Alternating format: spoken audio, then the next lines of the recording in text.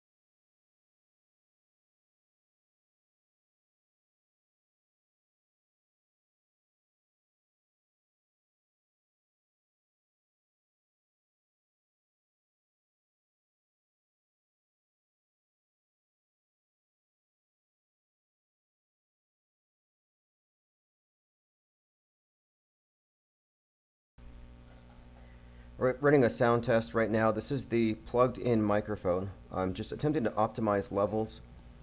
I'm going to reduce the audio on the callers relative to mine.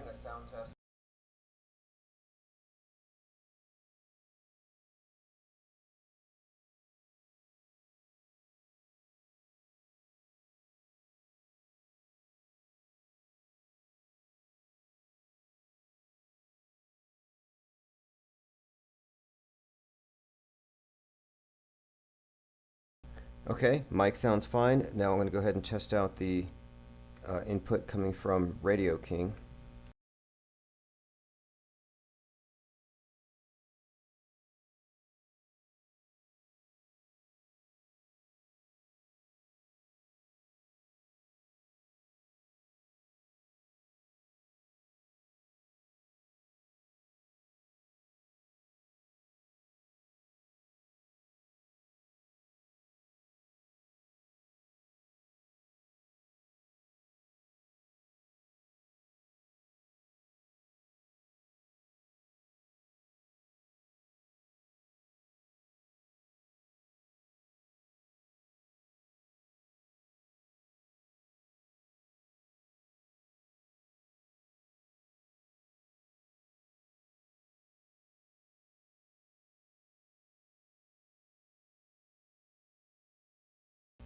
Okay, one more test with the mic again. Just forgive me. Appreciate your patience. I'm again getting everything set for the big launch.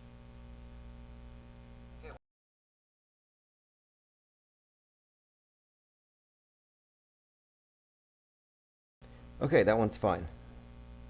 I'm testing out the audio and how it sounds on my separate device. Okay, so now let me go ahead and bring in Radio King. And this is the source for the 24/7 audio feed, and it is also picked up at radio.net, Paranormal Radio, where we were rated in the top 13 for paranormal stations last year. Okay, any minute now, that recording should pick up. So let me go ahead and swap over here too.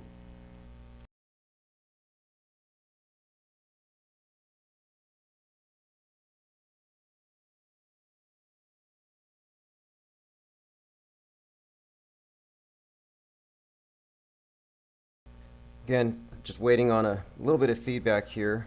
I'm listening on a separate line. And yeah, I'm perfecting everything for the phone calls as well, because that's now going to be a feature, and so I want to ensure that we have the best mix, so I don't have to do a lot of work after.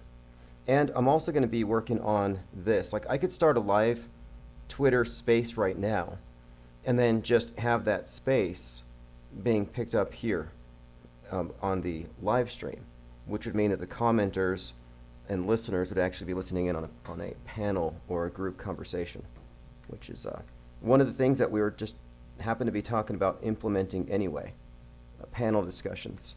It's been on our agenda. In fact, I'm going to have to come up very soon with a whiteboard just so we can put our areas of interest, persons of interest, topics of interest, and really start planning out the remainder of the spring. Something's in the air today. I noticed that things are starting to look like Midjourney in real life. I saw this like angry guy. His face was red with anger, and he had these like spectacles on, and he was like twitching and yelling at traffic, and then this kid ran by carrying a backpack that was furry, and it looked like a monkey. So I'm like, okay, I'm seeing this angry red-faced devil in the sun shouting at this kid who's got a monkey and he's running. Anyway, it didn't look real to me in the usual sense, like Midjourney's leaking into the reality. And this is the premise of In the Mouth of Madness, which is something I'm going to be doing a review on very soon. It used to be my favorite movie, but it delves into that area that we often get into about what ultimately does media control mean. And in that movie scenario, the person who hijacks reality and how it manifests as an author who's like Stephen King, and his nightmarish fictions, through the medium of the human reality manifesting machine, the perceiver that co-creates, they manifest a nightmare world. Again, In the Mouth of Madness, it's got Sam Harris, who's also in another must-watch movie called Daybreakers, which precedes COVID by 11 years, but predicts it. It's 2009, but it predicted 2019, the world's shut down by a bat virus, and the elite vampires are addicted to human blood, but they're given synthetic blood. But the truly rich and powerful and connected get blood from actual victims because they love the taste of fear. Rocco says, it sounds like Secret Window with Johnny Depp. Yeah, you know, Johnny Depp, if we get into any character breakdowns, he's someone I want to look into. The use of hats in his movies. Secret Window is actually based on a Stephen King, and the whole movie's about that hat that is somehow correlated with his insanity. Then he's got the Mad Hatter in the Alice in Wonderland. He goes mad in Fear and Loathing, but there's some kind of thing with him and hats. And it may mean something. Hats have a very significant value in the world of symbolism, in the occult.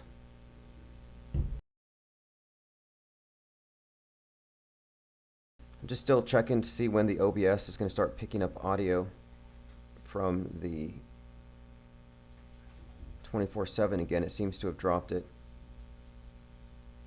Minor technicalities here, but again, I'm working out the bugs now. I have a plan, rigid schedule, likely 2 times a day, one being an after show in a panel form, one live. And that leaves plenty of time for everything else because there's other work to be done. Much of the work is going to be with the IPR Press Club, and that will be basically conference-like conversations, but they won't be broadcast. We have to keep some of this stuff closed.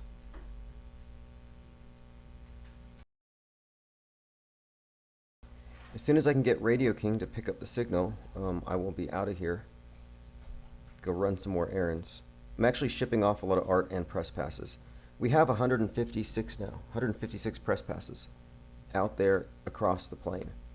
And my objective here is to activate them all in some way. Everybody's observational point is valuable. Rocco says, Fear and Loathing book sucks. Someone else's incoherent trip. I'd rather have my own. I think the idea of gonzo journalism and the idea of a Hunter S. Thompson is probably cooler than the real thing. I don't know. I haven't read all of his books. I thought Hell's Angels was an interesting perspective. And that's the main thing, perspective. You remove the illusion or the pretense of objectivity, and you just go with the reportage as the biased observer that you are. Pure honesty, and you can take that perspective into account. Like, I can get value out of disinformation. I watch CNN all the time because it tells you what everybody's thinking, and that alone is a huge part of the media landscape. So gonzo journalism is actually a hugely relevant part of what our future is with the Infinite Plane Radio, because we're talking about journalists who go outside of the boundaries, and that's what I think made him notable in this context. And what we're doing is we're specifically going outside the boundaries, recognizing that the media is presenting us with a staged magic show. And if you stay in your seats, you wouldn't know. And we're all over the place. You know, we're scouring the outside, the inside, the crawl spaces, the attic. We're trying to figure out how this thing works. And there are enough of us with enough insight, and now that we're networked, it's time to activate. And this was the plan all along, the infinite plan. We discussed it under different formats before, once trying to make it happen under the cover of a reality TV show. But either way, I think the structure of a media organization makes a lot more sense. And I am going to be having Infinite Plane Society registered as a corporation. Someone was trying to suggest 501c3, but it's not a religion. But we get better protections. There's a lot of reasons why I am taking a certain course, especially because we're getting into publishing. And it is a business. Media is a business, and it's not an easy one, but we do have a niche. We have our own little area that happens to be outside of the bounds of the traditional censorship models. We're not breathing their air, so they have no ability to tax us or to regulate us. And that's the main thing. You know, if you want to play on their terms, you got to play nice. And I am like, well, we're not going to do that. It's never going to be a functional business relationship. It's never going to be fair. It's never going to be a level playing field. So the solution is build your own. And that's what we've done. And it exists outside of any other platforms because it exists in the minds of the people who have been, apprised of these things and who have come to these same realizations. So it isn't constrained to any platform. It can't be unplugged at this point. It is a philosophical movement, although ChatGPT calls it a dangerous movement. Okay, I'm going to try a different tactic here. For some reason, I'm having issues getting, this radio thing to play, and I think it's about to start. So if I take over for myself, it means it started.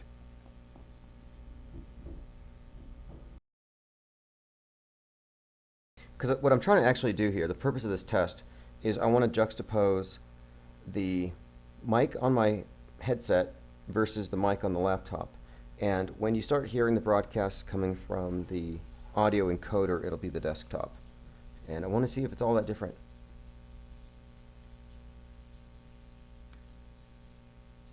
I have one more option here. Just delete and re-upload. Anyway, I will be keeping everyone up with what we're working on. Okay, here it goes. Delete and re-upload. Anyway, I will be keeping everyone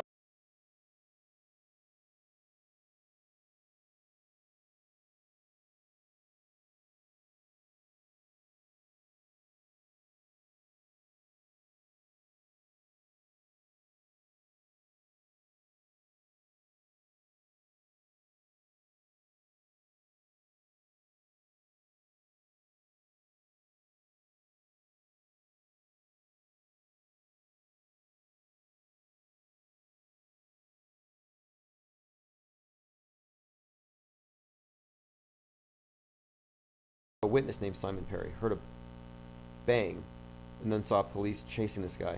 So here we have another incident, another crash. I want to see if there's a Nazi flag outside of it. I'm scrolling through the article. I can see where it hit the gate, hardly even newsworthy. Like, how do they know? This is how you know it's a contrivance. How do they know it's an actual story? Was it an accident? Have they had time? Is there presumption of innocence? Look, there's no presumption of innocence on Scooby-Doo. Nope, they ripped the mask off. You did it. Here's why. You're busted. They win. And the news media, the lynch mob media, is the judge, jury, and executioner.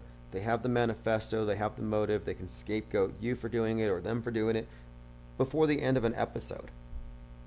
And this, again, has no due process, and this is the purpose. They want to get you used to the idea of living without this thing that they call due process. Okay, I think we just had a crash.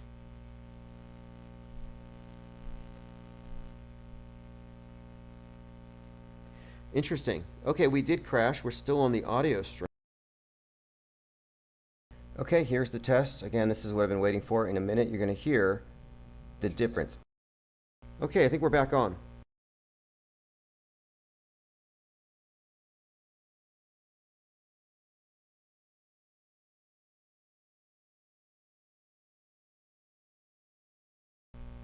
Phones are open, 505-510-4226. You can also text and leave voicemails at that number anytime. And we are finally back on the audio stream, which is nice. We weren't on it. Javo82 says, we crashed for being realistic. Yeah, I'm pretty sure that some of these crashes are just timed, just too conspicuous. Really, it makes me think that they're sending out the gremlins. All right, it is George Floyd Day, 5/25/2023. George Floyd's family comes out with lions on their shirts, just as we see the lion on the tattoo of Subway strangler Daniel Penny.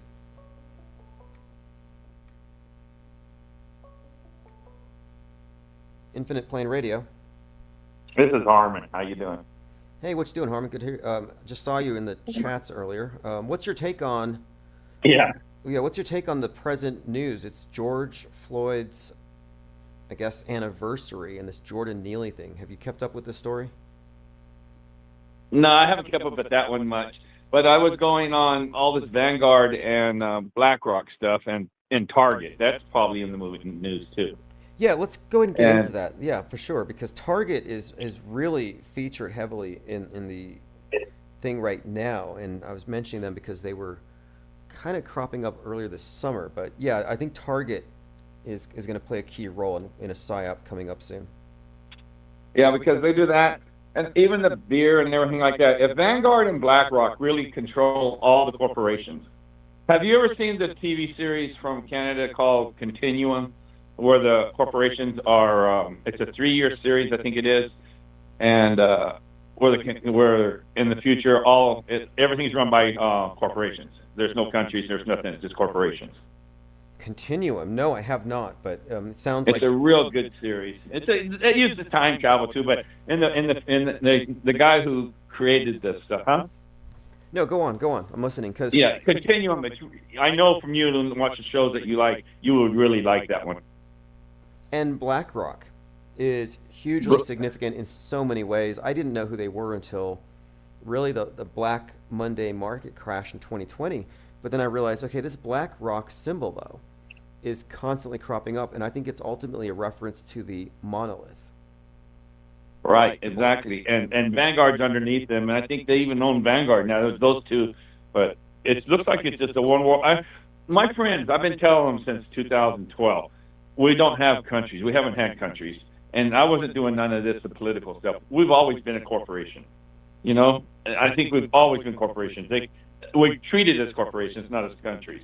I don't know what you think about that. Well, what does it even mean to have countries when we're in a state of PSYWAR that's being waged from an external source that is transcending all the different countries? I mean, just the fact that every single nation is participating in the space farce says that at a certain level, they are all in agreement about the mass deception, which means these boundaries mean nothing. Right. Well, it's just a divide and conquer, right? Yes. That's just divide and conquer. That's all that is. That's just a bigger step. But anyway, back to the Target and BlackRock. I don't think individual CEOs at the level have the power to make the decisions that they made in Target. And I think the CEOs probably say, man, you're going to kill us doing this. But if BlackRock tells you to do what they want, you have no choice, just like I think happened with Bud Light. I agree. What you think? I agree, because look, I noticed something too. I'm paying attention to the exact influencers who are promulgating certain ideas. And what I picked up on is there's this new satanic panic that's being spearheaded by Jack Posobiec from Human Events, the Pizzagate guy. He really did kick it off. But he's been really keen on following these developments with the shooter in Nashville and the possible satanic or pagan retribution against Christianity. All these ideas of the satanic panic have been brought back. And anyway, he's pointing out Target has these clothes that happen to be designed by an actual transgender Satanist who has a shirt that has Satan on it and it says, Satan respects your pronouns. And I'm thinking, at this time, with this political climate, where the Patriot Front has been specifically organized to antagonize the trans activists, why would they put the trans activists front and center representing this particular outrage? And I'm just saying it's all manufactured outrage, and it's part of this left-right dialectic. And definitely nothing organic at all. You're right about that. Yeah, there's no way. There's no way, because the guy was too easy to find, or the person was too easy to find. It's like, oh, look, he's a happy Satanist who's bragging about being on Target. How is this not going to antagonize the right? And then I realized satanic panic. We've been examining the phrase panic as it relates to the pandemic and the god Pan and how they rule by fear. And I happen to think that the satanic panic relates to sin, the way the pandemic panic relates to virus, which is the replacement. So I'm just saying that the panics, whether it's a moral panic or a medical panic, are coming from the same source, fear central. Right. You can use it in so many different terms and phrases. You can use it so many different ways. Yes. And panic. I mean, it's panic button, panic. I mean, yeah. It just keeps us unnerved. We can never win this, in my opinion, whatever we're trying to win. I think all we can do is just happy that we know that it's going on. I don't know what your opinion is on it. I just don't. There's no way. There's no ends for us, except for just to live it out and know what's going on. Well, the opening quote in my book, The World Stage Deprogramming Guide, is from the movie War Games, and it's the only winning move is not to play. Because it's true. I like that. The only winning move is not to play, and the only way to not play is to step off their game board, where you're a piece or a pawn. And you can't step off the game board unless you can see it. And that's the world stage, and it's invisible to people who are in it, who are totally immersed. Yeah, it's like I was at my friend's house. He's telling me all this is going on and on. I guess there's some guy in the NBA that was brandishing a gun. It wasn't against the law, but it was against the NBA rules. And I guess that's a big deal in their world right now. I go, what are you talking about? Have you heard about that? I haven't heard that one yet, but yeah, they're hyping up gunophobia like crazy. Just last night on Fox News, there was a lady being interviewed about crime and violence, and then they hear gunshots, and then she's praying to Jesus that they live through it. But it just seems like a psyop, like all these wrong door shootings, wrong car shootings. As we get closer to the election, they're going to really hype this up, but gunophobia is at an all-time high. Right, and the guy from the Memphis Grizzlies, he had guns, right? Not illegal. He didn't break any law, but he broke the NBA, showing it was a bad light on the NBA that he carried a gun. And I guess it's caused a big news into those people's world. I mean, I barely heard about it. It's been going on for at least 3 or 4 weeks. Interesting, and it's pretty big in the world. Well, it kind of shows you something here, though. It's about the culture war. It's about changing opinions, I think, ultimately, so that people reject the guns in the future. But, yeah, the gunophobia thing has been hyped up to where if you didn't live in America, you would think it's the Wild West. And I listened to podcasts on the left just to see where they're at, because they believe this stuff. And a lot of them are afraid to drive through Florida. They're afraid to park and drive. They're actually terrified, which is, to me, that's how you know you're losing in this game. You're playing the game if you're in a state of fear or shock. I'm untriggered by any of this stuff, and I am happy to have the insight to know what's fake and real because, well, I'm not a stress ball. Right. It's not stressful, but it's not as fun either. Sometimes I look at my kids are totally oblivious to anything. They're retarded.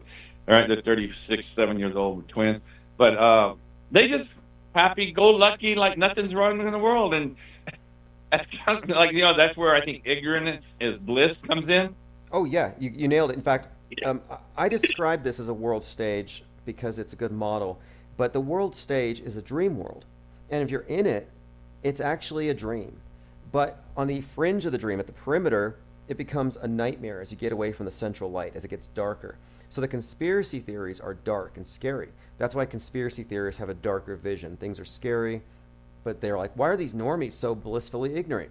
Well, it's because they're in the dream world. But where you have to get, I think, is you leave the dream world, you bypass the nightmare fringe border meant to keep you in, and outside of this is where you're at what I would consider to be, objective reality. But most people are happy. Yeah, in I'm the not. dream. I'm not stressed anymore at all. I'm not. I'm not worried. Just not knowing there's no nukes, knowing all this stuff, knowing 90% of their stuff is BS. That's at peace on ourselves that they're afraid of. My kids are afraid to death of nukes and stuff. Remarkable. Yeah, I see. I lost all that fear, and to be honest, it's like I should be the most scared person of all, considering that I was an NBC NCO in the military, nuclear biochemical, and my job was ensuring that we were all adequately trained to deal with it. And looking back at it now, I realize I was just part of the PSYWAR. I was part of maintaining the wall of belief that keeps people in. Yeah. Yeah, I did. I did the nuclear weapons in the Air Force. I was in 9 years, and when I was in Turkey, and they bring them out of the igloos, the silos that had them in, and they sit there and work on them. I'm sitting there just looking at them, like I can't go past the rope because it's a magical rope, but I can sit there watching them do it, and I'm thinking, what the hell was I doing? You just don't know. It's just a whole game. You were just part of the game too, and not even really knowing it. Right. And then when 2020 rolls around, that's when I remember my training. We did exercises for this. Like, how do you set up decontamination zones in a city? Right. If all there's the time. contamination, I'm like, why are you letting people in the stores? You have this transference. You don't have control zones. You don't have a decontamination point. Like and the National Guard wasn't appropriating all the car washes. Like, there were so many things they could have done to maintain, like, for example, red biohazard containers. Assuming it was a real pathogen, something could have been done. But Goes back to the show I told you to watch, Continuum. It's corporations that's going to rule the world. It's nothing but going to be two corporations in the whole world, and that's it. Vanguard's got to be way up there, right? And BlackRock. yeah, and BlackRock really caught my ear, and I started noticing them because we had been studying the symbolism of the black cube and all this stuff. Well, it turns out that the Burning Man ceremonies take place in Black Rock City, Nevada.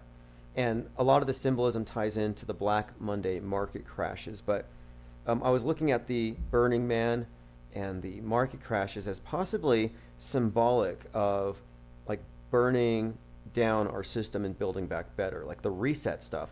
And so it's just notable that BlackRock figures so prominently in the reset because it's at BlackRock where they were symbolically already burning it all down. Isn't it amazing? BlackRock. Cube, everything. And over in Mecca where they go around the BlackRock and Cube, and it's like almost in your face. Do you think? I think so. It absolutely is. Like, for example, this is really what struck me is in BlackRock at the last Burning Man they had. This was in 2019. It was their 33rd, and there was a 33-year-old who happened to die right That there. got killed. Yeah. And I'm like, okay, what's going on here? What's the symbolism here? And then this was in 2019, and then shortly after Right. you had this man set himself on fire in front of the White House at the Ellipse. And I'm like, wait a minute here. A 33-year-old set himself on fire in front of the White House. A 33-year-old dies. And that at was a Burning Man. 33-year-old that ran into the fire at Burning Man too. Yeah, exactly. So I'm like, there's something correlating here.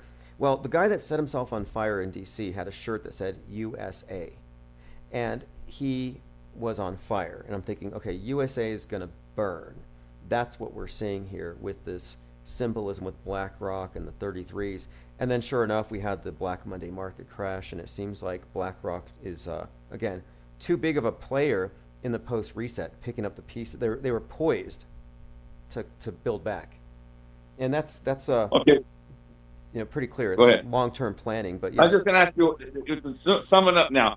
So let's say that these smaller corporations like Bud Light and Target and these places who are playing heavy into the transgender stuff, which it shows you when they do it at the. Are they just testing to see how many people really are against this? Because it really, I mean, look, there's nobody. If you take it, they're not even a percentage of the population. Yeah, So exactly, are they exactly. gauging it that way? I think it's Huh? I think it's about a calculated effort to create a moral panic and maintain a cultural and political divide. And like the numbers aren't all that significant, but I kind of think there's a few reasons for it. It's about this polarity. It's about the satanic panic, and they're just a prop anyway. I think the race card kind of got expired, so now it's the trans is the new black as far as from the Democrats' ability to use a victim group to be the because they're the party of cry bullies. They create victims to bully the other side, and this thing with Target, it's all a PR stunt. It has to be, and I see a lot of people going into the Targets and tearing those stands down, and it reminds me of people going into Target and taking down the masks.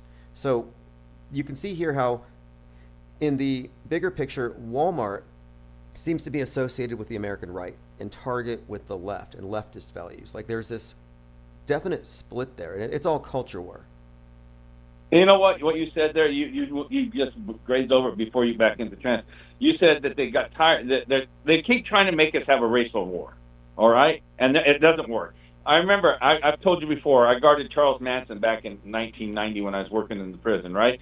And when I talked to him, he says, "You watch it. It's going to be. They want Blackie against Whitey. They want Blackie." That's all he would tell me is they want Blackie against Whitey. That's what they want. And but I don't think it's going to work because we're not racist, as they use the word racist. They had to create the word racist to make racist. Yeah, it's a tricky thing because there's not a monolith here, and then of course it would be more along political lines than anything. But Manson was all about helter skelter, and if people don't know, the killings, the Tate Bianca murders, were framing the Black Panthers because they wanted retribution from the whites. So they wanted to start a race war, and that's what Manson got, thrown in jail for. It's like, wow, he should have just gone to work for CNN. Not working though. Well, it's like if you're driving your car and you saw a guy on the side of the road, black, white, whatever, and you needed help, you pull over and help him. It doesn't matter, And it just we're not built that way to be a racist. I don't think. Do you? No, I don't think so either. I think it's very inorganic and forced, and it has to be constantly reapplied. But I think that this Pride Month coming up is key because last year is when it was made the focus of the ire of the Patriot Front, and this entire year has been the right protesting against the drag queens in libraries. And I look at that, like, how is that not an attempt to inflame the right? Like, I think these are all PR stunts meant to create attitudes so that when they run a psyop, they can say, see, the hateful right wing. Like, I'm expecting some Patriot Front people. I don't know. They were threatening Target. That's why Target pulled those things from the shelves. So they've already set that up as well. Well, Target had it with the restrooms. They're the first ones with the restrooms. They're the first things with everything. It's like, even 2 or 3 years ago. Do you remember that with the transgender bathrooms and stuff? They were the first. Oh, interesting. Okay, now I like to pay attention to where the corporations are on the culture war. And for example, GoFundMe is for leftist causes and crisis actors. Give, Send, Go is for people on the right. Like Daniel Penny's the top Give, Send, Go ever. And Walmart seems right, Target seems left, and it reflects in a lot of their war and culture war. Fascinating. Yeah. So okay. Well, thanks for letting me talk with you. We could go on, but you got a good show, and I'm gonna hold you to watching Continuum, and you're gonna thank me. Yeah, I'm gonna check it out, and anytime. And I want to hear more at any time about your conversations with Charlie Manson, because his helter skelter is like the story we're living through right now. All right, buddy. All right, have a great night. Thank you. All right, everyone. That is Harmon. Phone numbers on the screen, 505-510-4226. We're bringing phones back on, and I'm maintaining the 24/7 live chats. Wayne L. Sexton says, Target sucks before all this stuff became a thing. Well, look, I didn't really pay attention to Target until the July 4th shooter shooting that parade while his mom's at Target. And then you see his mom with a Target bag. And yet he's obsessed with Lee Harvey Oswald.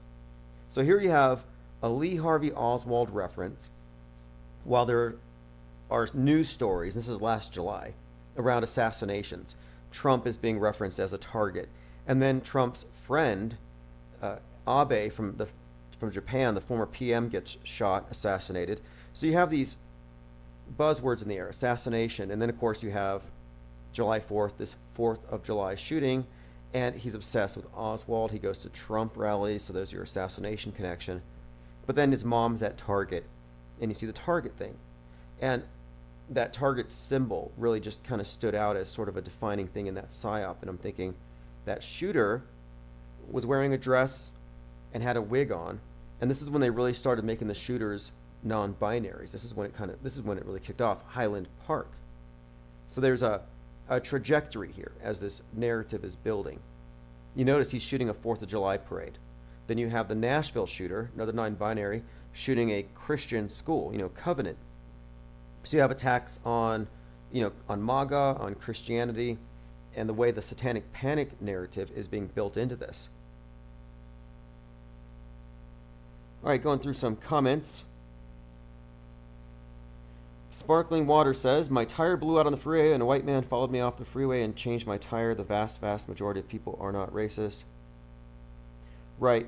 Well, the mass media definitely plays on any sort of categorization. And I think sometimes something wears thin, they bring out a new category. But it's been observed, there are studies that show that something like 66% of hate crimes are fake, like hoaxes. And those are just the ones they figure out are hoaxes. You look at the leadership of some of these organizations like ADL or the NAACP or the Black Lives Matter, and you'll find a lot of examples of these organizers who are representing these groups actually fabricating hate crimes against themselves, like Rachel Dozanel. I'm pretty sure Sean King, or Telcom X as they call him, I'm pretty sure he faked his own beating. It's a thing they do. They all do it. If you see a swastika painted on a synagogue, it's probably the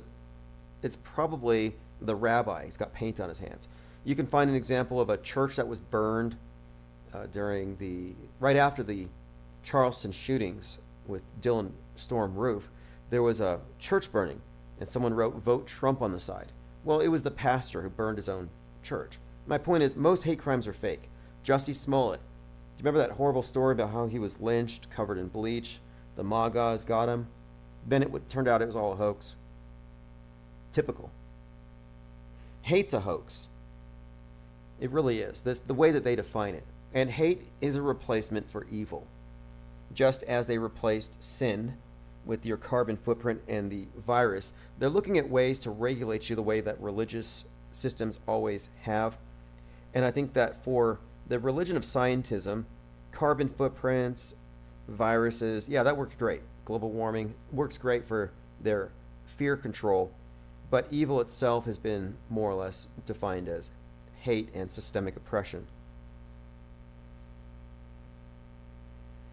All right, going through your comments, Sledge says, what do you think the next thing for Trump will be? Well, Donald Trump is going to be back on Twitter, so look forward to that. I think he was a little jealous that Ron DeSantis kind of one-upped him there by getting onto Twitter Spaces. And speaking of Twitter, we are live on Twitter. Go to Auto Hoax, that's the channel.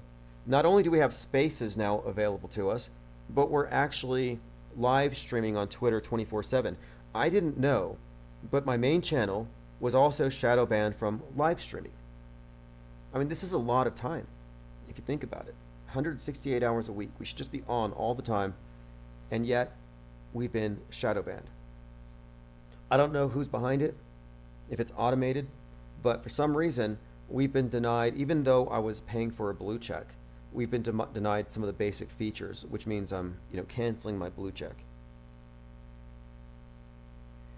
Okay, let's see here. Continuing. Now, there is actual, obviously, there is actual racism and hate and violence. I'm not a denialist, but the media is just very selective in how it pays attention to these things. And this is a key point, because they shape your worldview, not just through lies, deliberate lies and fabrications, but oftentimes by omission, by what they don't say. They lie in very, very subtle ways. But sometimes it's a matter of what they don't focus on that helps you build an incomplete picture. And that's where we come in. The frame of reference most people have is just the mainstream media's screen and maybe some additional stuff. If you're a conspiracy theorist, you may think there's more to the story. But, if you're not looking beyond the conspiracy conjecture, if you're not looking at the metascript level, you really can't see. Lean Dion says, IPS spaces to the moon. Well, this is the reason why I think we've been prohibited from participating in the spaces, is that when we get into these conversations about these topics and we begin analyzing the news objectively, talking about it realistically, factually, what we can know versus the assumptions we're supposed to make based on their logical fallacies we're supposed to ignore, they don't want that metastasizing in public. They would prefer that we remain in discord. Jungle Jim says a wrench would be awesome. Yes, I will be handing out wrenches. And also, if you're a Patreon, you automatically get a wrench, and you get added to the Discord server. Okay, let me go ahead and go through my notes. Today's George Floyd Day. His family comes out wearing shirts with a lion's head with Floyd's face on it. And this is just after it was revealed that Daniel Penny's got Samson strangling a lion on his chest. Another Jordan Neely, George Floyd connection. Pretty deep there. All right. Damar Hamlin, another example. We're talking about the kneeling psyops. And here is Damar Hamlin on the ground. Everybody's kneeling but the guy named Neil, who happens to be wearing a 33. There's got to be a message in here. But yes, George Floyd's family coming out with Floyd's face on a lion. That's big. The Atlantic coming out admitting that white supremacy is now multiracial. Like, does it get any more 1984 than this? Where the white supremacist group is now multiracial? How does that even make sense? Multiracial white nationalists. But this is all kind of interesting because, last year we were focusing on Ye. And Ye coming out with 33-year-old Candace Owen with a White Lives Matter. And how he's black, promoting White Lives Matter. He's got a song from 10 years prior called Black Skinhead. A little bit of predictive programming there. But, by the way, Alex Jones came out and said that Ye and Fuentes were sent to InfoWars by super Nazis, by ultra-eugenicist super Nazis to sabotage InfoWars. So he drove a wedge there. He doesn't want anyone to think that he's associated with Fuentes and Ye. Although Alex has yet to distance himself from Ollie Alexander, nor have the claims been addressed about Ollie Alexander getting people gigs on InfoWars in exchange for nude pics, or his, we'll just call it Grabgate, him and Owen Schroyer. All right, going through my Twitter feed. Again, Auto Hoax, if you go to my Twitter feed, we have spaces now available to us. I've been engaging in conversations with people on Twitter who don't know how things work. And I try to address their questions, even though they come at me with a lot of ad hominem. They say all kinds of terrible things about you if you don't believe the news.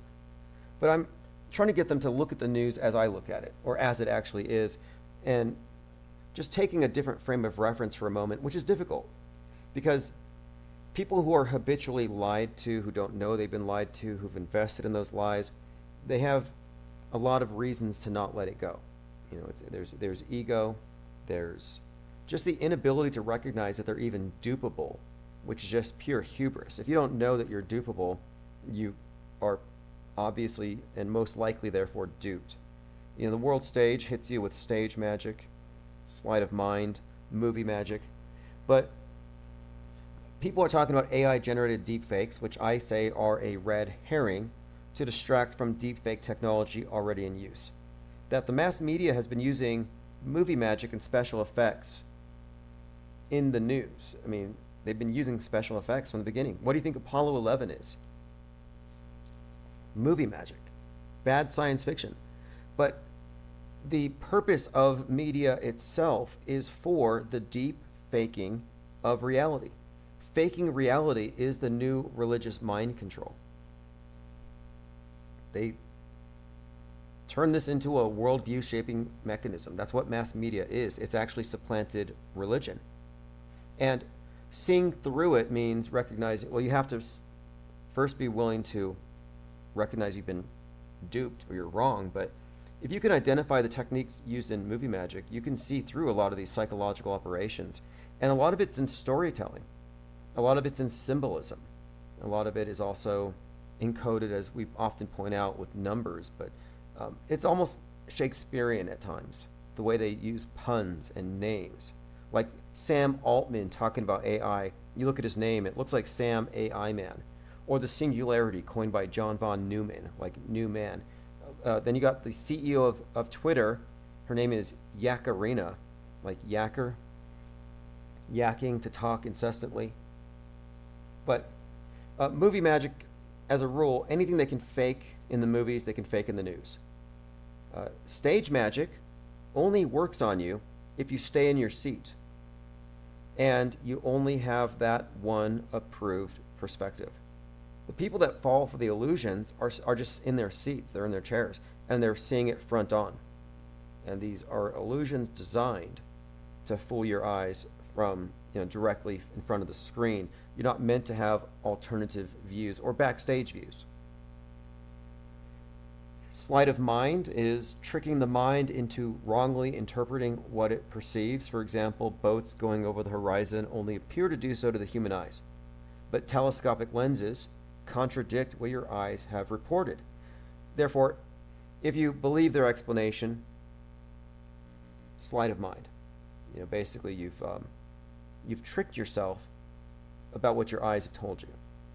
And the reason for AI regulation is not because AI is somehow scary or it's a threat to our existence or it's Skynet. They need to regulate it so that they can protect the mainstream media's fakeopoly. The authority to approve and certify real is what gives the elite power over the minds of the multitudes. I saw this article today about some missile that's being waved around. A number of people are like, oh, look, there's this deadly missile. Was it Iran or North Korea? But every time I see these missiles, these warheads, I'm like, that's just an obelisk. More sun cult worship, sun cult pageantry. Nothing to fear. And as the caller was talking about, he knows people who are scared of nukes. Your fear and your focus is actually worship. Your fear is the worship of their idols and their gods. You ducking and covering beneath your desk, or ducking and covering in your lockdowns, in your basements, whatever, that's you genuflecting. You're kneeling at their altar. If you're ducking and covering for a nuclear warhead, you're basically cowering before the symbol of the obelisk, which is actually a symbol of the state's power when it comes down to it. Now, I was doing some research on Joseph Atwill's Caesar's Messiah, because this is someone who's, I think, done some really great and interesting work when it comes to examining religious texts and their origins. And one of the things he came across was this notion that the New Testament was specifically, the Gospels are specifically written in a way to fulfill prophecy.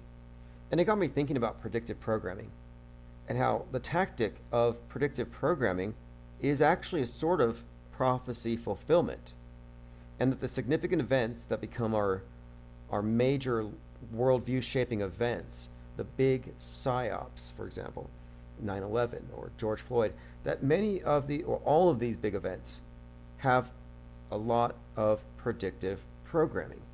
And I often speak about the media itself as having supplanted the Bible, that it is the ultimate Bible, that all the different religions can all take their worldview from this one. As long as this is your main frame of reference, it doesn't matter what you believe. It's a subjective world. Other than that, that's the main thing that has to be your filter. But it's similar to what Joseph Atwill describes in his book Caesar's Messiah, the similar phenomenon of intentionally creating predictions that you can fulfill. And it has to do with something called typology, which is a theory of history, and it has to do with this very concept. This is from the Wikipedia page.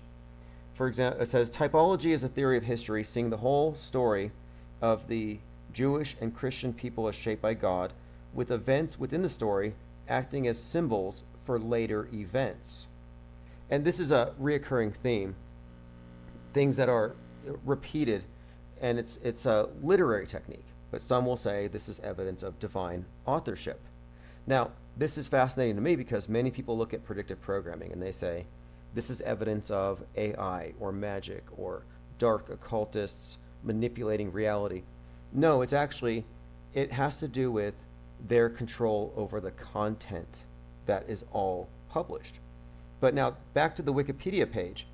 This idea of typology, of examining the New Testament in the context of the Old Testament and some kind of prophecy fulfillment, in this role, God is compared to a writer who is using actual events instead of fiction to shape his narrative.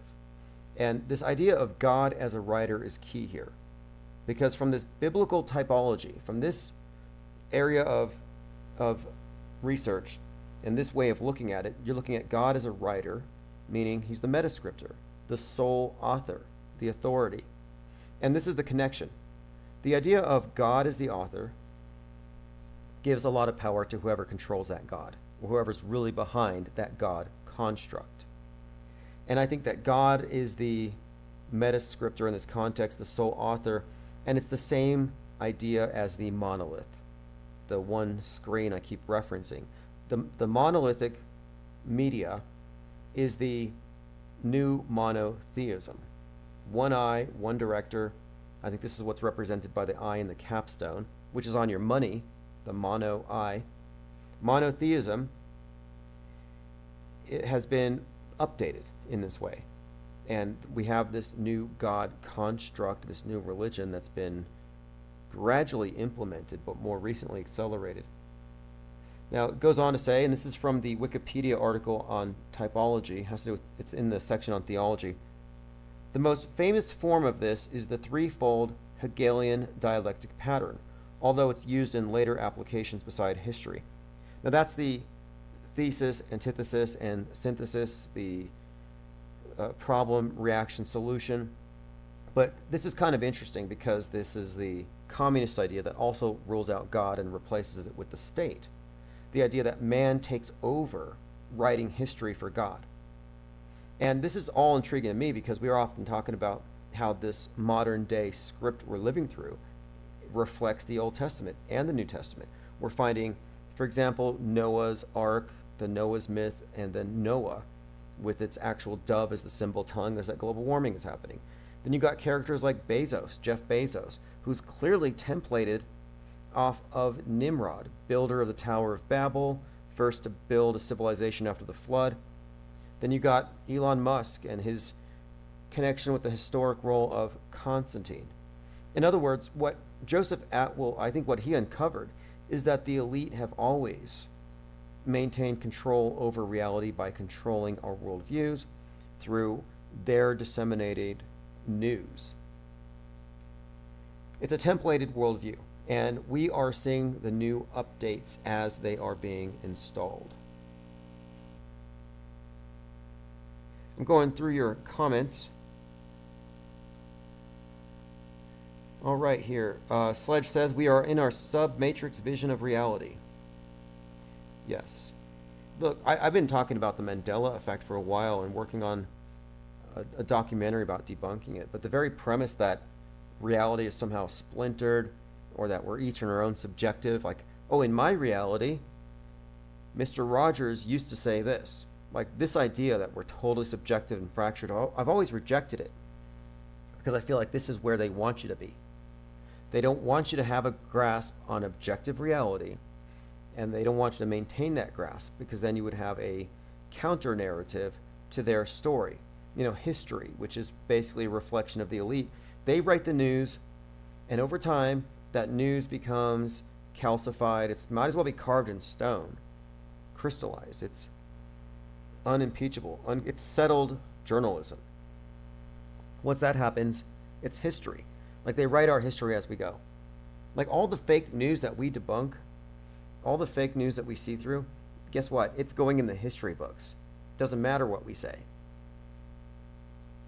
And the only thing we can do is maintain a parallel course. That's why I talk about the parallel media.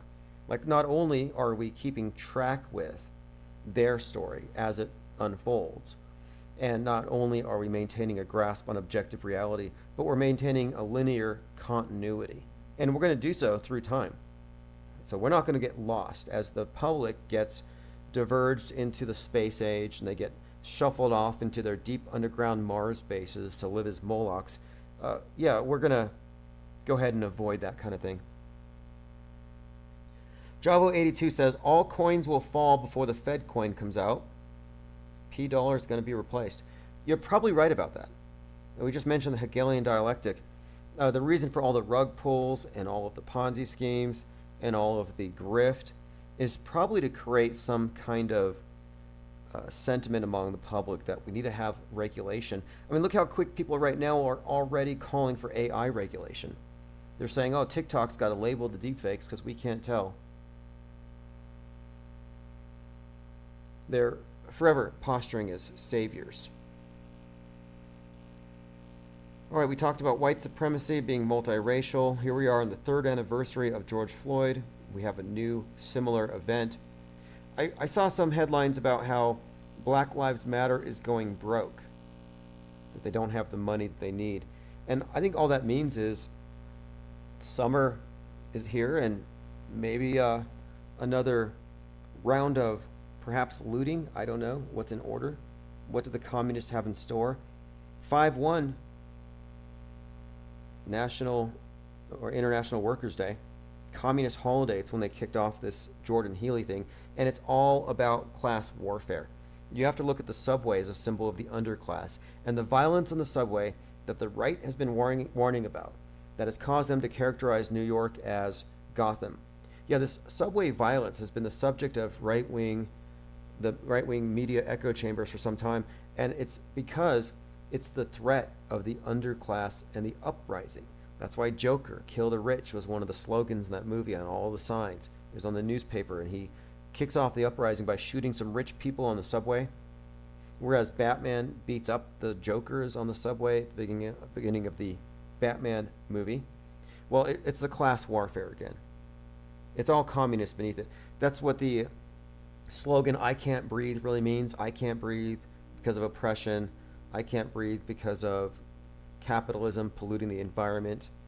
I can't breathe because misinformation has spread the COVID. Like they have so many ways of reiterating this theme of oppression. And I can't breathe being an anagram for a better China is not a coincidence, because ultimately we're looking at world communism. And by communism, I don't mean in the Marxist sense, and purely speaking. I mean more about collectivism, the elimination of private property. And people think communists are godless. Well, not really.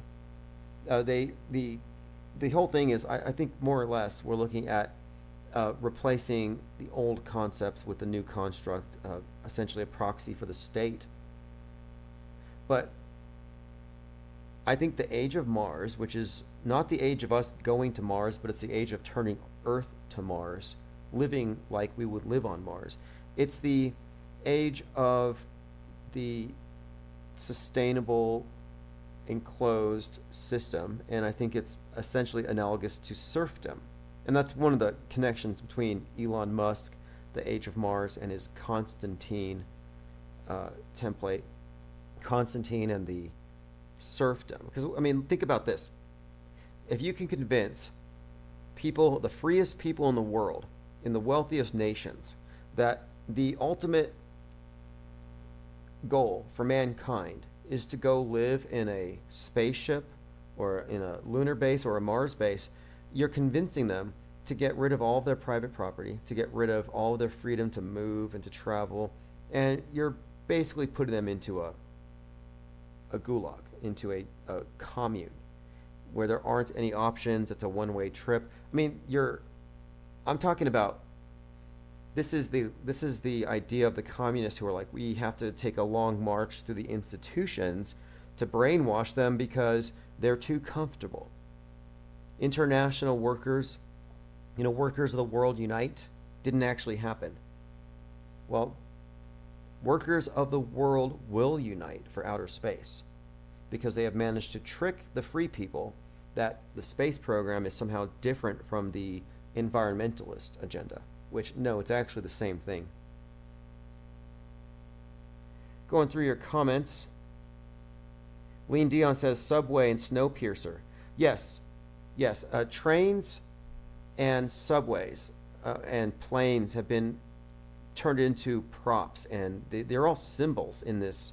Like, for example, the elite use their private jets, and they're considered to be some of the worst polluters as far as CO2 causing climate change, but they don't care because they're way up there. The people who suffer the effects of climate change are way down there, and it hits the poor the worst. And then the poor in the subways are seen as antagonistic to the right, who say get out of the cities. So you have this antagonism, and then you have the guy who invented Cash App. Think about that. The guy who invents Cash App, the epitome of, one of these tech moguls, super rich, he gets killed. And the richest man in the world opines on Twitter that he bought, oh, he must have been killed by one of those homeless people in San Francisco. Right. Because the homeless are feral and dangerous. And again, if you think about it, it's probably a contrived statement meant to continue to incite this idea that the rich are at war with the poor.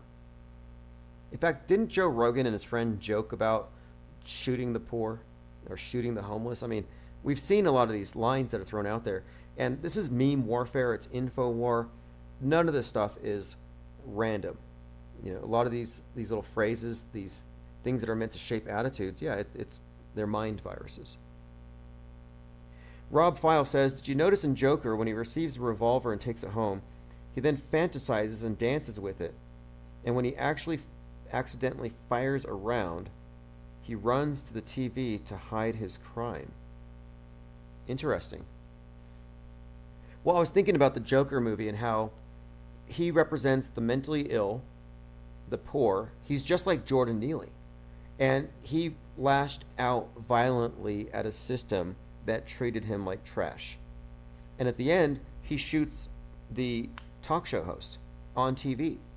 And he says it's because your society treated us like trash. So that was a public assassination, class warfare. He's a class warrior, and he was taking out this iconic person as a way of expressing the rage from, of course, the subways.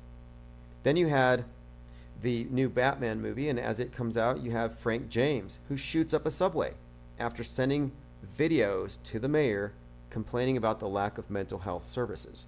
Neely, mentally ill, lack of services. Then you get into the causes of the mental illness, and they'll say that it's a byproduct of their poverty, the gaslighting from the system. They have all kinds of ways.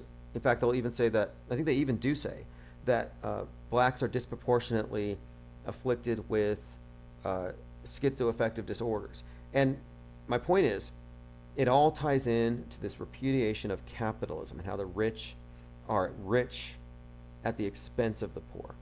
Because they are rich, we have poor. That these poor represent failures of the system. And of course, It's not the individual's responsibility, it's the system. And then Daniel Penny's like, oh, I'm not ashamed for killing this guy. The system did it. Well, what is the system? Well, the system is the train, the closed system. It's the ship of state that we're all on. It's the Snowpiercer's train. It's the subway. It's the train that derailed in Ohio. It's capitalism needs to stop because I can't breathe because the air, the pollution. Well, we can't breathe because, of course, Western chauvinism keeps kneeling on the necks. And then Al Sharpton pointing out America strangled Neely. It wasn't just Daniel Penny. And that's because, of course, America is intrinsically oppressive and systemically racist. Not a coincidence, none of the stuff is, that Joker was being filmed at the place where Trump was arraigned on 4/4. I don't know what the new Joker movie's about yet, but, this is the thing. We're talking about predictive programming and mythology and how they fulfill their prophecies. Well, they've been using Joker and Batman and that dialectic, that dynamic, to frame a lot of their psyops. The Joker is left, the underclass, the poor, the subway, the people who've been made clowns by the capitalist system. He's been clowned. He has to be, this is the subtext. The reason why the subways are violent is because Democrat policies and their light on crime, they're sympathetic towards the victims of capitalism. So this is all very symbolic. And then Batman represents what? The vigilante, the right wing, the ones who are standing up against the corruption when the system or the police won't, or the system is allowing criminality to run amok. And this is why Daniel Penny is being widely praised. So on the one hand, Sharpton's like, we need to stop this vigilantism. On the other hand, you got Ann Coulter's like, we need more Daniel Pennys everywhere. Batman and Joker. One side empathizes with one side says, we like the vigilante. And the other side says, oh, that criminal is basically Jesus, a 30-year-old, poor, mentally ill, homeless man in a subway being strangled for asking for help. Okay, this has been great. I have to run. I am going to turn this back over to the 24/7. The archives will be sent out later on this evening. I'm just gradually re-implementing everything that we had before and then some. We'll be moving into an office here within about a week or so, and I'm just getting all of the preparations in order. So I want to say thanks everyone for the comments. Thanks to the callers. You can always leave voicemails. I will play the voicemails live. And I will be, of course, opening phones pretty much nightly. And we'll have a more rigid schedule, so I won't always have to send out text alerts. But again, thanks everyone for hanging out. I'm going to head back on over to the 24/7 and go to ips.monster to get all of the relevant links.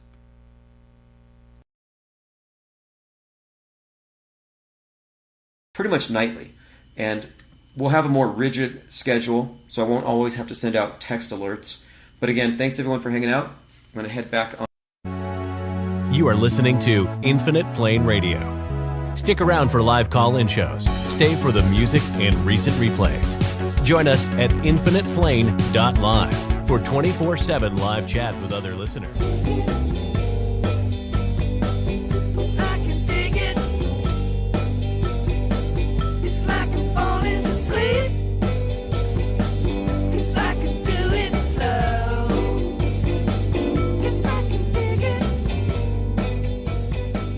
Again, it's March 27th, 2023, Monday.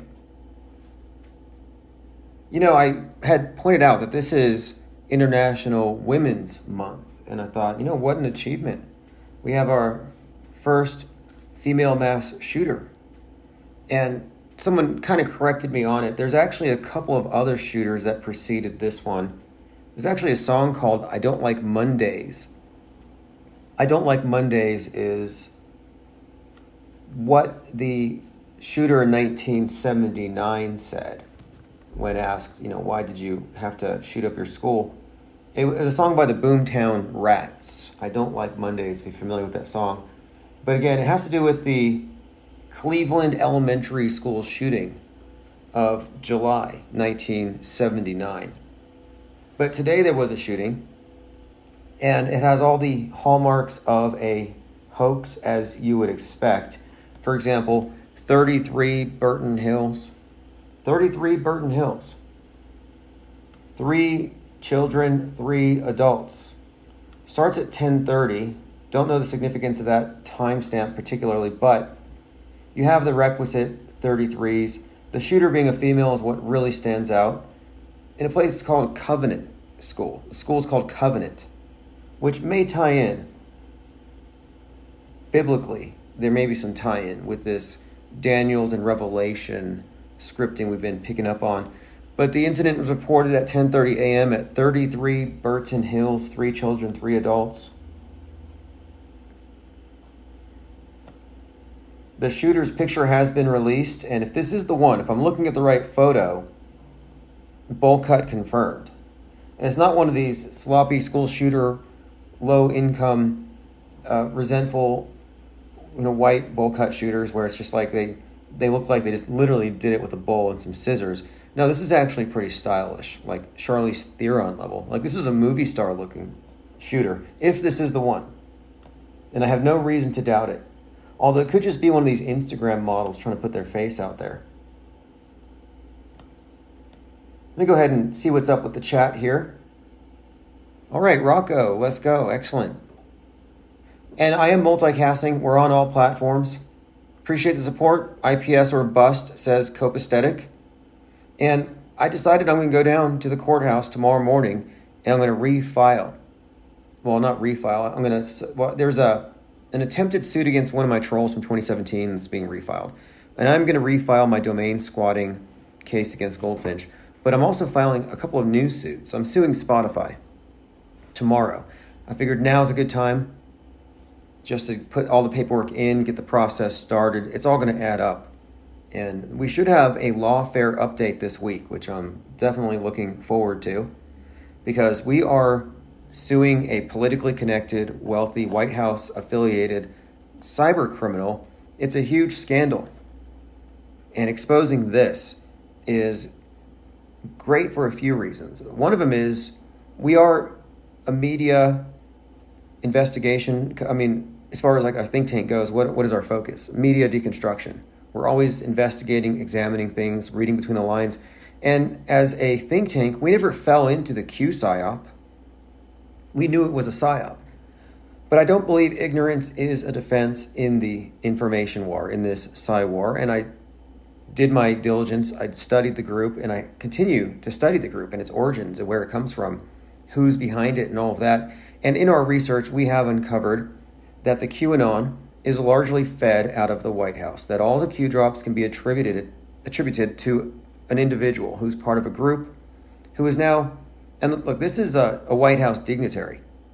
As insane as that sounds, this channel's main adversary is a White House dignitary who received, like Benjamin Netanyahu did, a key to the White House. And as we speak, it is being auctioned. It is being auctioned off. And many of the donors believe that it's the key. I mean, this is all insane. It's a key that was actually given to JFK Jr. I mean, look, it's so bad just that the main streamers are way out of touch with reality. We all know this. But this is why, in auto-hoaxology, I divided it into 3 frames of reference. You're an MSM believer, which is the normie. And then you have the conspiracy theorist. They're MSM plus, meaning they see what's on the screen and they accept it, but then they heap on a bunch more. So they're deeper into the illusion. They become delusionists. They stand by their delusions.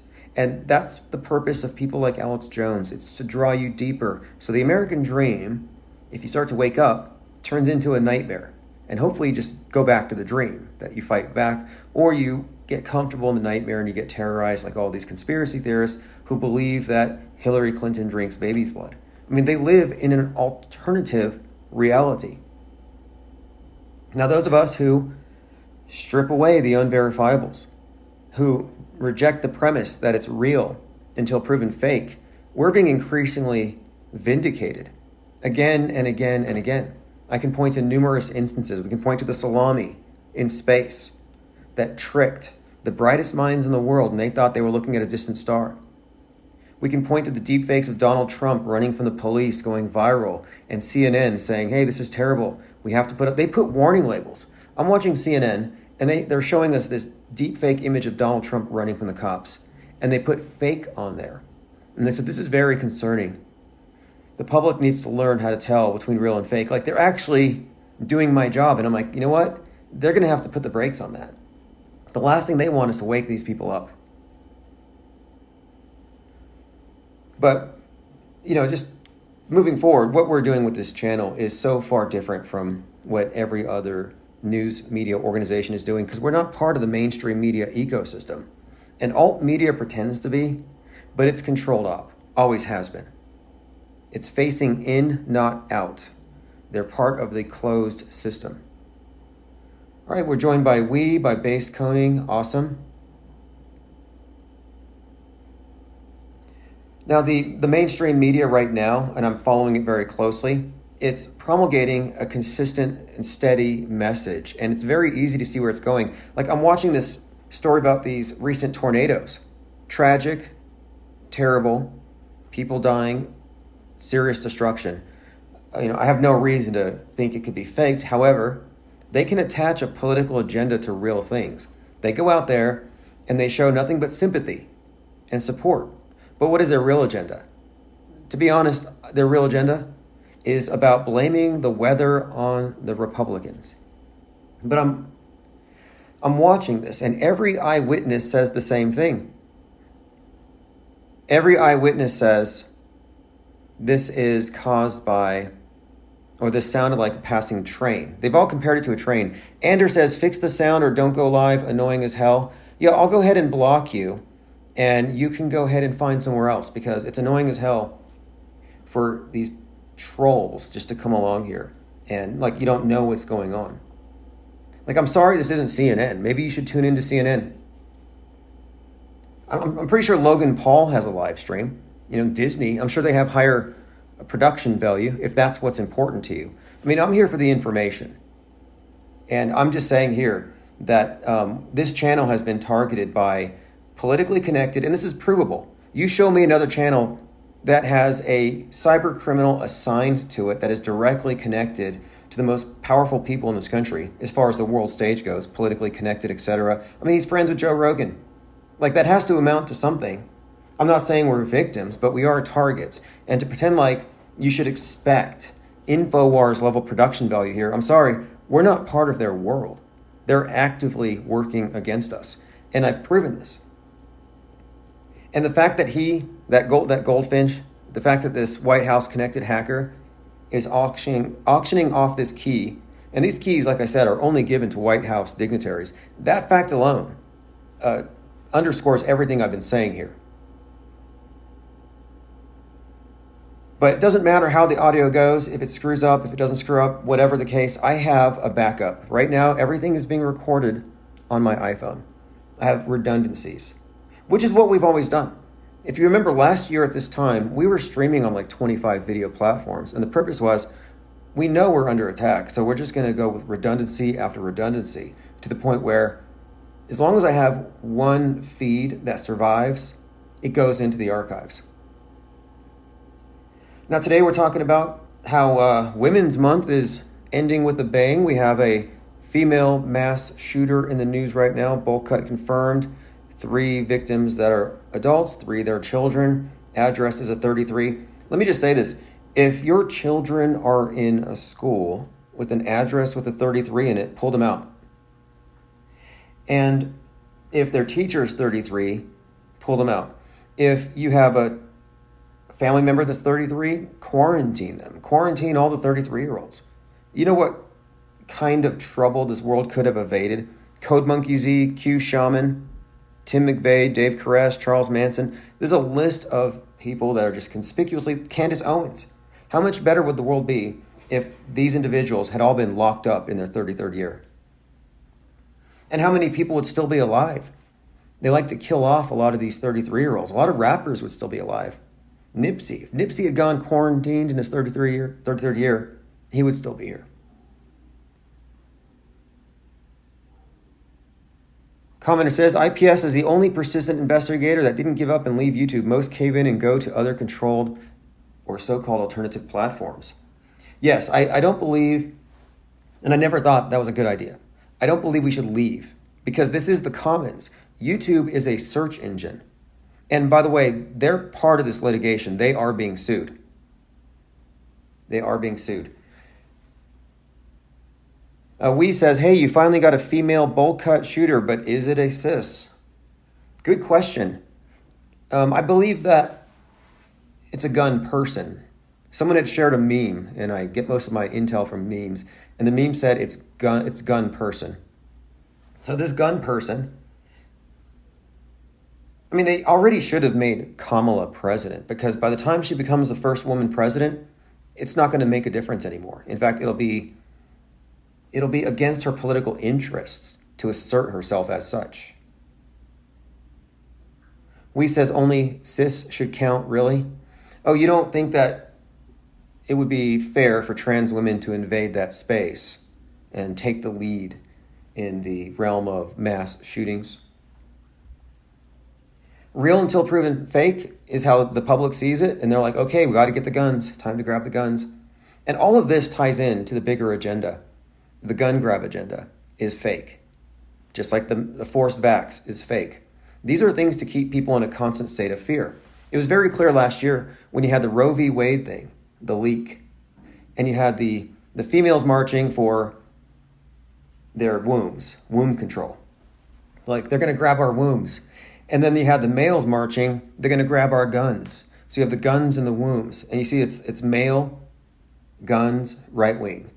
Female, wombs, left wing. These are polarizations that they create in our society, and it's never meant to be solved. They don't want to grab your guns. It's all about this agenda.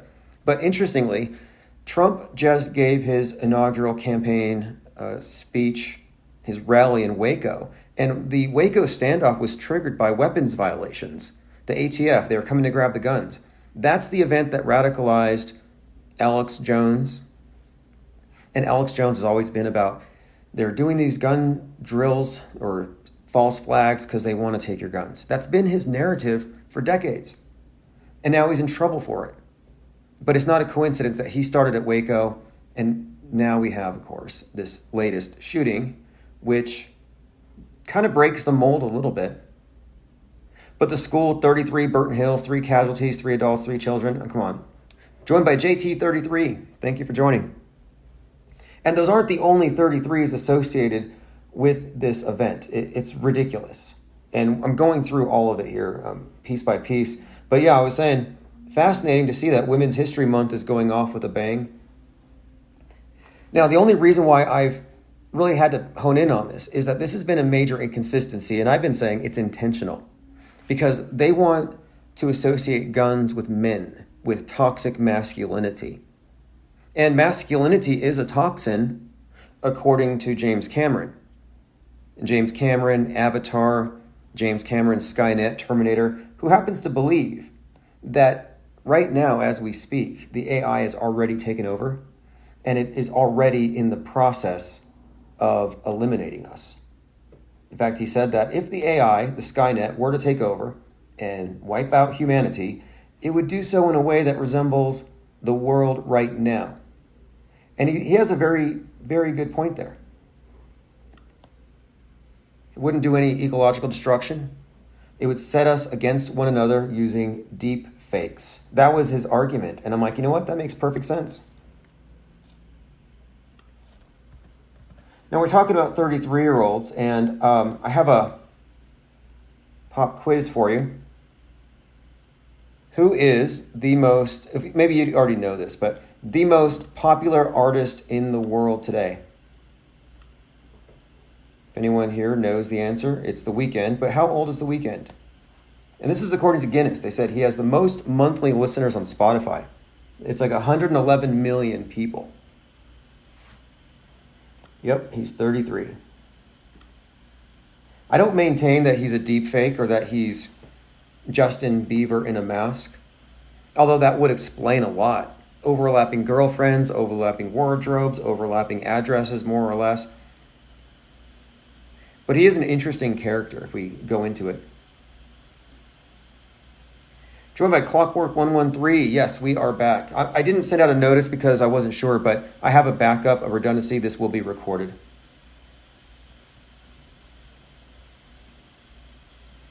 Okay, here's another one. Last month, no, when the Grammys, it was in January, the Grammys, Beyonce got her blank Grammy. Pop quiz time.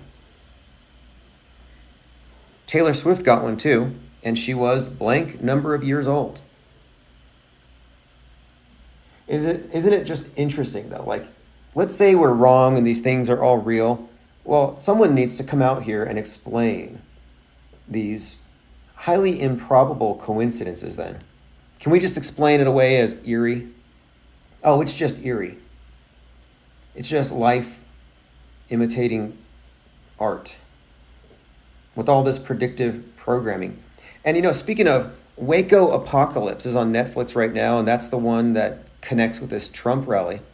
It debuted on 322, and that is the Skull and Bones number. And they said 76 people died in Waco. And that number 76 has a lot to do with the Skull and Bones Society and the destruction of the Georgia Guidestones, which we talked about the other day, and we'll get into that again soon. Here's another one. The Covenant School employs 33 teachers. So 33 teachers, the address is 33 Burton, 3 adults, 3 children. Come on.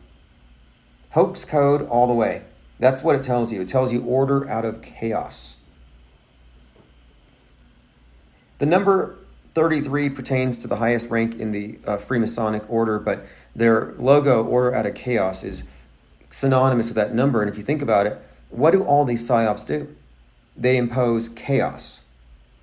HG says there's nothing fishy about these numbers being repeated at all.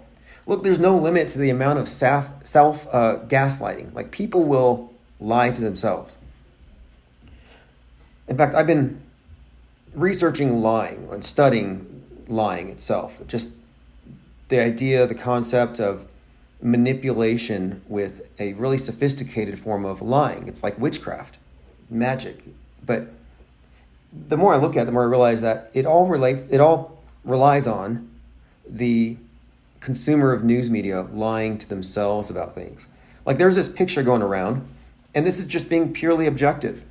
And again, there aren't many objectivists in the world today because everything is purely subjective, and it's gone through the subjective filter of the screen that people mistake to be a window when it's in fact a funhouse mirror. I mean, we are the only objectivists in the world, if you think about it. Those of us who have detached our minds from the screen and recognize that it's an alternative, it's a superimposition, it's an augmentation. But there were people looking at pictures of Fetterman, who went into the hospital for depression. He had some kind of a stroke. He had these medical issues. But when he came out of the hospital, he didn't look like the same guy. Looks like a head transplant. Looks more like Woody Harrelson than what he looked like before. And of course, you have the usual people who defend it, and they say, oh, it's just the camera lens. I'm like, wait, I'm sorry, but that is objectively a different face. And if you're going to say it's the camera lens, explain why the wife's face hasn't also changed. And I've been thinking, this is an example of people who are lying to themselves. Because if they were being honest, they would say, well, I don't believe they switched him out.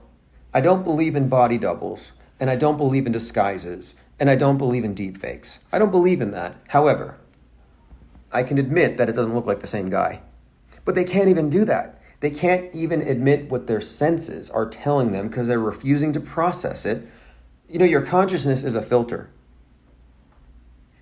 And it excludes more than it includes. And a lot of people, and this is why I say that just because people fall for all these various psyops, it doesn't mean anything about their intelligence. You can be highly intelligent and still be tricked. What's happening is, when it comes to that information coming out of that black box, that information is being processed like it's actual perceptual information. They're directly perceiving it. It's knowledge getting beamed into their heads. And that is a philosophical, I would say, a philosophical crisis that collectively humanity is going through. This over-reliance on that filter, too much trust. And I'm finding more and more examples of people running into this, like, what does it mean when these AI-generated images become indistinguishable from the real thing? And I'm watching these people on CNN. I'm watching all these jokers labeling stuff like, oh, this is fake, this is fake. They're labeling it because they're worried about people thinking it's real.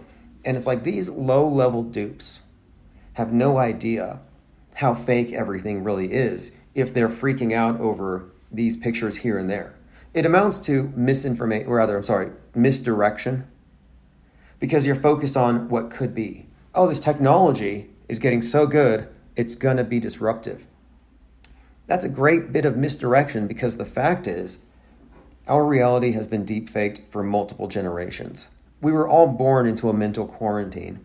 The media is a closed system, always has been. But the deep fakery pre-exists this CGI deep fakery. It pre-exists all the clever real-time editing and filtering. It pre-exists what we're being shown as a potential disruptor.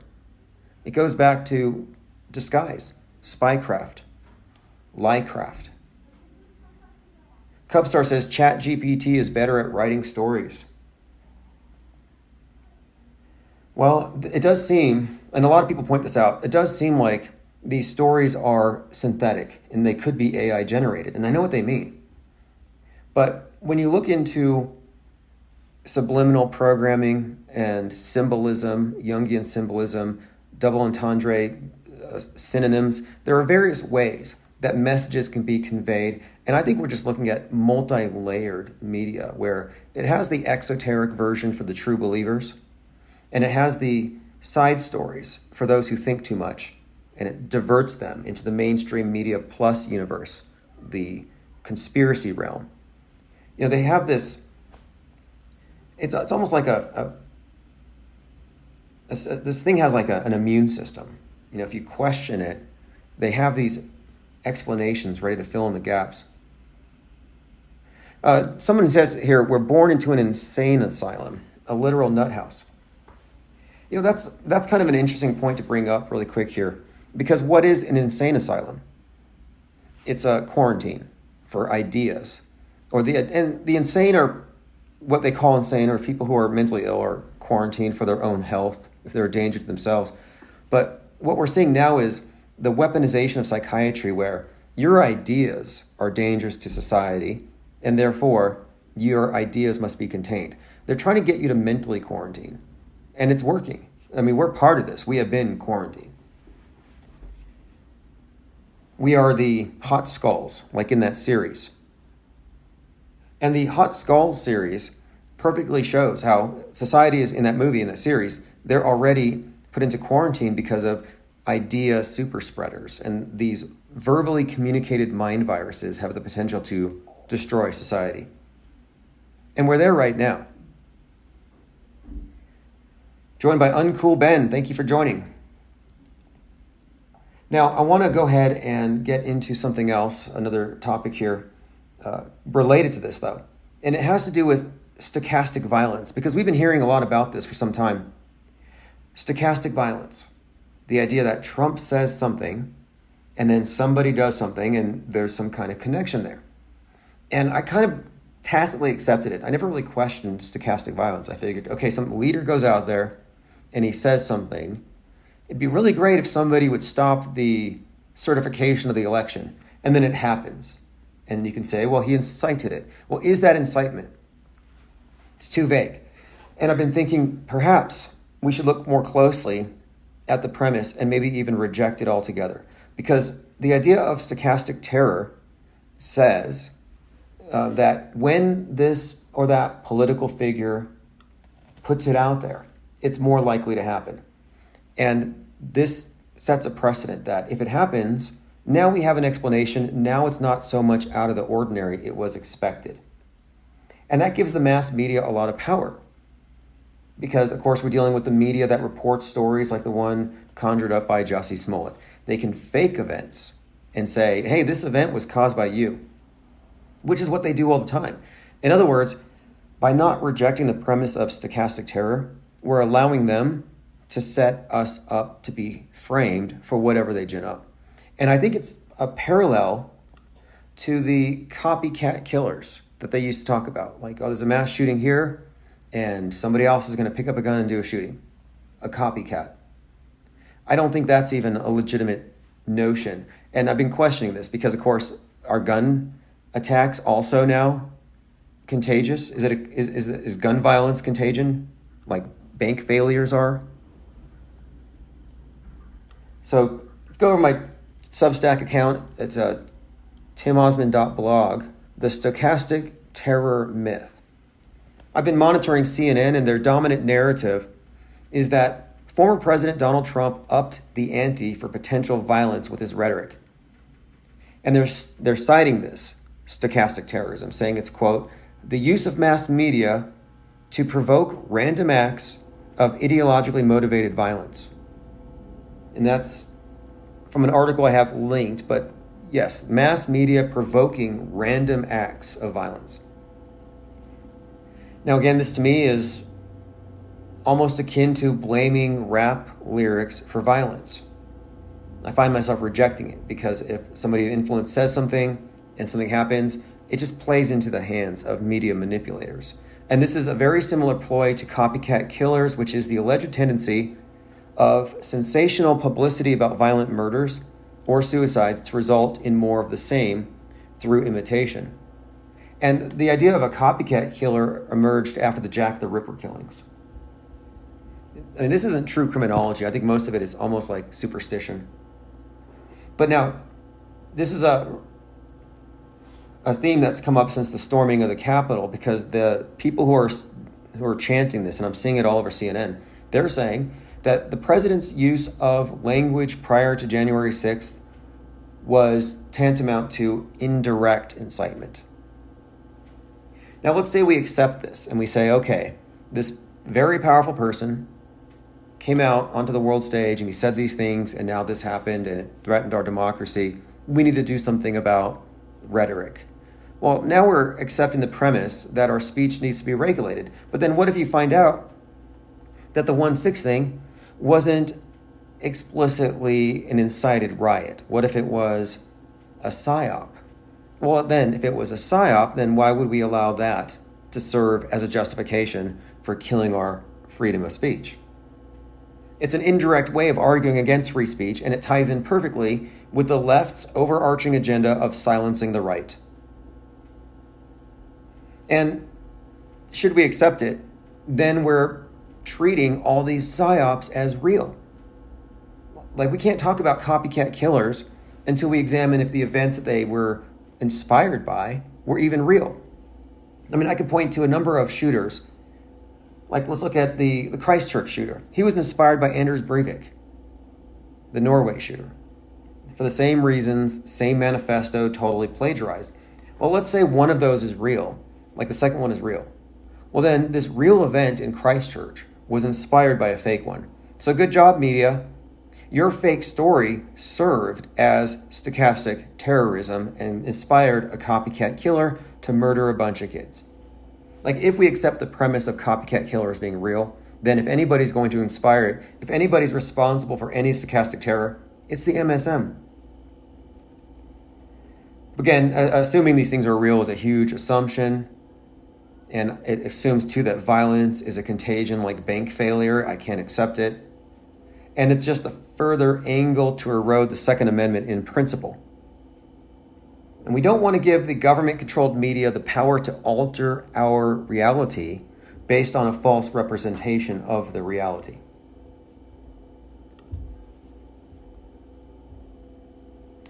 Commenter says, being sarcastic terror is a way, but if you want to piss them off, just tell the truth. Right. Commenter says, Russians are rotating their generals in Ukraine. Yeah, the theater of war, it's getting pretty interesting. Les Luthor is out there in Paris, and it looks like a movie set. and I'm looking at the news and like riots in Germany, riots in Paris, riots in Israel. And then on Twitter, the Q sphere is blowing up. Oh, it's the awakening. Q said Israel was being saved for last. The storm has come. It's here. So you got all this hopium. They're running wild with it. They're high. They're frothing at the mouth. It actually makes them froth at the mouth, the hopium. Then I look on CNN, and it's like Israel's PM is making some deal. So I'm like, oh, there goes your awakening. They put out that fire. It's all just a big PR. It's PR, it's participation. It's almost like a holiday when you look at these mass protests. Like BLM, yeah, that was just the Democrats doing a show of force, just a big march, expressing their ideology. Oh no. Reports say the Christian school shooter was a transgender Aiden Hale. Okay, we may be a little premature in giving credit for National Women's Month. Or this is another place like swimming in some areas of sports where, I'm sorry, but cis women just don't have it. And why is that? Bethany says, listening to Twitch, haven't been able to tune in as of late. How's the legal stuff going? Hey, thank you for asking.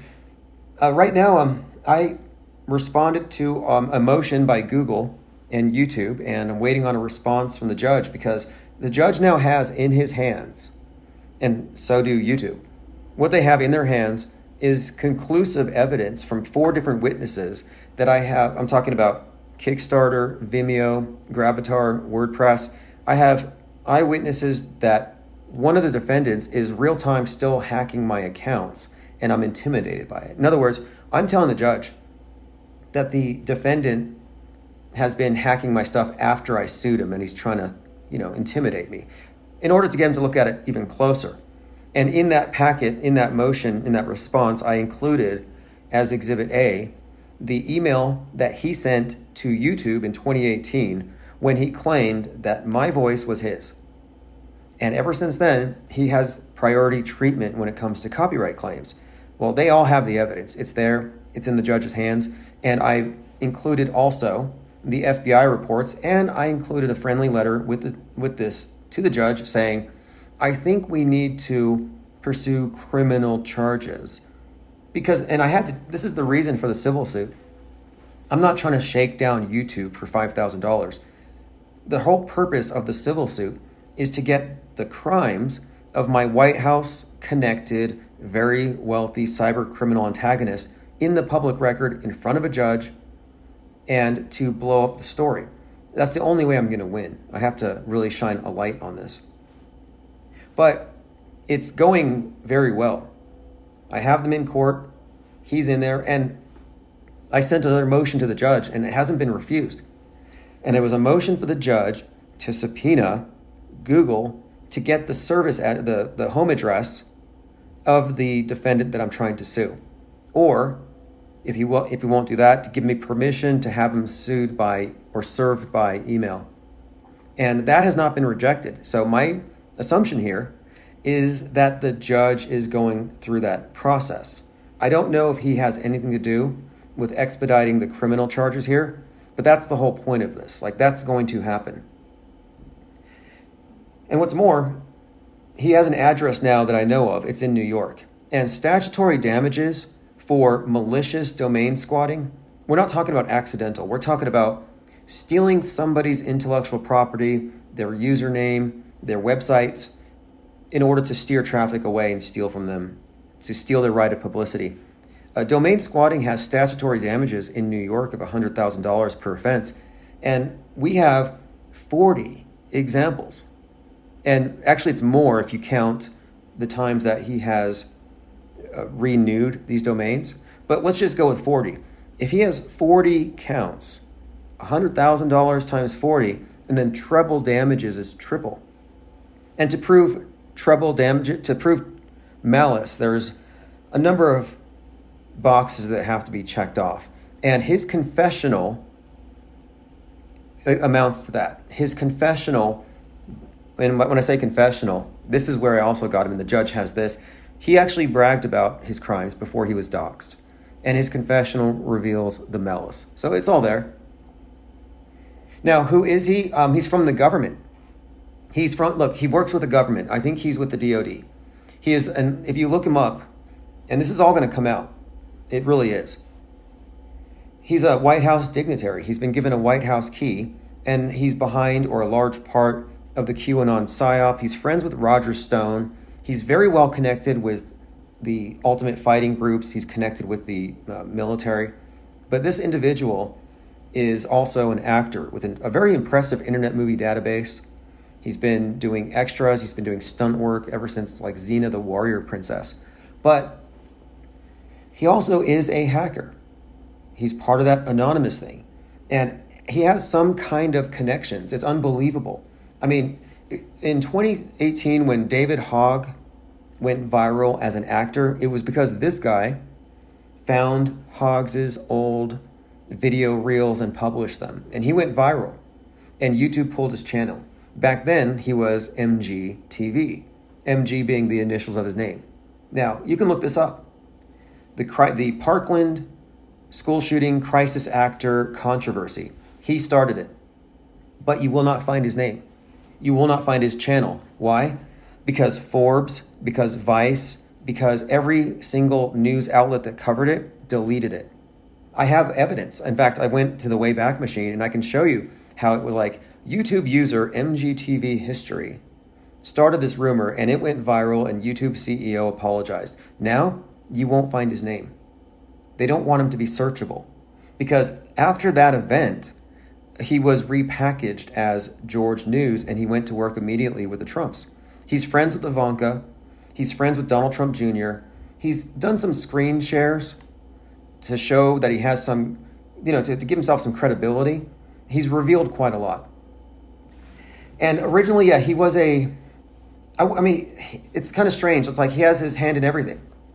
He's big on Space Force. He's every conspiracy theory out there, it seems like, he was in and he was involved in. And I think this is part of the operation. I believe that this QAnon psyop out of the White House was a purposeful operation with the express intention of weaponizing conspiracy theories in favor of their candidate. And I think what he was doing with his channels, and he was interfacing with all these flat earth channels, like you can find MGTV co-produced a video with Eric Dubay. They know each other. This is unbelievable. But I had deep faked as Goldfinch, and I actually communicated with Eric Dubay. It's one of the reasons he hates me, because I was able to elicit some information. And I don't think we're dealing with real, authentic people. I think we're dealing with intelligence agents, and they're all interconnected. I mean, think about, how do you think I got the confessional? I'm monitoring this guy because he's anonymous and he's an antagonist. And I'm monitoring his channels, and I see in the comments section, one of these very shady, some of these individuals, we call them shills. Not that we have evidence necessarily, but some people seem to be, a little, I don't know, like out of place, almost like they have a gig, like they just seem inauthentic. Well, one of these individuals was communicating with him on YouTube in the chats section, and he said something about, I need you to send me this file. And the response was a thumbs up. He said, check your inbox. I'll send it to you in a minute. And what I did was I hijacked that guy's name, created a spoof account, and I emailed MG, and I said, hey, this is me. I need some information. I just basically kind of jumped in between the two, and I got a dialogue going. And I said, hey, how are you getting IPS off of YouTube so quickly? Then he responded braggingly with a long explanation about how he pretended to be me and how he got in contact with YouTube's legal and claimed my voice was his. Now, I went further and I said, can you send me those emails that you sent to YouTube's legal? And he did. In other words, I have those emails that he sent to YouTube's legal department. I have their exact email address where he specifically claimed, I am the guy that's speaking. Now, that is in the hands of the judge. That is irrefutable. And what's more, he's being sued, but so is YouTube because they were complicit. And I even filed an FBI report against YouTube for being complicit in what it turns out is fourth-degree felony identity theft. Now think about the big story here. One of Trump's aides, a White House-connected reporter / insurrectionist QAnon pusher, a guy with 300,000 QAnon followers, 200,000 followers on Twitter, that this guy lied to YouTube's legal and they believed him and they suppressed a podcast for going on 4 years.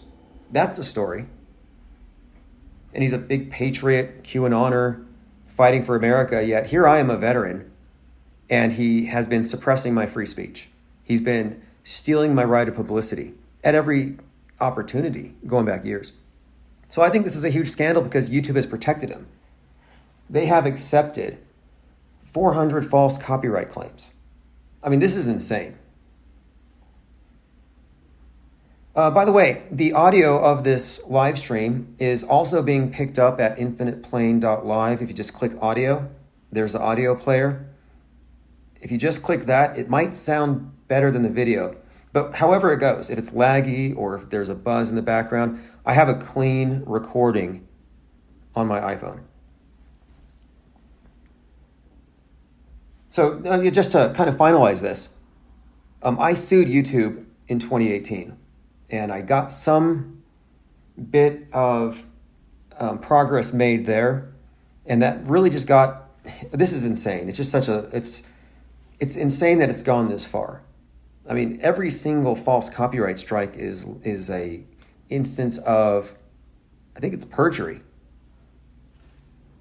But yeah, let me go ahead and go back to 2018. So in 2018, I sued YouTube and I said, hey, look, you guys are accepting false copyright strikes and it keeps demonetizing my account.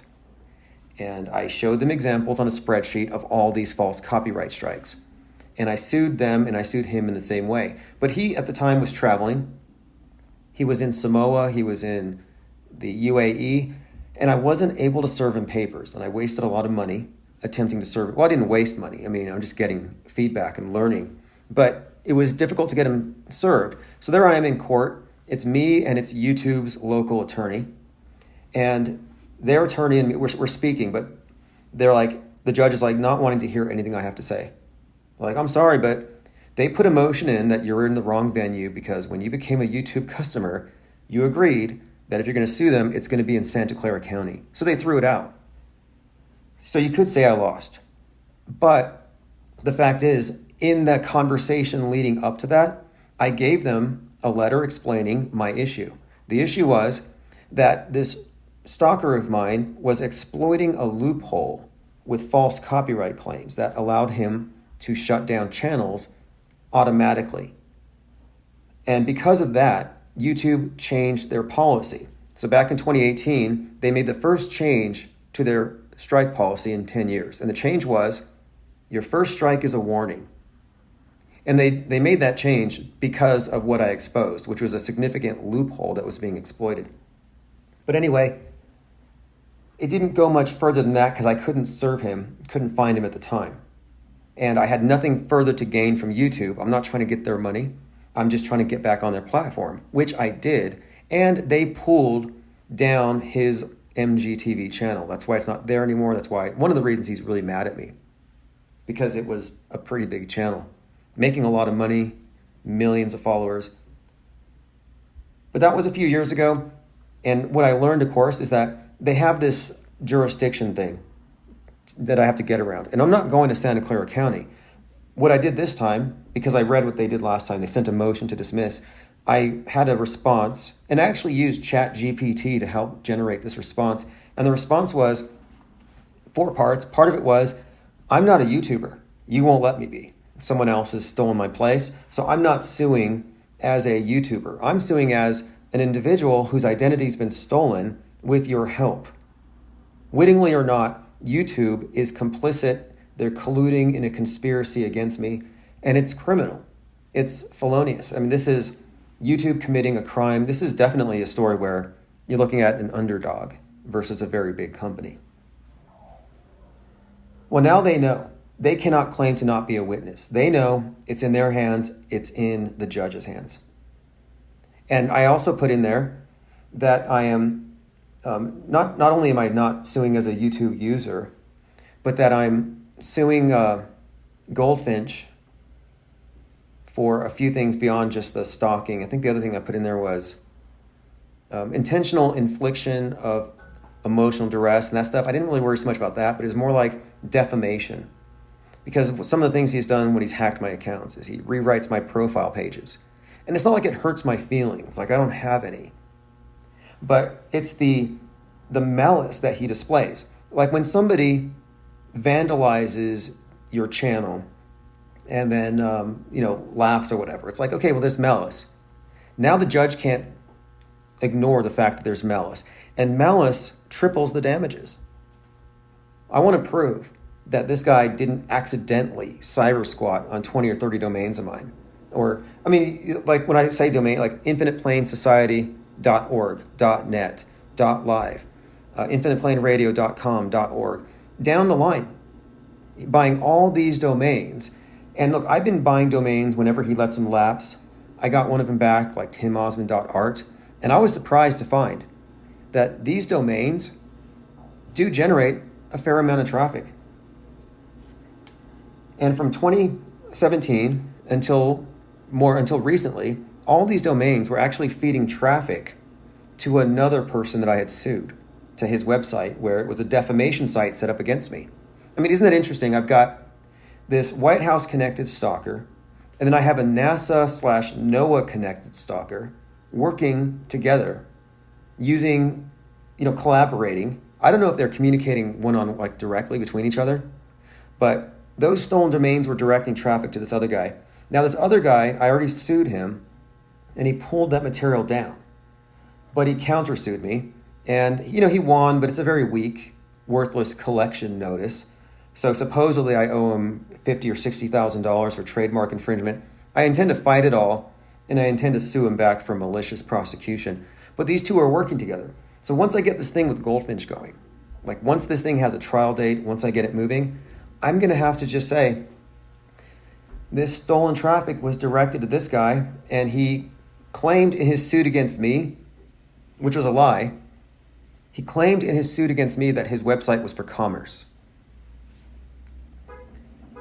And he did this because the only way he could sue me for trademark infringement and for damages is he has to claim that he had a business and that I was interrupting his business, etc. He lied, but I'm going with it. So let's just say, hey, this site that was receiving stolen traffic is a commerce site. That changes the dynamic a little bit, because now I can say, and this is what part of the defamation suits are very hard to win. But if somebody's making money off your name, like let's say somebody puts your face on a billboard, well, they owe you. That's called your right of publicity. You can't just take some celebrity's face and put it on your brand. You can't just take some random person's face and put it on your brand. You need permissions. Your face is automatically trademarked. It's called your right of publicity. Your name. If somebody steals your name, and it gets tricky with names because your name may not have a secondary meaning in the marketplace, like Stephen King, for example. Names like that, they have a secondary meaning. Your name may not. So the theft of your name as a domain may not necessarily constitute trademark fraud. However, if they're using your name and steering it to a defamation site and it's part of a bigger campaign, you can make that case, which I have. And my point being, I have a very solid defamation case. I have the criminal case. We have aggravated stalking. And this criminal thing is going to go deep because in December and January, he hacked into 4 of my accounts. And I got all these accounts back. Many of you remember it. This is one of the things that caused a lot of disruptions. And here I am trying to work, and I'm also fending off this stalker who hacked into my Kickstarter. Then he tries to get into Patreon. So in other words, it was a major distraction. You could call that interference, which I'll sue for that as well. Every live stream that didn't happen, he's going to have to pay for. But I was able to regain access to all of these accounts. It wasn't easy with Vimeo, but I have a strategy now. Like if you ever let's say somebody takes over your Facebook account or something. One easy way to get it back is first you file the complaint with the FBI, IC3, just get a PDF report printed out. then you publicly shame the company.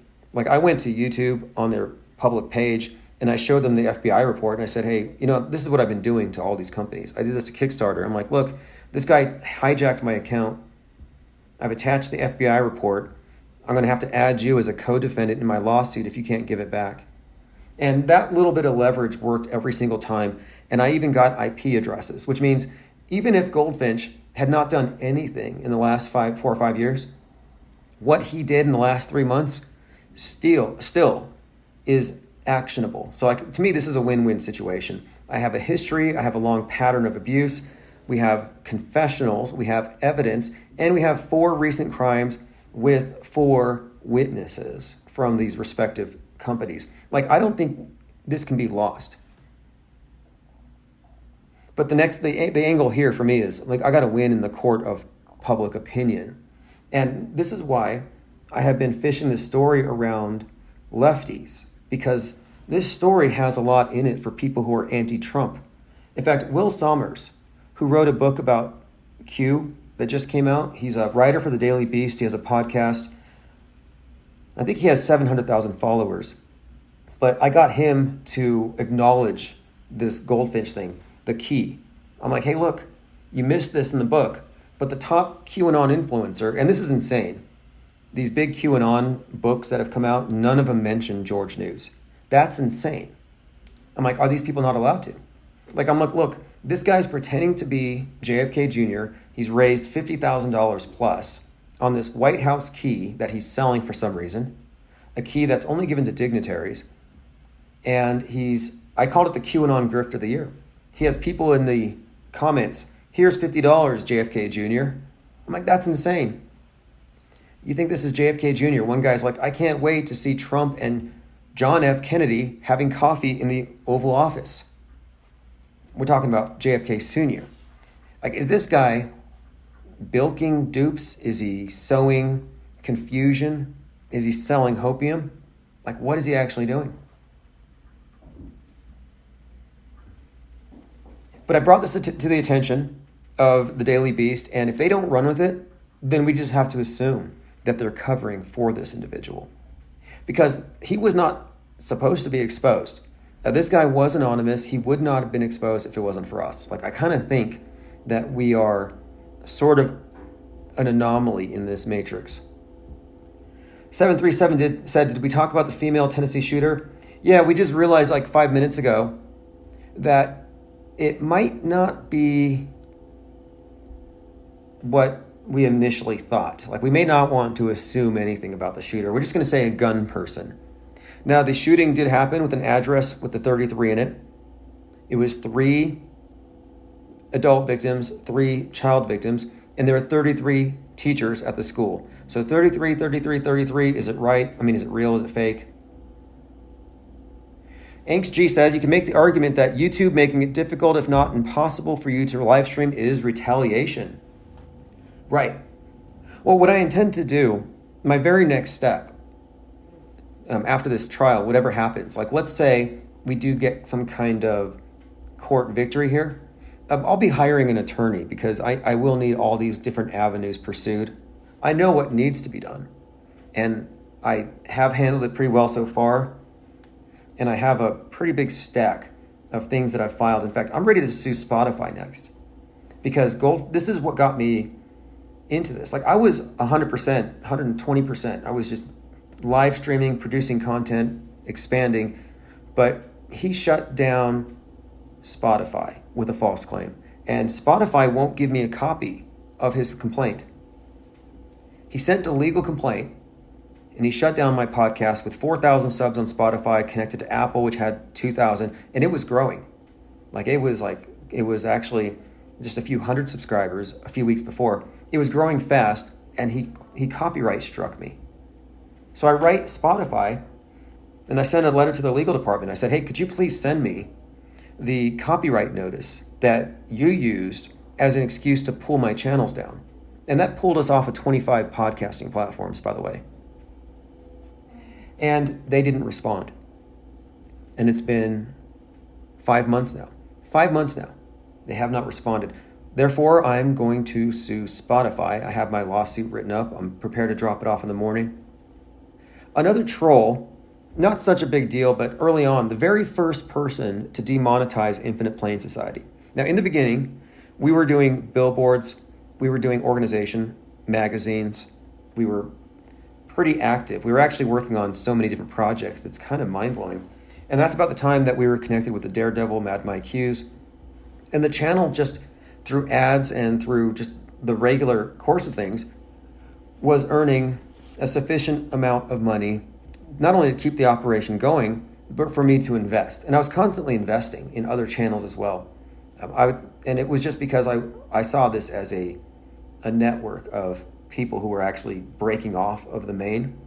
And so the channel was very generous in its allocation of whatever we could do to help other channels grow, or even individuals. I mean, we launched certain channels, like, I'm sorry to say, Authentic Intent was a monster we created, or rather platformed.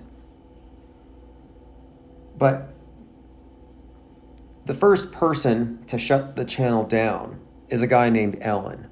And Ellen, who lives in Sacramento, would basically make up a bunch of lies. And, he called me a fraud. He said I was stealing money from GoFundMe, and I was, he said Mad Mike Hughes' rocket was fake. I mean, this is tremendously insulting considering you have a guy who has a 25-year record as a daredevil. Successful launch in 2014, successful launch in 2018, and he's called a fraud by this guy. And this loser was always anonymous, which I think is very pathetic. That if you're gonna call somebody a fraud, and you're gonna do your best to destroy them, if you're gonna do your best to demonetize them, if you're gonna do your best to, I just saying, you should at least have the courage to show your face. And he never did. He was always hiding. And I told him, I said, look, I'm kind of busy, but after I get Goldfinch in the court system, once I get that down, I'm going to find you and sue you next. And of course, he laughed and he said, it's just a threat, haha. And he also bragged about how he's related to the Attorney General in California, as though that's supposed to scare me.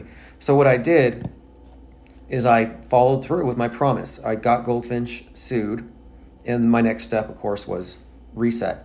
And it took me about 5 minutes, and it wasn't that it was me. It wasn't like I'm a good researcher in this case. I just happened to get lucky because the guy's remained in the dark, in the shadows for years, and he slipped up. He opened up some account, and he popped up on my radar. And what's funny is one of his email addresses is something like handyinthesack@yahoo.com. I mean, it's some really gross email address. I'm like, you are, I mean, I don't know. I don't want to shame. I don't know too much about him, but I'm like, he's this nasty old, 65, 68-year-old guy, always just trolling people on YouTube. He seems very antisocial, but then he's got this other side where he's handy in the sack. And I don't think he means that he fixes beds or anything. He's not a handyman. But why that email address? And if I wanted to dig, which I don't, and I could probably find out a lot. Maybe I will actually. I have a course. I have an entire course on counter stalking, and I've been considering giving it doing another presentation, because I gave this course a couple years ago on a Zoom. It was like a one-day Zoom conference. I may do it again and this is something that I just walked into. I didn't expect this to be an area of expertise, but I do have years of experience in unmasking anonymous trolls. I do it all the time. In fact, it's kind of astounding how fast. It's like I had this one troll with 80,000 followers sending her followers after me saying I was it's a side story, but one of these internet witch hunts. And it's easy to do. If you have a big enough channel, you can gin up a mob against somebody. This person starts a witch hunt on me, obviously because they have this power of a very large platform. And it took less than 10 minutes. And you know what gave this person away? Their cat and their dog. If you're going to be anonymous and you're going to abuse your power, the power of your platform, and hit down at people, you probably don't want to have your pets regularly photographed and put into your Twitter feed, because they can give you away. And the way that, and I can show how I actually made this happen in the course. Like, how do you go about finding somebody who's anonymous? And one thing about anonymous trolls, and part of this is, it's almost like a safari, I'm talking about a troll safari. Like, what is it that makes a troll? And one thing about them is they do, like the big ones, they do develop an ego. Like, yeah, they want to be anonymous, but there's a point where they begin to love the notoriety, as in they get addicted to it. They get addicted to the love of the crowd. Even though they're anonymous, they still feel that. They still have an emotional attachment. Their ego takes over. And when that happens, you'll find that even though it's an anonymous troll, they're married to their username. It may as well be their real name. And if they have a moniker like that, and it goes across several platforms, then there's no way they can stay anonymous. If they have a moniker that goes across multiple platforms, if they're known in more than one place, it's literally impossible to stay hidden. Just saying. That's just been my experience. And there's a lot of other things that people do to give themselves away. Like, the way that you catch a troll, or the way that you dox an anonymous person, is by watching them, and you wait for them to slip up most of the time. And then once you have your pattern of monitoring established, then you can go back, and then you can find out where they've already leaked. I mean, I identified Goldfinch through a subtle clue he gave. And I don't think he meant for this clue to blow up like it did. But this is where he gets his money, and this is why I know it's collectible. He was part of EAS Myoplex when it sold to Abbott Laboratories. Abbott Laboratories is the company, they were in the news for the baby food formula going bad. But this is like sports nutrition. And Abbott Laboratories bought the company that he was on a board of directors for. And they bought it for $320 million in 2005. I don't know how big the board of directors were, but he was part of that. He was a recipient. He got a slice of that $300+ million pie. And he told me early on that he was rich and that destroying people like me was a game to him, and that he was going to wipe me off the internet. That was the game. Those are the rules. I mean, that was the game board, as he said it. Like, yeah, this is a game. I'm going to destroy you. I'm like, okay, well, I went to the FBI because at that point he was a little more bold. Like, he would send me pictures of my sister's house. He would send me pictures of the bike trails behind my apartment. Like, he was getting a little, I guess he's getting some kind of a rush off of this. Then he was contacting former employers. He got in contact with a family member of mine. I don't know who it is, but apparently it's a relative of mine. Like, he was really going deep to, again, trying to destroy my life. And it got personal after a point, as in digging up pictures, digging into my, it was getting to be very invasive. And all of this was, of course, put into a folder. This gets really crazy, and I know how it all sounds. But anyway, I'm just saying, this person turns out to be not only very wealthy and connected both politically, but also socially. This person is friends with Joe Rogan. This person is friends with Eddie Bravo, with Alex Jones. Alex Jones has admitted this, that he knows Q. He came close to divulging it several times. The fact that Alex Jones knows who is behind the actual Q drops, who's the guy that bridges the gap, like, who's this shadowy character who makes this happen? Alex Jones knows him. And that's why this story is a can of worms. Because one, we have the underdog angle. You got a podcaster being suppressed by YouTube. We have identity theft. We have trademark theft. This is a huge case for cyber squatting. It's interesting in that area. But then when you get into the secondary person, yeah, YouTube's pretty bad. You got the stalker is pretty bad. But then you dig and you find, wait a minute here. This guy traveled with Donald Trump from 2016 to 2020. Actually, still. This guy was, or is, known to the White House Communications Agency, White House Travel Office. He's been in some very sensitive areas. You remember the Mercy ship? We're talking about during COVID, you had those big ships. Well, he was on these various ships, and he's like definitely a behind the scenes guy. But he told me in my emails originally, when he was sending me these encrypted emails, and I got some clues in here too. But he explained a few things about how he kind of insinuated that I do this for a living, but you're just a side project. Like, in other words, this is why I also reported him as potentially as a corrupt government employee or government official, because if any of his activities against me are done using the resources that he's been given to pursue legitimate targets, then something's up.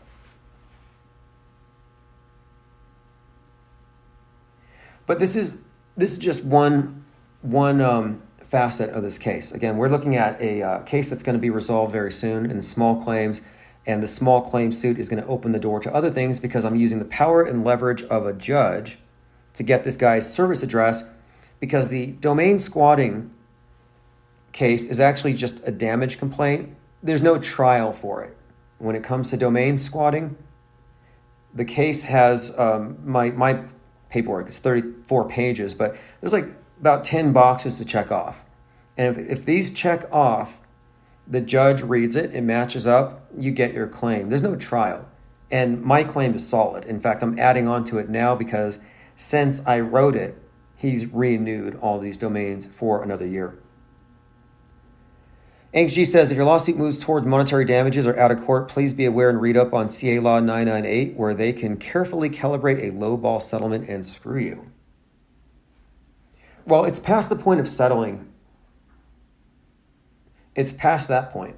But I'm definitely aware of that. And to me, it's really not so much about the money. It's about getting rid of this person who has managed to take my spot on this platform. And it's not just about YouTube. Like I said, he took out my Spotify, which had many more subscribers than YouTube. And beyond that, he has, as I've been explaining here, he's been aggressively attacking my channels by attempting to hack. I get these email notifications, and it's like, this is what got me. You have added 2-factor authentication to your WordPress. It's like, no, I didn't. So I check it out. It turns out that he had managed to convince WordPress that he was me, just like he did YouTube, and he added his personal iPhone to my account, which made it impossible for me to log in. And this took 3 days of my time to get my account back. But think about it. He gets in, he adds his own phone. WordPress has information that I need. And I put this in the court documents, and I'm like, to the judge, I'm like, look, this is WordPress is legal. This is the IP address, and if you subpoena them, you can find out the phone number or the address. Because again, he put his own personal phone in my account.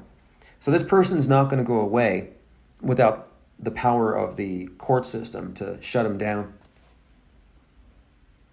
But what a huge embarrassment it's going to be for him and everybody associated with him when this gets out. And to me, Alex Jones is the one that needs to answer. Alex Jones knowing Q is a betrayal of all of the QAnoners. He was there at 1-6 when he was screaming into the mic, Joe Biden will be taken out of office one way or the other. If you remember that call that Alex Jones was making. And Jones, additionally, has the weapons that the 1-6 protesters brought. I don't know if he has a QAnoner spear, the QAnon shaman, but he has all of their weapons at his house. He's very closely connected with the Q movement. This is undeniable. The fact that he knows Q is a huge scandal in and of itself. I guess that's the lawfare update for now. It's a winning situation. And this is like everything that I'm working on now. Like everything, trying to get back into the headquarters and everything. This is all going on whether or not we win in the short term, but the long term, it's definitely a win. But should I collect? And this is part of my revenge, because I want revenge. My revenge is I want all of the damages that I claim, all the punitive damages, everything that I pick, all the special damages, all this money, which was formerly his. I want him to be aware. I want him to be able to see where it's going. In other words, it's all going to be reinvested into this channel. They tried for several years to shut it down. Let's see what happens if we shoot it up with working capital in every department. We have art, music, documentaries, animations, tons of scripts. The South Pole was in multiple seasons, and that's definitely going back on. Many of these things can be switched back on. It's like a turnkey, like quite literally. This is like we built a giant tank, a big juggernaut, and all it needs is gas. And that's going to arrive here very soon. Midwest Fishman says, Alex Jones has always been a CIA plant. The Sandy Hook lawsuits are like his version of a beard. I've always thought that his beard looked fake, like Velcro, like some kind of, maybe it's got some adhesive. You just cut it to form it. Like, I'm pretty sure. But no, I'm with you on this. Alex Jones was activated at Waco 30 years ago. I mean, think about that. Waco, gun grab, 33-year-old David Koresh, and then Jones was behind a mission to rebuild Waco. I mean, to me, that's a pretty good indicator where he started. If you look at the videos, he's over there at Waco hanging out with Kevin Booth, who's also the producer of Bill Hicks. Now, I haven't watched this show on Netflix called Waco American Apocalypse, but the release date was 3/22, 76 people killed in that particular narrative. It may be worth looking into just because of all this apocalypse stuff. And then there's Trump giving his speech in Waco, and he says, 2024 is the final battle. Final battle? As in what, Armageddon? So I'm thinking, Armageddon, it refers to a mountain, a place. Where is Armageddon in relation to Israel and Palestine? Because Palestine is where the train wreck happened in Ohio. And it seems like everything really started with that particular ground zero. That this train metaphor, this train wreck thing, which has been a reoccurring theme. I was talking about this earlier. I'm watching these people who are suffering through the tornado devastation, and all of them are saying that the passing tornado sounded like a big train. I mean, I'm not at all saying that thing was fake.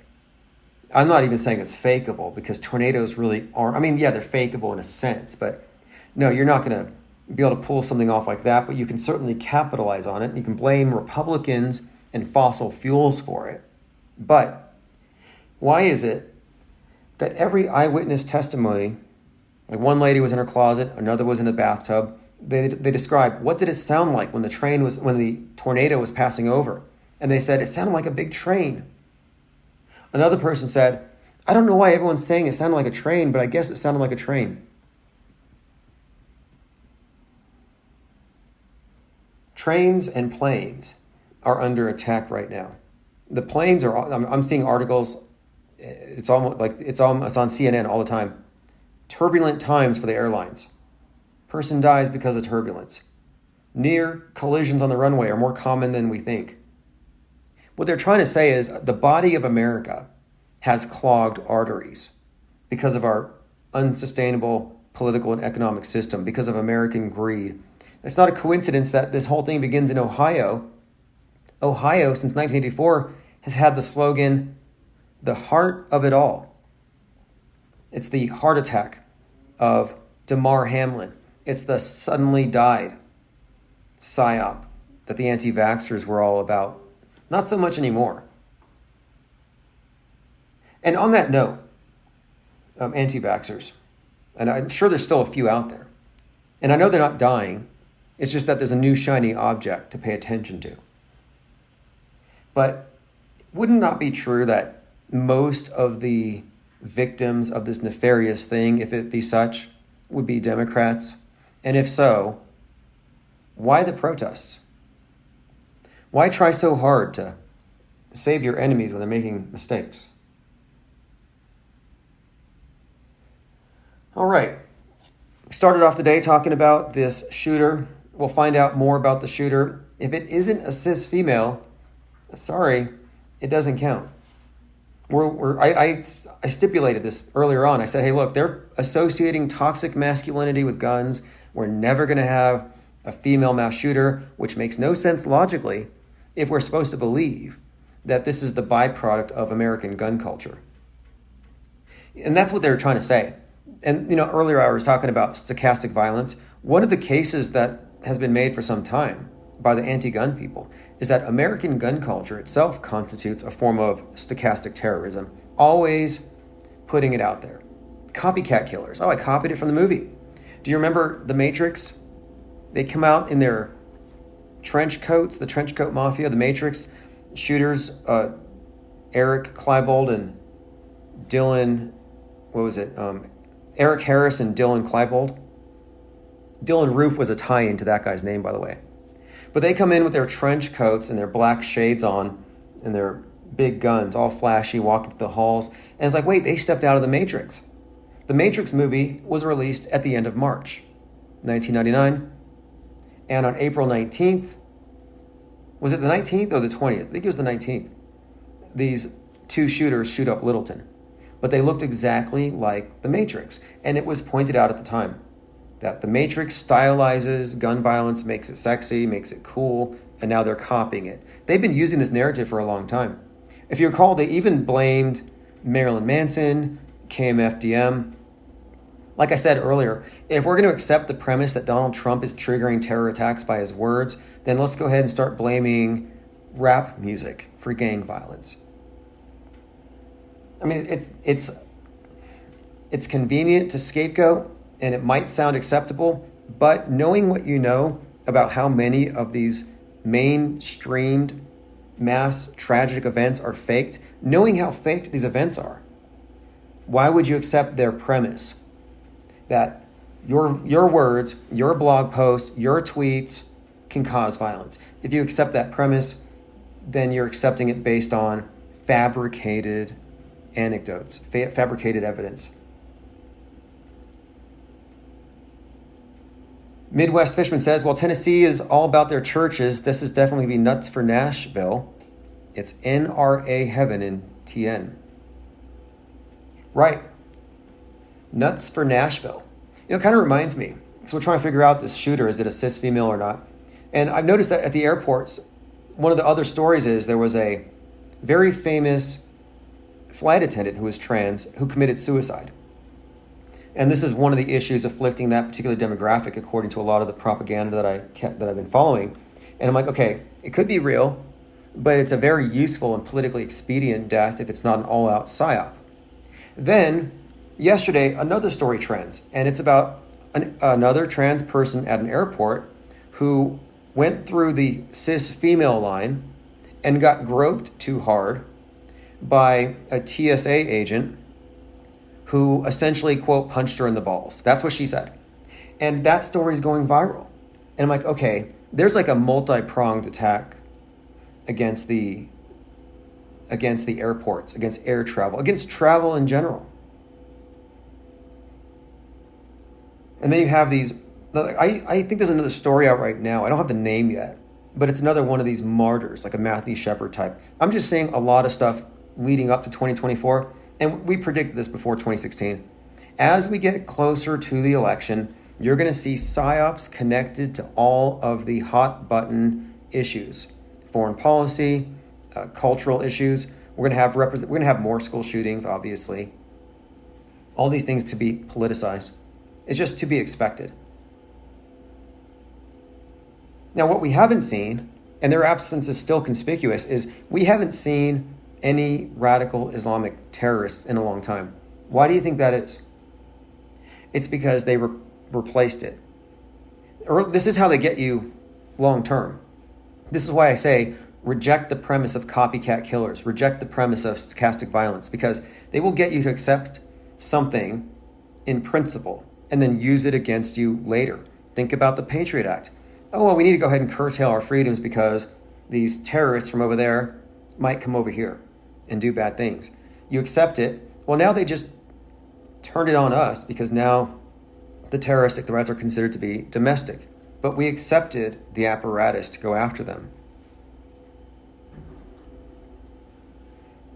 One of the more interesting facets of 2020 was how the 19 years of radical Islamic terror got phased out, and then they used the rationale of quarantining the radicals and contact tracing them to find out where they got radicalized. They used that on all of us.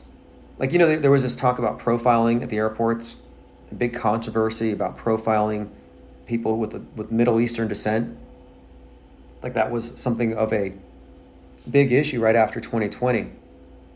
It's like, okay, we have these people who are potentially carriers of radical Islam. They're mind virus carriers. You see what they've done? Mind virus carriers of a specific variant need to be quarantined, and then you have to use enhanced interrogation to find out where it came from and trace it, or if they even have it. Do they have this ideology? Now, when 2020 rolled around, we were all considered to be terrorists. We were all super spreaders, but now instead of a mind virus, it was a virus. But instead of sending us all to FEMA camps or Guantanamo, we had ubiquitous home incarceration.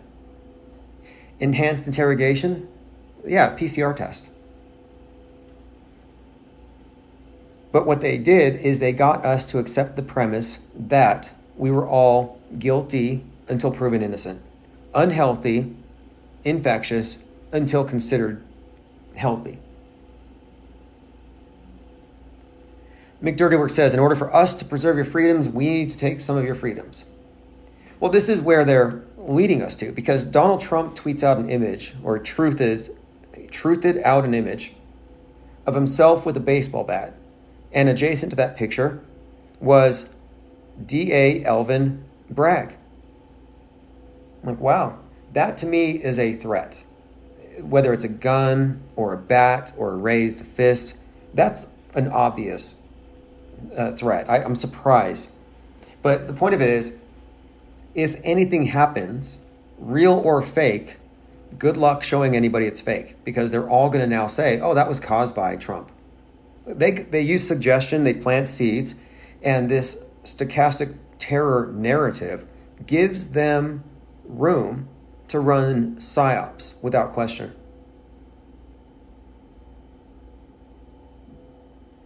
All right, we started out today talking about the school. Again, the address was on a 33 teachers, 3 young, 3 old that were shot. Like I was saying today, if your children are in a school and the address is at 33, move them out. If you have kids that are 33, quarantine them. If you know any 33-year-olds, shun them. There's definitely a pattern here emerging. And if they had only listened to me, beginning of 2021, I said, quarantine the 33-year-olds. 6 days later, one of them destroyed democracy, QAnon shaman. If it wasn't for Candace Owen, Ye would still have billionaire status. She was 33 at the time that she tried to get him to buy Parler and ran with the White Lives Matter publicity stunt, and we all see the fallout from that. Although Ye's in the news right now because he likes Jews again, thanks to Jonah Hill. Apparently he put out a movie that Ye approves of. I find this all to be very confusing and convoluted because the last I heard, Ye was Jew. That was his claim. It's so convoluted. I don't know how he's going to run for president when his campaign manager, Nick Fuentes, doesn't think women should be allowed to vote. Like, that just seems like a non-starter. And by the way, Nick Fuentes said some pretty shocking things. And this is a self-described volcel, which is an incel that wants to pretend that he's involuntarily celibate. But yeah, he made these claims to the effect that women like to be abused. I mean, very terrible stuff. I'm not going to repeat it. But Nick Fuentes, America First, face of white Christian nationalism, that's Ye's campaign manager. So I don't think he's going to get very far with that. Politics, though, is the same as it's always been. It's predictable.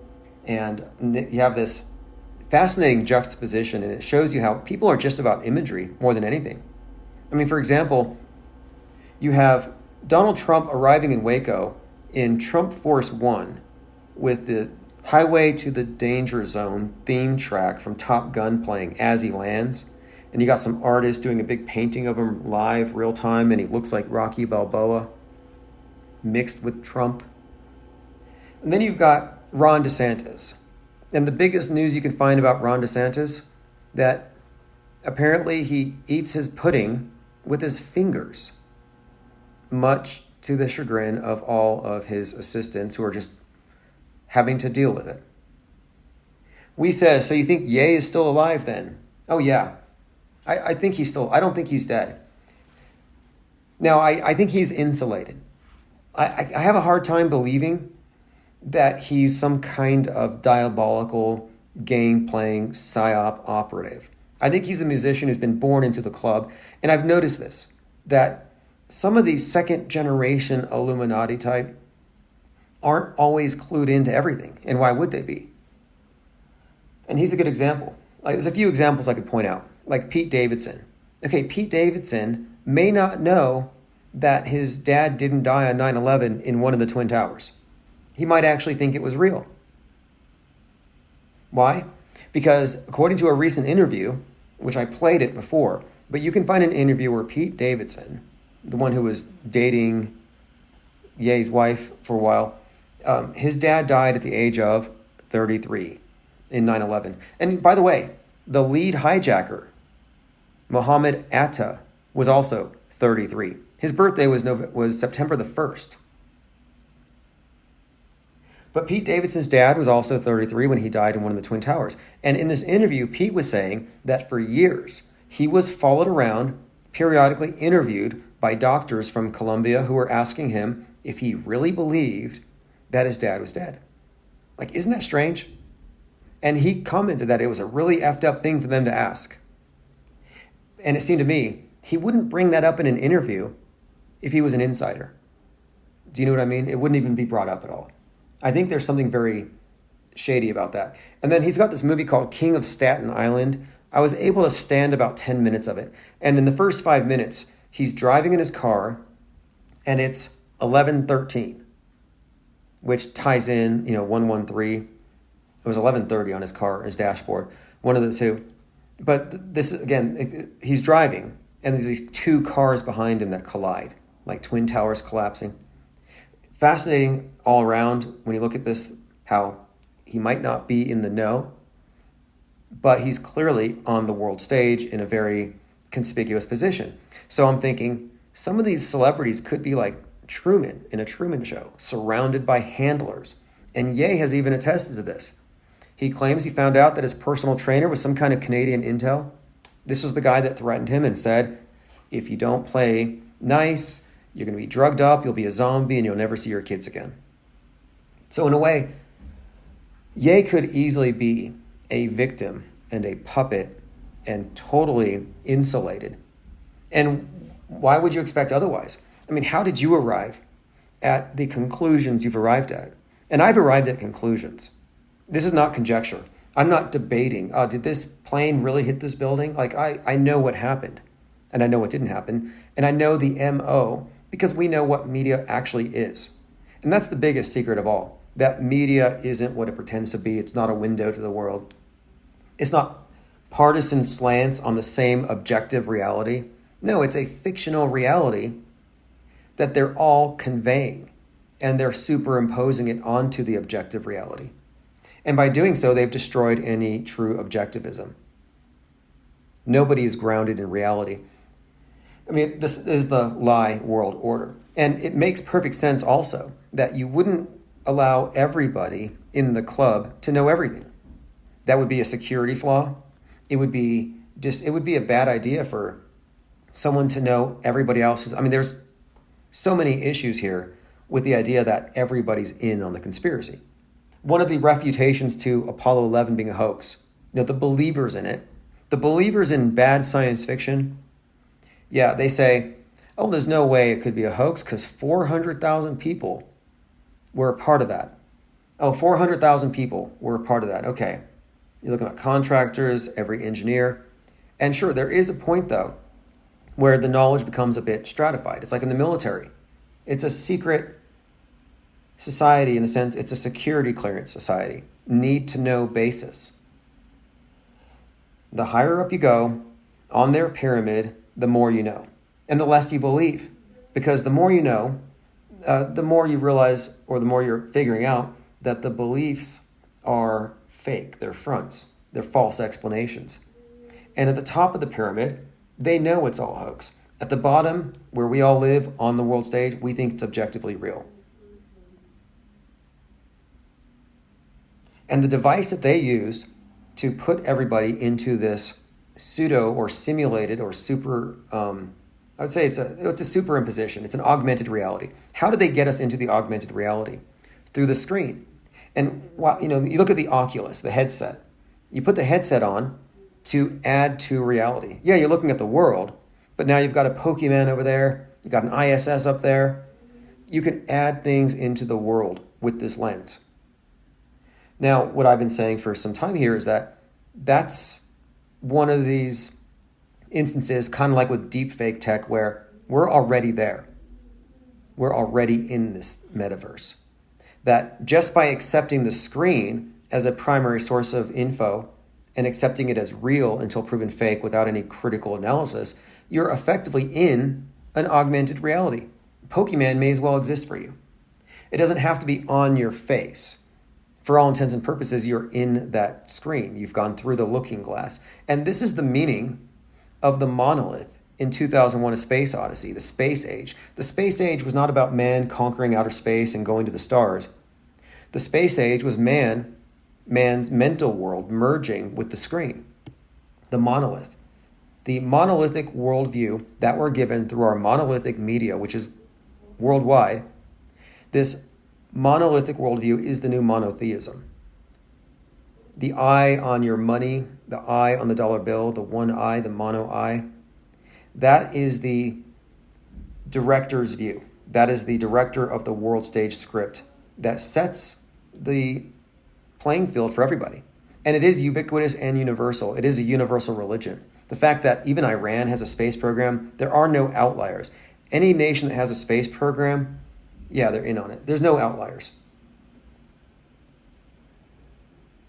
And this is one of my clues. When I realized, I was like looking very close at this whole school shooting thing, and I thought, wait a minute here.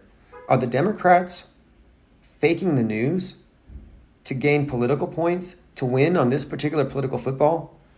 And the people on the right are just like oblivious to it? Like, why isn't Fox News destroying CNN? Are they not competing? If I was able to show, hey, my competitor is faking news and hiring actors and simulating news events and simulating tragedies for political gain, that would be a winning move. But they don't call each other out. So if the left doesn't get called out by the right, but then you look at the right and they're staging their own psyops. If you're a right-winger, you swat yourself. Right wing was pretty much doing all the terror attacks. Remember all those like Draw Muhammad contests? Like some right-winger, I believe her name is, there's this organization that was involved in drawing images of Muhammad in order to protest the anti-free speech attitudes of radical Islamists. And supposedly, this would trigger actual shootings where they're getting shot by radical Muslims that just come out of their basements, out of their cells. Well, that was one of these narratives that I was like believing for a while, but then I realized, okay, they're faking stuff on the right just as they fake stuff on the left. And if neither side calls out the other, then they're working together. Looks like the live stream is down temporarily. It may go back on. Not sure what the issue is, but that's why I kept this redundancy. So anybody listening on the replay is not going to miss anything. We've been live here for about 96 minutes. I'm going to go ahead and cut it now, and we will definitely be back later. This is a format that I find to be acceptable. I know the audio isn't the best because I'm using my desktop speaker, but it doesn't have the buzz, and the replay audio will be 10 times better. Let me just do a quick recap here, because this is big. This is all you need to know about this mass shooting event today, the Covenant School, 33 Burton Hills Boulevard. 3 children, 3 adults. Shooting at 33 Burton Hills at 33 minutes after 10 a.m. And there are 33 teachers at the school. So again, 3 children, 3 adults, 33 Burton Hills, 10:33 a.m., 33 teachers. I would say that these 4 conspicuous examples of this number make it pretty much unlikely that this is real. How can they be so blatant about it and people not know it? Well, because they have been misled about what media is. And this white noise thing made it clear. When white noise happened, and I'm talking about the PSYOP in Ohio, the train wreck happens. And I'm like, hey, it's just like this movie White Noise. A number of people are like, oh, this is going to wake people up. I can't wait to show my friends. Then it's on Yahoo News. It's on CNN. It's like, wow, this eerie coincidence, just like the movie. Toxic airborne event. Many of the actors in the movie who are extras are now having to evacuate from Palestine. It's like, how does that happen? Well, they would say this is life imitating art. Just a coincidence. It's just the art is just so spot on. The director just saw that, hey, we're just deregulating trains. We don't care about the environment, the nuclear family driving across the heartland. That's not good for Gaia. Let's make a movie about the zeitgeist, and it'll just reflect reality. That's what people think. They think this is an anomaly, that this movie just happened to parallel and mirror what was about to happen. Nobody's giving credit to the writer for being a prophet. And by the way, he wrote another book called Underworld about 9/11. And it has some 9/11 predictive programming if you look at the book cover. But again, we're looking at people who are thinking that, hey, the news is noticing its own predictive programming. This is going to wake people up. No, it doesn't wake people up. It pulls them deeper into the dream because they think it's an anomaly. Now they can explain it away. Now they see predictive programming, they can say it's just life follows art. This is why I think it's important to emphasize that to have this off-world stage perspective is to affect a paradigm shift. You break away from that assumption that everything on the news is a reflection of reality. And it may seem trivial and trite to people who don't pay attention day to day because they're comfortable. They're in the comfort zone, like they're meant to be. And just as with all these various movies that show what happens when somebody attempts to break their matrix, it has its own immune system. The gatekeepers in your lives, the Agent Smiths, the ones who are, and when you think about it, all we're talking about are NPCs. And I'm not saying that people lack any kind of awareness or that they're not there, but the NPC is the person typified by the one that goes with the current thing, that goes with the trends, that has a way of belief by consensus. And the NPC follows the dominant paradigm, the dominant scripts. They follow the program. And the NPCs will say, hey, you're off script. In fact, I was thinking about this today, about like LARP, the word LARP, live action role playing. And I was pointing out how in 2020, we were all essentially LARPers. You had to be. But it got me thinking about the movie War Games. It has this catchphrase where it's strange game, the only winning move is not to play. And I was thinking like this world stage model that I'm using to explain the place that we're in. It's suggesting that we're living on a play. Like it's a stage, that there's a play going on, that reality's there, but then there's something more. And the word play really stands out to me as important here. The idea that they are playing a role. Like if you're in a movie, let's say you're on a stage and you're an actor. Well, what you're doing is you're in a scripted scene or situation and you're pretending that it's real and you're playing along with the script. You're an NPC in that sense. You have no will of your own. Your will is left behind when you get on the stage. Your ability to act means it's your ability to, follow somebody else's script. And most people are players on the world stage. We say NPCs, non-playing characters. Yeah, they're like extras, I guess you could say. But they are playing. They're still playing in a role. It might just be, a background character, an extra. But the idea of play really stands out to me here as being significant here in this model. Live action role playing, alternative reality games, ARGs, that's what Q is. In fact, that's not just what Q is. That's what doomsday cults pretty much are. Prophecy cults. But the alternate reality game of Q, it's a new way, maybe it's not all that new, but it's just a way of getting people involved in the script, getting them to play along. All the people that went to January 6th who weren't part of the operation, you could think, okay, they're fighting the system, they're rebels, they're fighting for something. No, actually, they're still NPCs in the sense that they're just going along with the pre-written script. Unpaid crisis actors. Joined by Moxie Tyson, Pengu33, 737. Awesome. We've been live here for 102 minutes, and we're just kind of scratching the surface. This last shooting we talked about, this thing today, gives itself away. Let me read this clip. This is from Houston.culturemat.com, and it's part of the review about the Waco apocalypse. And again, I brought this up earlier. Waco apocalypse. That's the Netflix concurrent programming for right now. Right now, Donald Trump goes out to Waco and he says 2024 is the final battle. Final battle, obvious reference to Armageddon.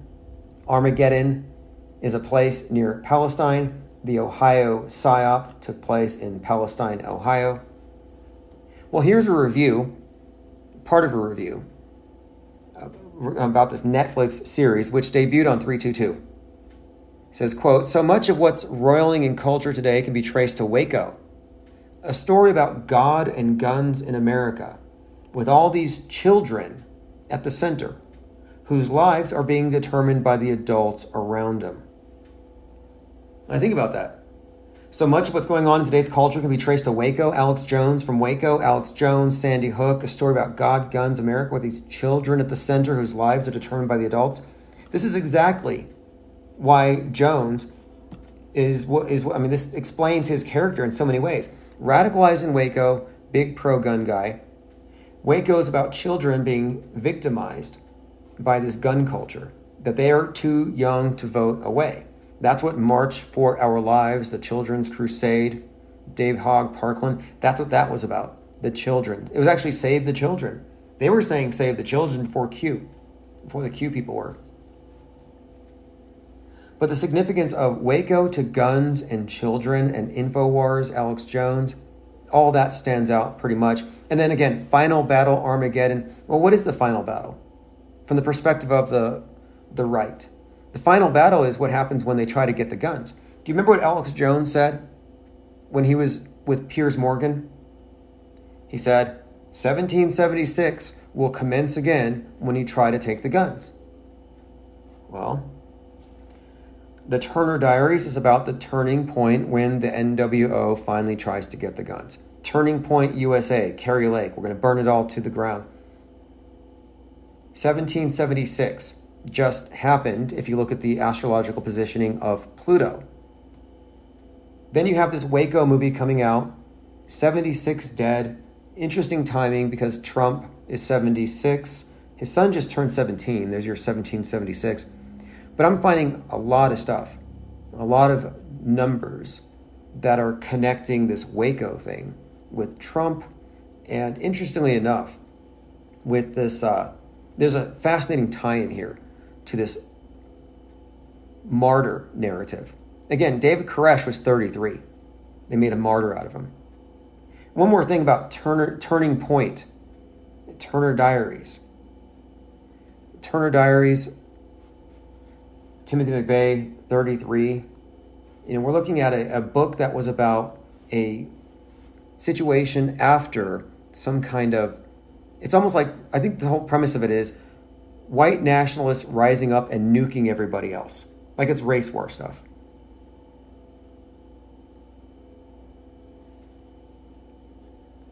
Continuing, going through my notes at minds.com/Infinite Plane Society.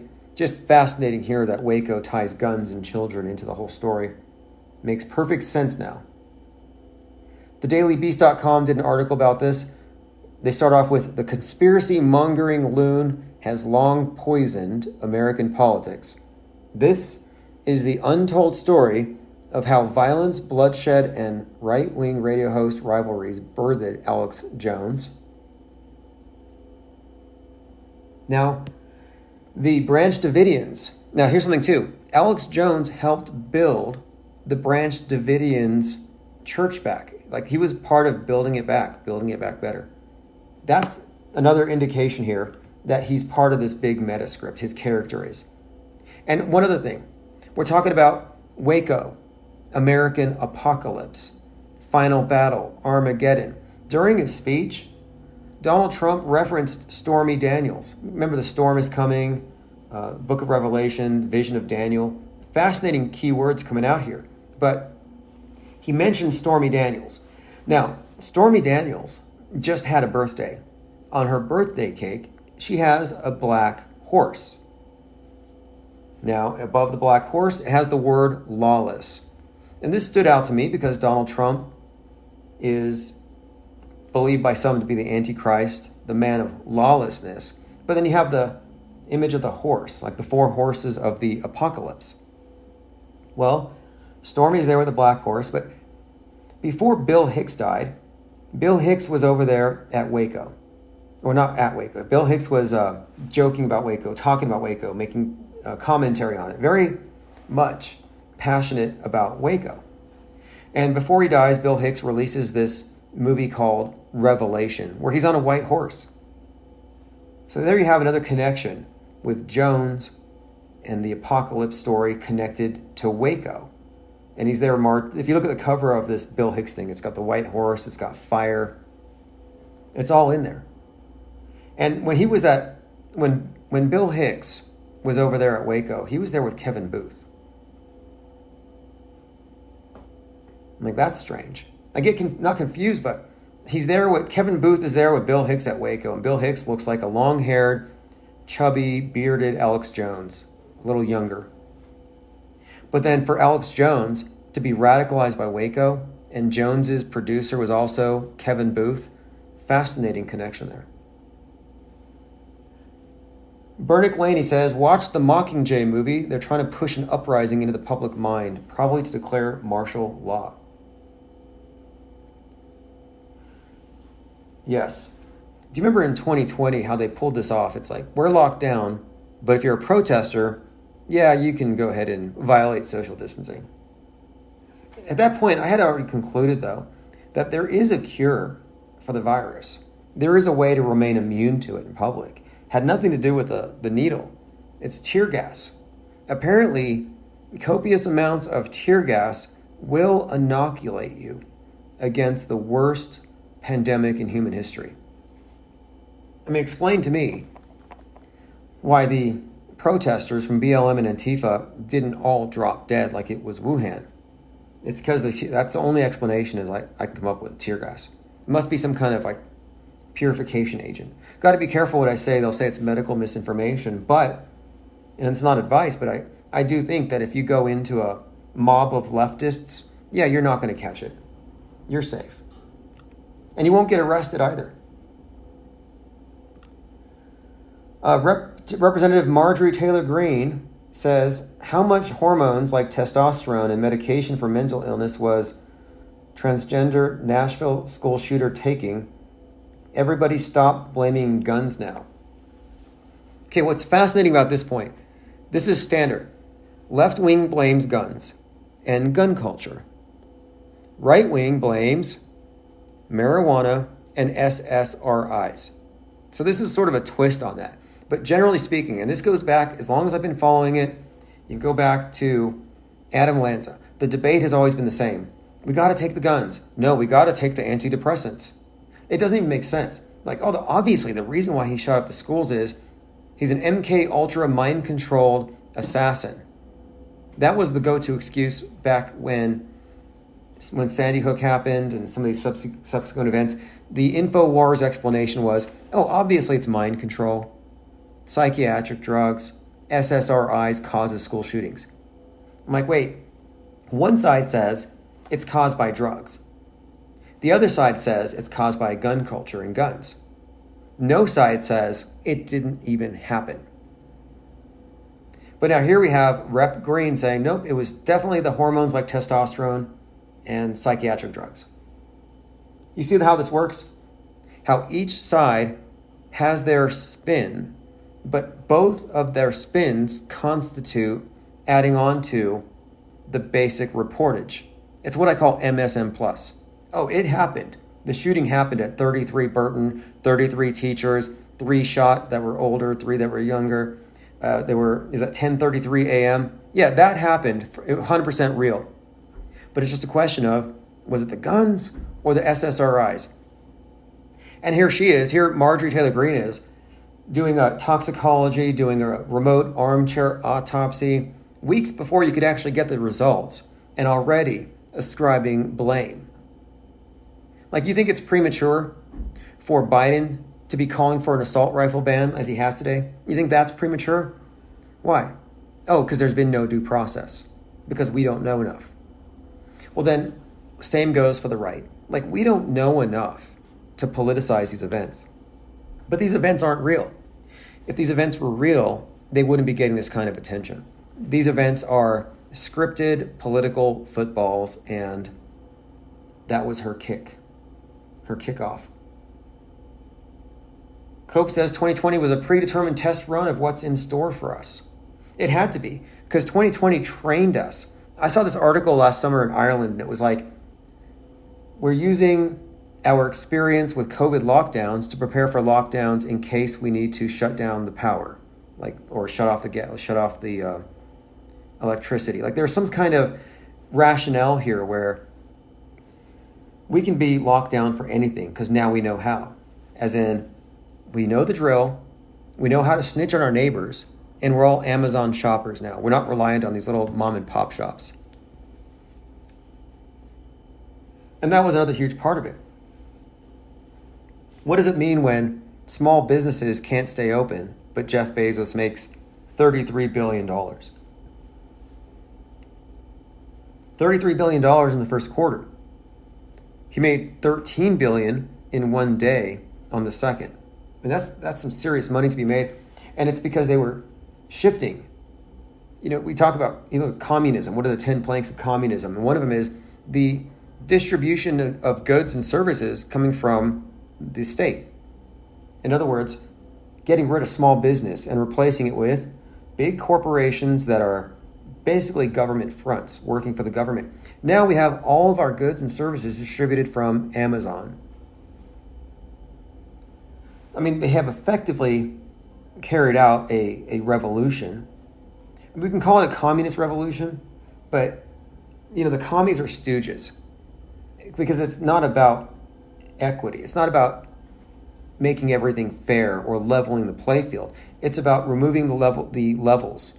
It's about having 2 tiers, and nobody gets on the top tier unless you were born there. It's about the elite maintaining their power disparity through wrecking our free market, and that's really one of the main objectives here, I think, is maintaining a power disparity, not just economically, but also when it comes to knowledge, how things actually work. The masses are being psyoped non-stop, psyop after psyop. I call it the psyop entertainment complex, but why do you think it is? Psyops are the opiate of the masses. It's no longer religion. It's not literal drugs. It's not entertainment. It's the psywar. The elite use psywar to pacify the masses. And if we get too smart and we figure it out and we stop believing, that becomes a bit of a problem, because then we're now equally armed in a war. Because it is a war. It's a psychological war. And when we know as much as they do, they lose their power disparity. The rulers use MSM. The MSM, mainstream media, that's your de facto state church that promulgates all the superstition and fear and keeps everybody controllable. It keeps one half controlling the other, and each side's trying to control the other half. It's a perfect system they have. I mean, it's perfect for what it does. But for those of us who see through it, yeah, we are kind of outliers right now. And can this be mainstreamed? As in this idea of questioning the media at this level. It's difficult because the idea of seeking the truth has already been co-opted. The idea of seeking the truth, of pursuing it and aggregating around that, well, they have ways of dealing with it, primarily limited hangout operations. Like they know something's going to leak. What do? They leak it themselves. But they leak it in a very controlled way, and then they know the name and number and address of everybody who knows that. You see what they're doing? They're able to contact trace every single meme, every idea. And of course, the conspiracy theorists today, like I've been pointing out, they add on to what's on the screen. It's like, oh, it's worse than they say. And if that's your starting point, oh, it's way worse than they say, then you go deeper into their lie world order. You go deeper into their false paradigm. I'm saying it's better than they say. It's not as bad as they say. Like, isn't that crazy? The main message, the main takeaway from recognizing how faked news is that the world's not as bad as they say it is. It's actually not going to end next year. There's not a meteor the size of 69 alligators or 2 giraffes or the Empire State Building or Big Ben, whatever it is this week, 22 tuna fish, Jerusalem Post.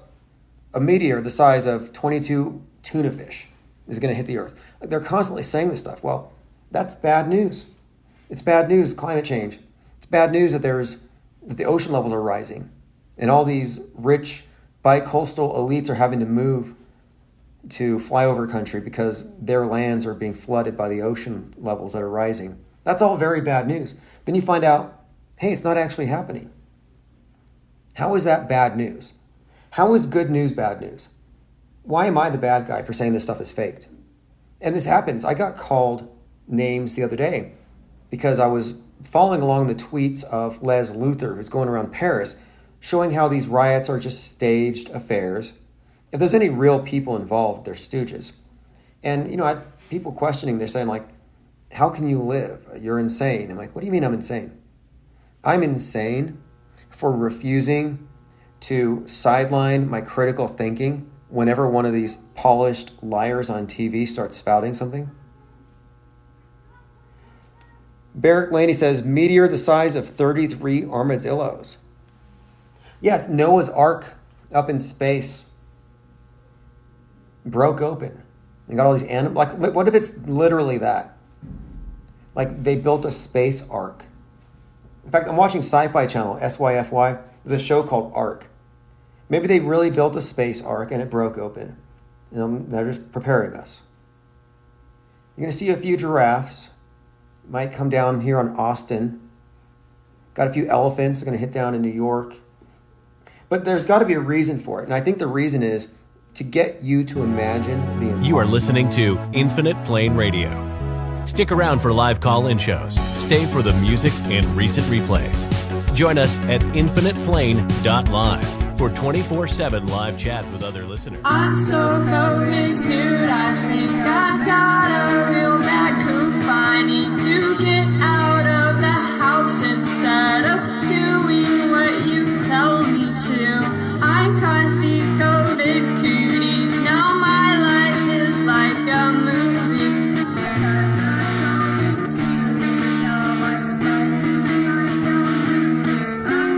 I'm not staying home. I'm filming all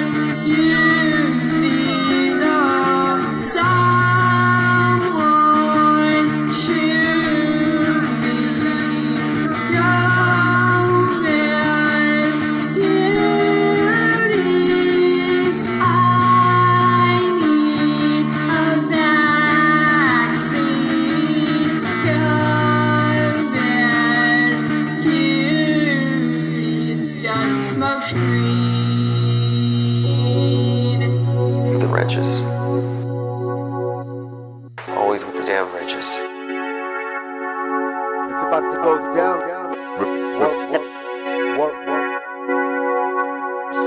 Rap most definitely. Hardwood man. Always with the damn riches. 35th degree.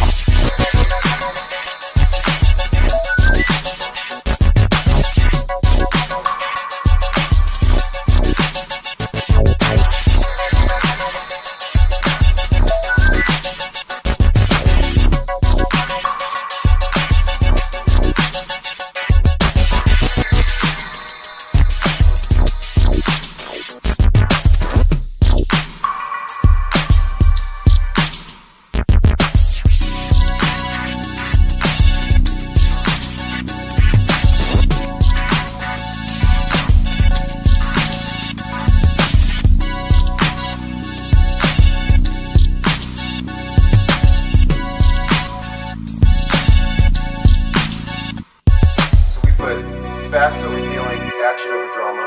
And we did so because of this. The fear French. The people who don't get it aren't here right now.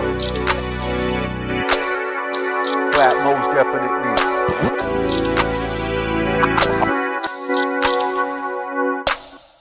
Rap most definitely. Hardwood man. Always with the damn riches. 32 degrees.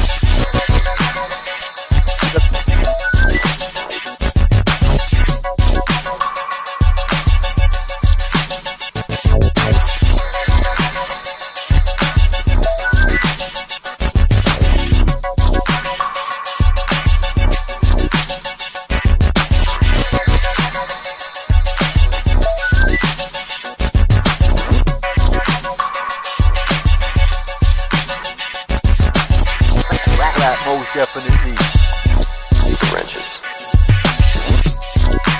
Always with the damn wrenches. 35th degree.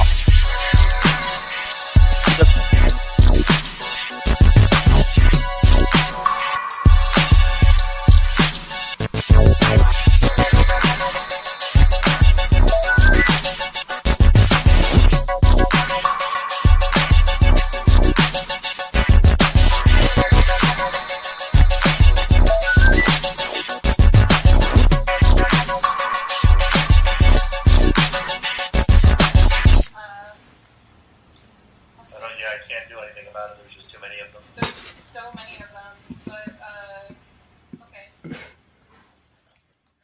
Thank you for joining. It's May 24th, 2023. This is Infinite Plane Radio. I sent out notifications just a moment ago, so I think a number of you should be piling in, and there's a number of people listening on the audio stream. I have a list of things to discuss today. A lot of the trends in the theater of Psywar, influencer-driven psyops, which we've talked about before, celebrity-driven psyops, but it's become very noticeable, where you have someone like Jack Posobiec or Tim Pool or Stu Peters delivering a constant barrage of a certain message, which happens to lead up perfectly to a psyop. For example, the barrage of subway violence with the catchphrase, "Get out of the cities." Well, that was a deluge that went on for months and ended with Daniel Penny as a hero. Like, I don't think you would arrive at calling him a hero, were it not for that buildup. The assumption that the subways were in this state and we needed a Batman, a vigilante. And he's been called a vigilante. New York is Gotham, the way they framed it. And the opinions about the act are purely partisan. Yesterday, I was talking about the eerie coincidence that he's got a tattoo of Samson strangling a lion on his chest. And that story's out there, but it's not being looked at as an eerie coincidence or some kind of foreshadowing. No, it's looked at as a sign from God that he was a good Samaritan. Although I don't remember the Good Samaritan choking or ripping anybody up. Joined by FaZe Polarizer, Rocco Calzone, Synchro Morpheus, Yurt Mama, thank you for joining. Synchro Morpheus has a tweet I was just looking at a moment ago, and we'll get into this because I'm talking about the various trends on the world stage right now and the psyops that are really standing out. Like right now, the big thing is the fake U-Haul false flag attack. They should have used a writer to be more consistent with McVeigh. We had that following in the heels of the fake CGI attack on the Pentagon that actually caused the market to dip. Like, the fake attack on the Pentagon had a bigger effect, had more ripples than the U-Haul attack with the Nazi flag carefully planted there on the ground. And we still haven't seen the manifesto from the Nashville shooter, and that's constantly being talked about, and we'll probably discuss that a little bit, but we're looking at predictive programming and the predictive programming from the Waco Netflix, how it ties into Trump's presidential campaign. It ties into this attack on the Pentagon. The attacker, who was, I believe he's typical. These white nationalists, you can't really stereotype them for some reason. They can't find representation. Maybe they can't find an actual white person to go down for the cause. But he said he wanted to take out the president, that he wanted to, like, literally do it for Hitler or something. I mean, they are so terrible at writing this stuff, but it doesn't matter. You know, the propaganda exists, the propagandists can point to it, and nobody asks any questions. Which is something else that I've been confronting, people who don't ask questions, and it's getting to be interesting on Twitter.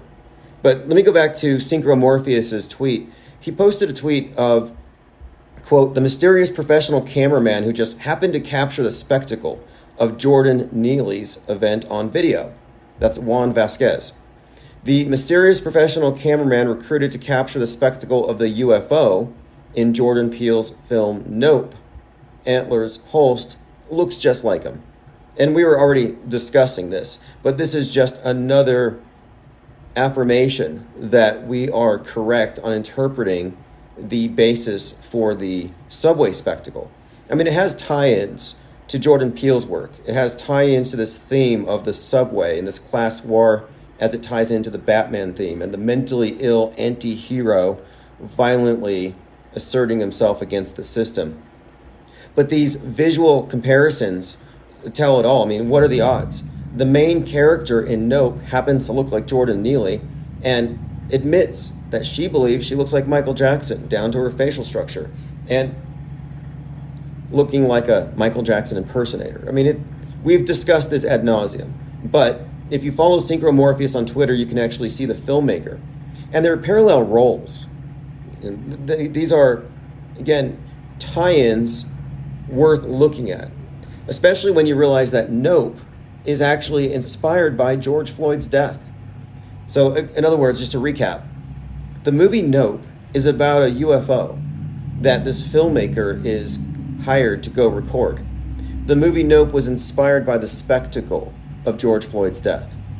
That's why this is also intriguing, because the subway event has references to this movie, and the main character in Nope looks like the guy killed in the subway. I mean, it's pretty cut and dry. It's not convoluted. It's not cherry picking. I think this is just an accurate deconstruction. And interestingly, too, to me, is the tie-ins between Stranger Things for the last year and the last year's mass shooters, specifically the left-wing, non-binary ones. Lots of connections there, all to bring about this satanic panic narrative, which is kind of reaching a crescendo now as Target, and this is also interesting because Target figured very prominently in the July 4th shooting, the one with the I guess the guy with the number 47 tattooed on his head, but the shooting where he wore a dress, had a wig, and he shot a 4th of July parade while his mom was at a Target. We were talking about it then. But interestingly enough, Target's in the news right now because they have this actual Satanist for their Pride collection, and he has a shirt that has this Baphomet goat, and it says, "Satan respects pronouns." So the idea that there's a satanic panic really shouldn't surprise anybody. And interestingly, too, to me, is that it's Jack Posobiec who's really advancing the narrative that these recent spate of shootings are coming from a pagan satanic angle against Christian America. He's really pushing that angle, which synchronizes with everything else, as the Nashville shooter has a curious resemblance to Elle, who kills those kids, as we've been discussing. But moreover, the movie's about a satanic panic. Jack Posobiec is the guy that started Pizzagate. If you can blame anybody, it's Jack Posobiec. Ready or Not says, let's break it down. Joined by Multi-Zero Jagger. Diana South, thank you for joining. Battery 79 says, where's the new Discord? Just go to ips.monster or infiniteplanesociety.com. Those links will take you to the Gilded, to the Discord. And if you've joined the Patreon, you should automatically be receiving your blue wrench and the invite link. Even though our Discord server was burned down because we are living in a society that tolerates book burning, and that's what it is. When they take down a Discord server because of a few offensive memes, it's like, if you guys are offended, why don't you just delete those memes? Like, this meme has been deleted by the censors. I would be fine with that, because then I would know what's censorable and I wouldn't repeat it. No, instead they leave it vague and they just burn your whole library because one page in one book somewhere might offend somebody who has no business being there in the first place. They're destroying culture. I mean, think about anthropologists in the future. I mean, we hear stories about, like, the Library of Alexandria and what kind of knowledge was lost. Well, in the future, they're going to look back and they're going to say, what a lot of dumb shits. They just destroyed what was a record of what happened when billions of people were suddenly networked, what it did to human culture. From an anthropologist's perspective, it's immensely interesting. I mean, imagine if those caves at Lascaux were scrubbed. I mean, I'm just saying, this is the destruction of organic human culture, but that's ultimately why they're doing it. Because they want a monoculture for the NWO. They don't want any sort of, anything organic has to be co-opted for the most part. We know how they operate. They have a fake-opoly. It's the real reason for the regulation of AI, because that has been a leveler of the playing field. And if anybody can create fake news as good as CNN, it disrupts their power balance. So they need to be able to certify real, because the public can't tell the difference. They just look at the blue checks. They're like, well, the blue check said the Pentagon blew up, so I'm going to respond as though it did. That's why they're so baffled these days, because Musk has said anybody can buy a blue check, so they don't know who to trust.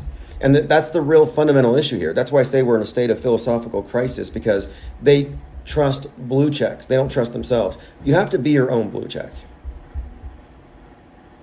Not Shock said, what did the MSM tell us to be outraged about today?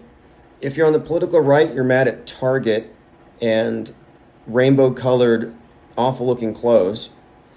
And if you're on the left, you're outraged about right-wing bigots threatening to attack Targets. Because, and this is actually probably going to be a psyop. That's why I mentioned Target being a prominent character or prop or setting for that last shooting. It may actually be something here, because if you remember, it was the Patriot Front that came out of that U-Haul on 6/11 last year. 33 feds to interrupt the LGBT parades. So there's been this antagonism, and then this was followed by these drag queen events that were being protested by right-wingers, and then Antifa started arming up. And at first they were mocked. Oh, you guys don't need guns.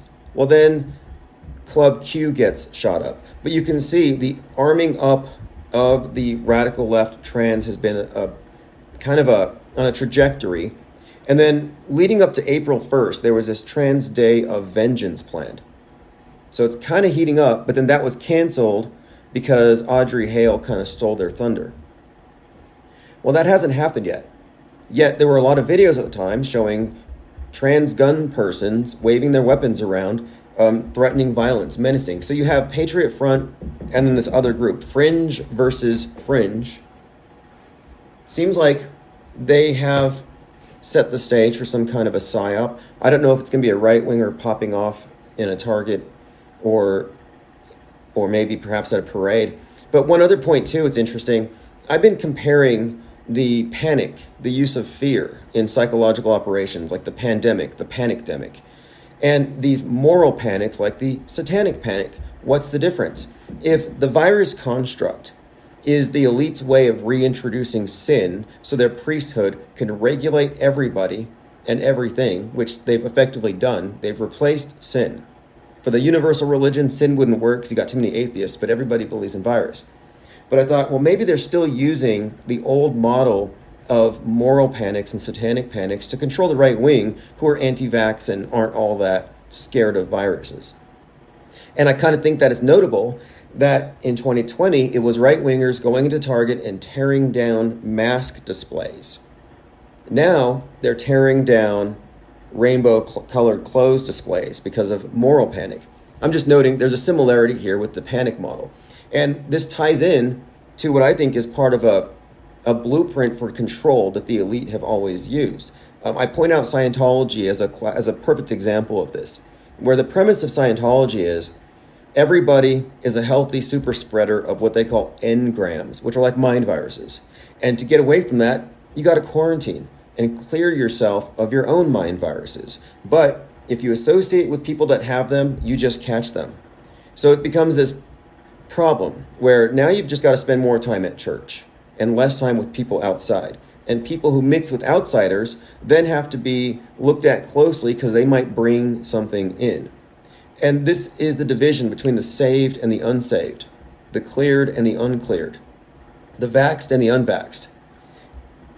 I think it's a control system. So when I see these satanic panics, I'm like, this has got to be engineered. There's no way that you happen to have a Satanist creating a pride collection for Target, and he's literally got Satan respects pronouns on a shirt. Like, that is an absolute provocation. Too perfect to be real. Primal Jihad says, could they pull the whole financial system down under Biden to bring in Trump as a savior with this whole debt ceiling stuff? Good question. There's no doomsday scenario they won't play. That's definitely one of their Illuminati playing cards, no doubt about it. Will they play it? Okay, next. Commenter says, the conspirators all want the conspiracy theorists isolated. Do you understand? It's never going to get better. Psych ward is psych ward. Well put. I agree. That's why they gave us Discord. They're realizing we're out there spreading our mind viruses to the public who have ARDS, acquired reasoning deficiency syndrome. They don't know how to filter out misinformation. That's why it's such a threat. The power elite are actually threatened by misinformation because they know that their sheeple have been programmed to believe in anything without a filter, which means anybody can influence them. And they're trying to monopolize the ability to influence their sheeple. And what they did is they gave us alternative platforms where now we're isolated. Now we're petri dishes to be studied. And I'm seeing a lot of podcasts coming out from big media types who are infiltrating servers for the sole purpose of doing a podcast about how weird these conspiracies are and these conspiracists. It's all been a setup from day one. All these honeypot sites were there to eventually be taken down, but in the meantime, to psychologically profile everybody, all their thoughts, to trace their mind viruses. I would even say that the radical mosque of the war on terror, the idea that you have these clandestine groups where people are gathering and that's where they're getting the radical verses that make them act out on society, yeah, that's been replaced with Discord. And they're trying to make the public think that Discord servers or 4chan servers are the equivalent of radical mosques. And the incels, of course, are the holy warriors ready to go kill for the cause. Calzone says, demons, the Bible referred to themselves as they, them. Oh, isn't it We Are Legion? That's right. Really interesting story. In fact, Ann Coulter has a book called Demonic. Now, she's partisan, obviously, but there's some good research in there. And her whole premise is that the mob mind is a demonic thing, that it's the lowest common denominator, the basest instincts, the worst impulses personified. And it has a long history about mob violence and how far back it goes and how destructive mobs can be. And I don't think we've seen anything yet. 2020 was a warm-up. In fact, there was a riot today in New York where protesters were protesting in favor of Daniel Penny, and then counter-protesters got arrested. Not a lot of people, though. And it's not for lack of trying. I mean, they're hitting every button. They're bringing up Emmett Till. They're bringing up Martin Luther King. They're bringing up Rodney King. They're bringing out Al Sharpton to say, America strangled Jordan Neely. And even Daniel Penny's like, I don't feel any shame. The system did it to him. Like they're trying to create outrage, and I just don't see it. And I think it's because it's difficult to hold people's attention. It's this attention economy thing. There's just too many competing voices and stories. It's getting to be a little muddled. But this is why they're probably planning to shut things down very soon. I think they're losing their stranglehold. Now listen to this. This is from Hal Turner radio show. Now, Hal Turner's obviously a Fed. He's one of these Timothy McVeigh fanboys. His name, Hal Turner, is obviously a reference to the Turner Diaries. But he posted this today. High-level U.S. politicians will be vacationing Memorial Day weekend with their families at various undisclosed COG locations. COG, continuity of government. Friends and family members are saying their friends and relatives are bragging about some super secret vacation in some kind of government bunker facilities. People are supposed to be at their destinations no later than May 27th, 2023. I honestly don't know what's going to happen, but they must be worried about something. Something so unnerving, they want all people, assets, and dependents to be at their locations by Saturday. So there's a little fear porn for you. Or maybe they are going to do something. Although Memorial Day seems like a good time to kick something off. I mean, that's when the George Floyd thing kicked off. And in the last week, we had 30 tons of ammonium nitrate going missing. I think there's like 160,000 rounds of ammunition. Very ominous if you look at the numbers, 1-6. The 1-6 January 6th insurrection, the 1.6 million rounds from Waco, the 1.6 billion rounds DHS bought that triggered Alex Jones. The 1-6 is all over this white nationalist 9/11 to come. So 50 U.S. senators are given satellite phones in case of a catastrophic event. Why satellite phones? They should be given the same type of landline phones that Nixon had when he was talking to the astronauts on the moon. FDA suggests internet could go out this week. And then we have the U-Haul crashing outside the White House with a Nazi flag. Now, you may not find the U-Haul Nazi kamikaze believable, but guess what? The mass media believes it, and they automatically believe their own reporting. I listen to these podcasts by these. They're not clueless, and they're not dumb people. They're actually quite shrewd, but they're insulated, and they're true believers in their own orthodoxies and their own echo chambers. They just repeat and repeat. I'm listening to this podcast, and they're talking about the faceless girl in Colorado, or the Nazi that tried to kill Biden with his U-Haul, like Timothy McVeigh, and they were surprised they didn't have explosives in it. I mean, these individuals never fact-check their claims. They overreact to things. I mean, just recently we had this situation where a nurse was accused of being a Karen, but she wasn't the Karen. They were actually trolling her. But the truth never gets in the way of a good narrative here. The facts, secondary consideration. All right, going through your comments. Joined here by Not Shocked says Sataloon phones. Yeah, precisely. Sataloon phones. Now, I had a conversation today. It started with a Twitter video of a CGI plane hitting a tower, because CGI melts towers. And the person who uploaded it was showing how it was pretty much fake. Well, this guy named Lee steps in, and he says, I watched it live on TV. It was real. My response, I watched it live on TV. That's not evidence.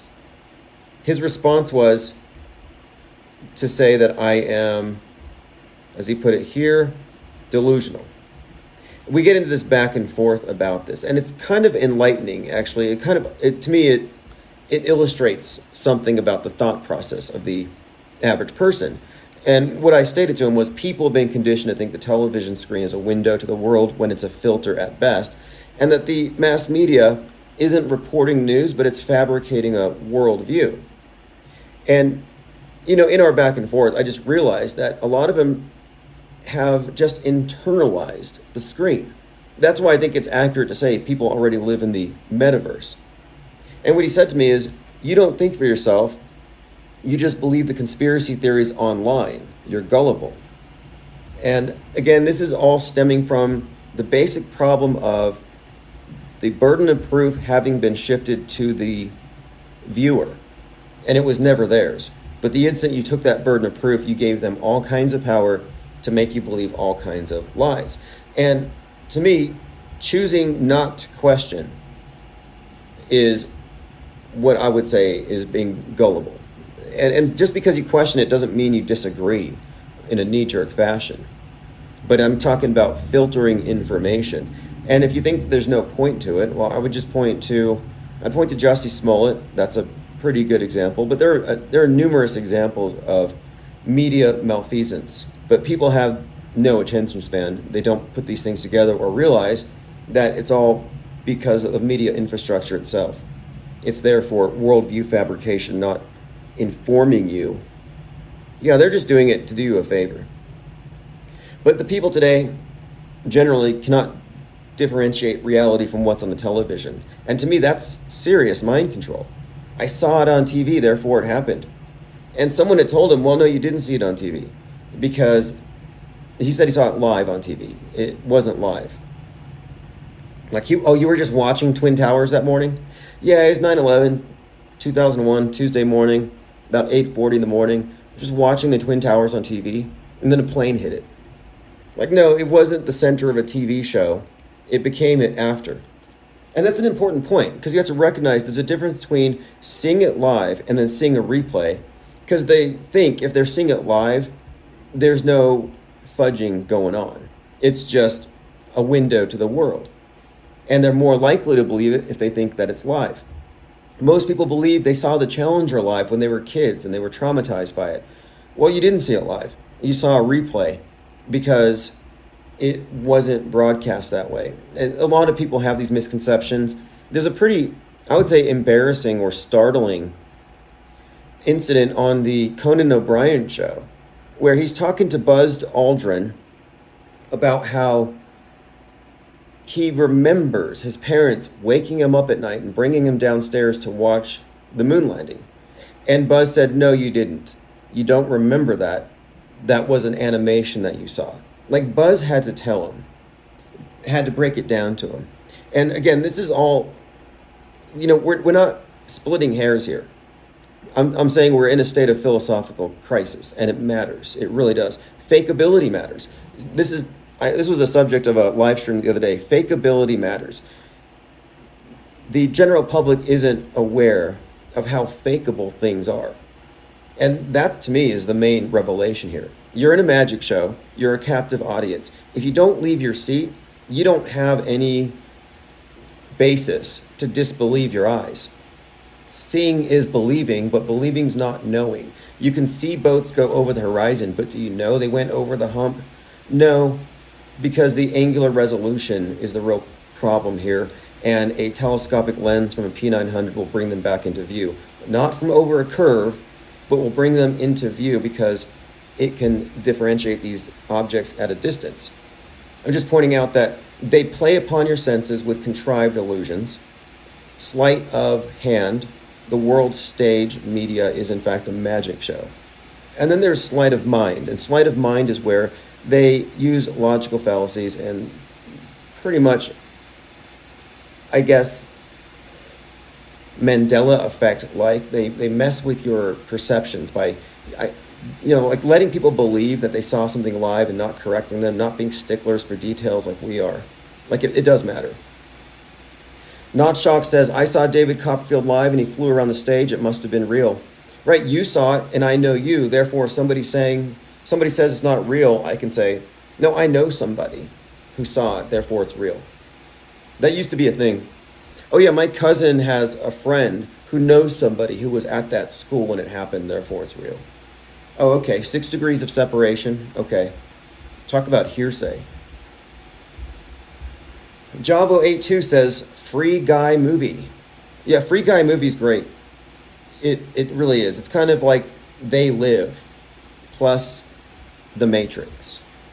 And in Free Guy, it's about this place called Free City. A bunch of NPCs following the program. They don't have any wills of their own, They don't know they're NPCs. They're just going with their programming.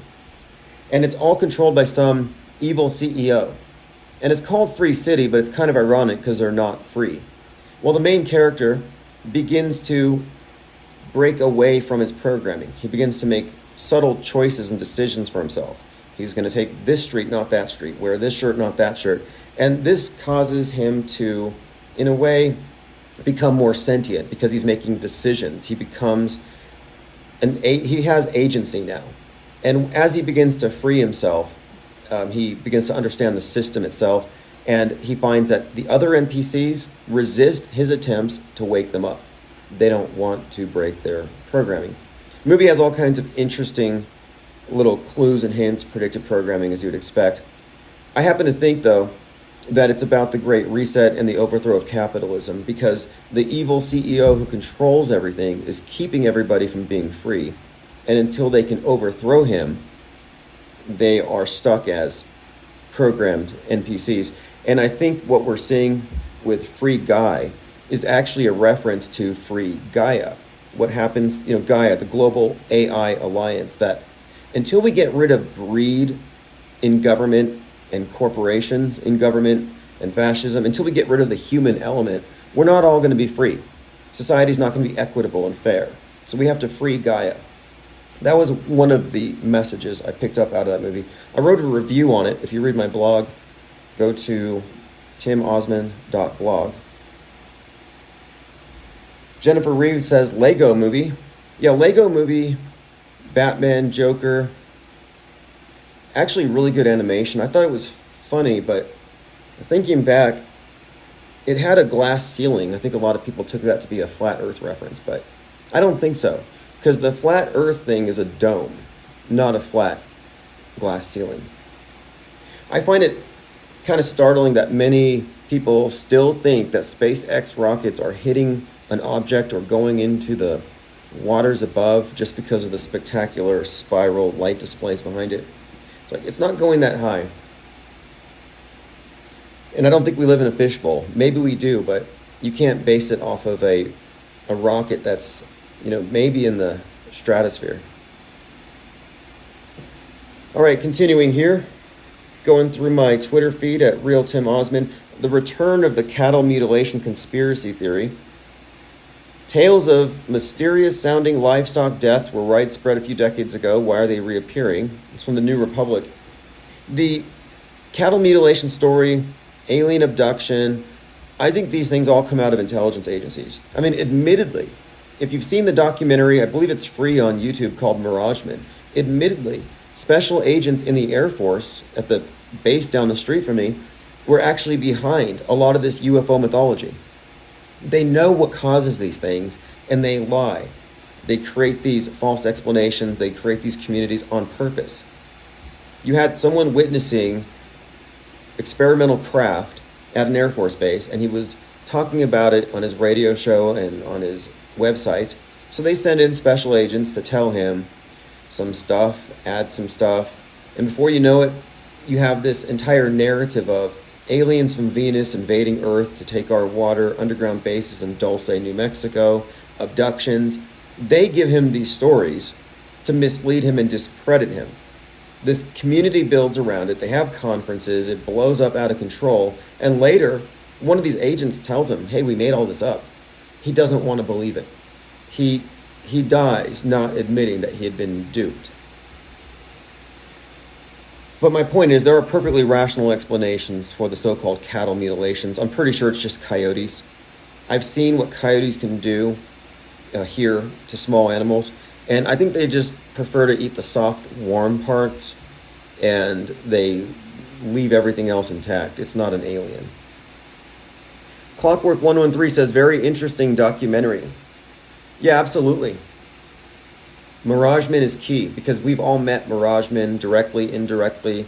We say shills. Well, we've independently, the IPS, we have actually found feds and federal informants.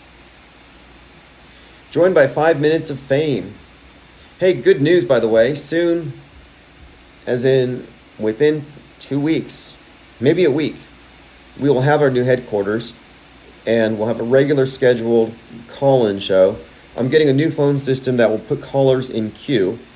And from there, we're going to be building outward and up. If you get the newsletter, you know more about the plan. I don't really want to talk about it too much live. A lot of it is really about the organizational structure of Infinite Plane Radio, our 155 press pass carrying reporters, and how we're going to activate that. Ollie Goering says, oh, missing people, aliens. Yeah, the aliens are angels in this. We talk about the new paradigm being based on the old paradigm. Virus replacing sin. Global warming replacing the flood god. Aliens are like angels. Like angels, they're androgynous. They're beings of light. They're obviously more advanced. They don't have any of the hang-ups of the flesh, as in passion, emotion, wants, needs. No, they're pure. And they're intermediaries. Some say aliens are a future man. Well, if you think about it, if you're a good person and you ascend to heaven, you lose your meat suit, you're pretty much just an angel in heaven playing a harp. You just got to really work at breaking away from your worldly nature to ascend. And I think that the angel and the alien both represent future man in this sense. And it's, of course, man is in a kind of a tug of war between beast and alien in the evolutionary narrative. You know, it goes from ape to man to eventually he's going to be an alien with all the cool tech. And he'll be past gender, past race, just gray. And that's, of course, again, what I'm saying, I think it's a parallel belief system. Ascension. Only salvation in this new paradigm comes through technology. And notice the very concept of ascension. The tractor beam, the beam of light beaming you up. The alien hybrid story correlates to the angels, the Nephilim, the Watchers, the whole situation of aliens mixing with men. That is a big part of it as well. Then the tractor beam and the UFO saucer, heaven. You know, heaven has been replaced by space. They take you to space where things are obviously better or something. But what's more, the symbol of salvation in the old world religions, the obelisk, represents the resurrecting dead earth god. Well, the New Age obelisk is the Space Needle. And the Space Needle is consciously designed to look like a UFO. And the elevator is the tractor beam. And so what does it represent? Ascension from what? The world, as in rapture, salvation, the elect, the elevated, the elite. It's all part of the same system, as in the UFO at the top of the tractor beam actually represents the capstone at the top of the obelisk, or the capsule at the top of the rocket, which is the modern day obelisk that takes you to the modern day heaven, which we call space. Another article here I want to bring up.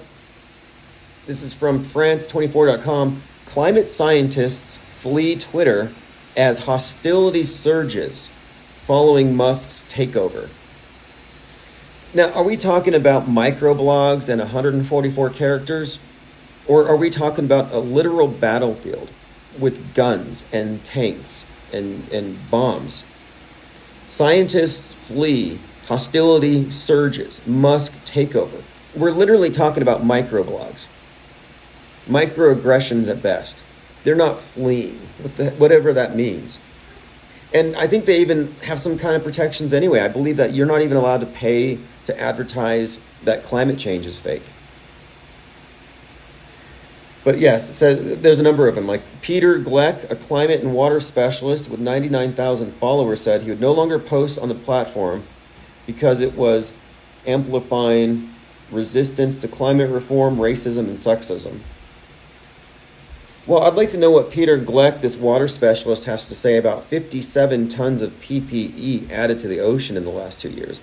Like, I don't believe in global warming or ocean levels rising one bit, yet I'm willing to entertain that it went up a millimeter just based on the amount of PPE that the climate change believers are largely responsible for.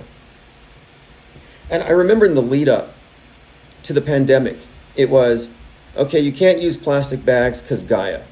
Okay, let's use paper bags. Well, no, you can't use those because they're bad for the, we don't have enough trees. So bring your own bags or carry your groceries. So I'm like carrying my own groceries for weeks. And it was just this back and forth. I'm like, they're just playing with our lives. And then some eco-fascist came into the local Circle K and stole all the straws. I mean, they were already getting aggressive. The environmentalists were already getting aggressive, affecting everybody's life. And I remember several times I got these paper bags that are tissue thin and my groceries fall out, like apples rolling down the street. And I know the elite are laughing. Like, I believe that they okay, paper bags are ineffective, they tear, and people drop their groceries. They're unwieldy, they don't make sense. So let's make them use those so we can laugh at them from afar. And they do. Because the plastic bags never break, you can reuse them for trash. I've used them even for priming canvases. I mean, they have a lot of uses, but the paper bags are worthless.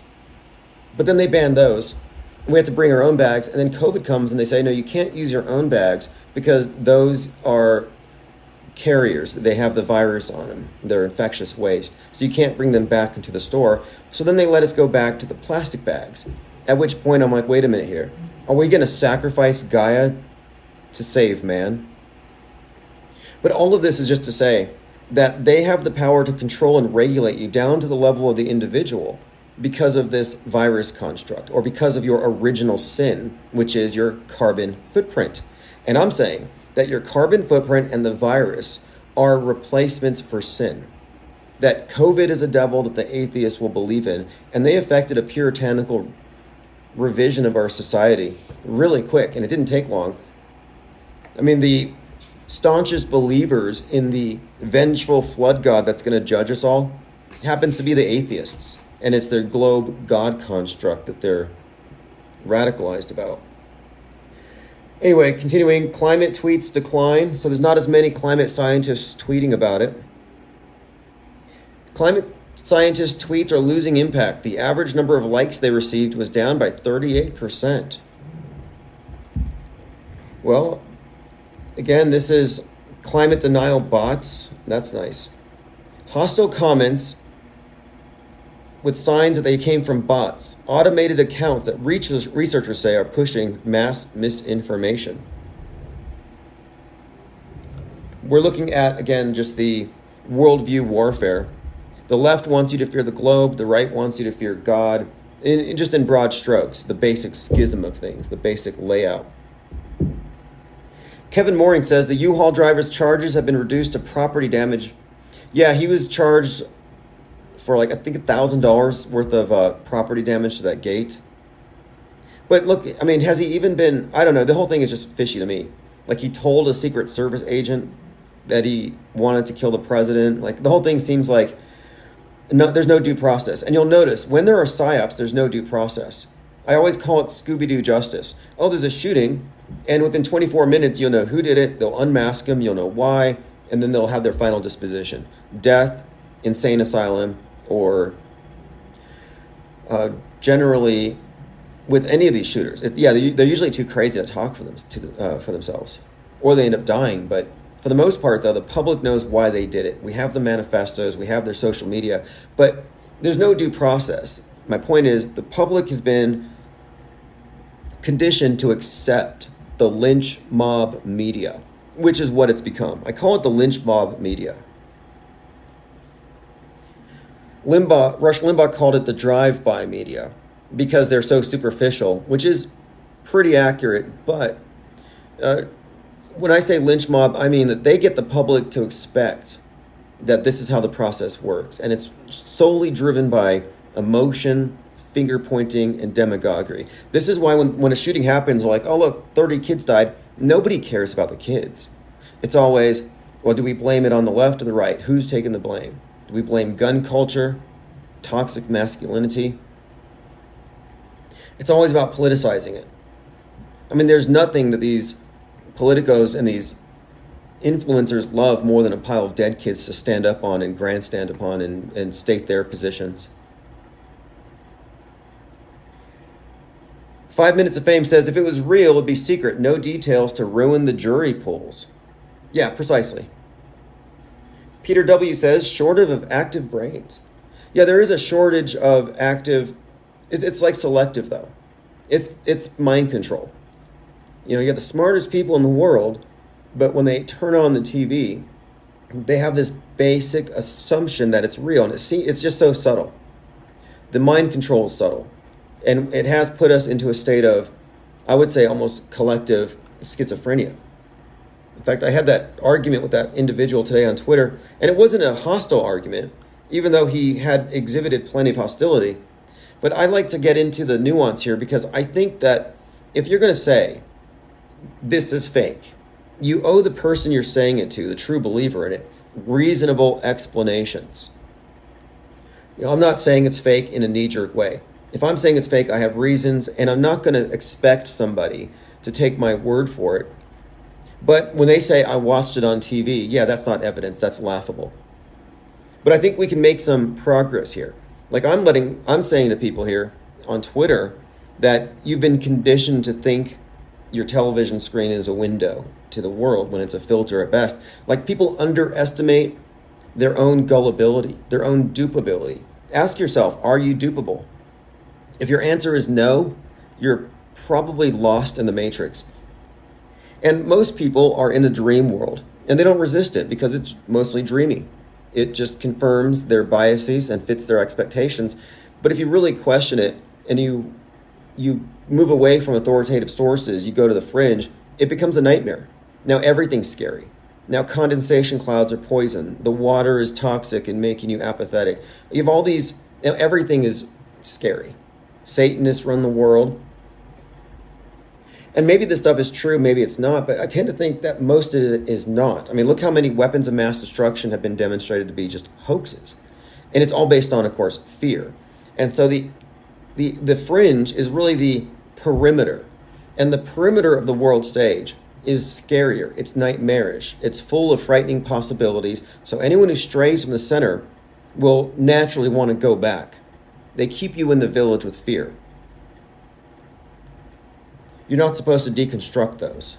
And this is their operation, this is their procedure, and we've already deconstructed it, but it's the dominant way of looking at things. And I'm always, even conspiracy theorists in general still are stuck on, I guess the big leap here is they don't know the fakeability of everything. Like there's a pretty good example, the 9/11 jumpers. They'll say, well, like I had this one guy, I called him a 9/11 jumper truther because he didn't believe any of it, but he believed the jumpers because he couldn't figure out how it could have been faked. Now I had an advantage here because my background was film, editing, Final Cut Pro, animation, specifically frame by frame, stop motion, but I have enough experience with animation that I can pretty much reverse engineer most special effects when it comes to, these days things are much different in terms of what tools are available to editors, but when it comes to the manual frame by frame manipulation, green screen, yeah, it's very easy for me to see through, but the general public's not. All right, let's go ahead and continue here. Got a commenter on my thread here about 9/11 said, and all the people on the plane didn't exist then. So I went to a fake funeral then for a friend who lost his life that day, but I'm sure the funeral was rigged then, okay? So he's being sarcastic, and my response was, name? No answer. So this person is trying to say, oh, I went to the funeral of one of the victims here. I asked for a name.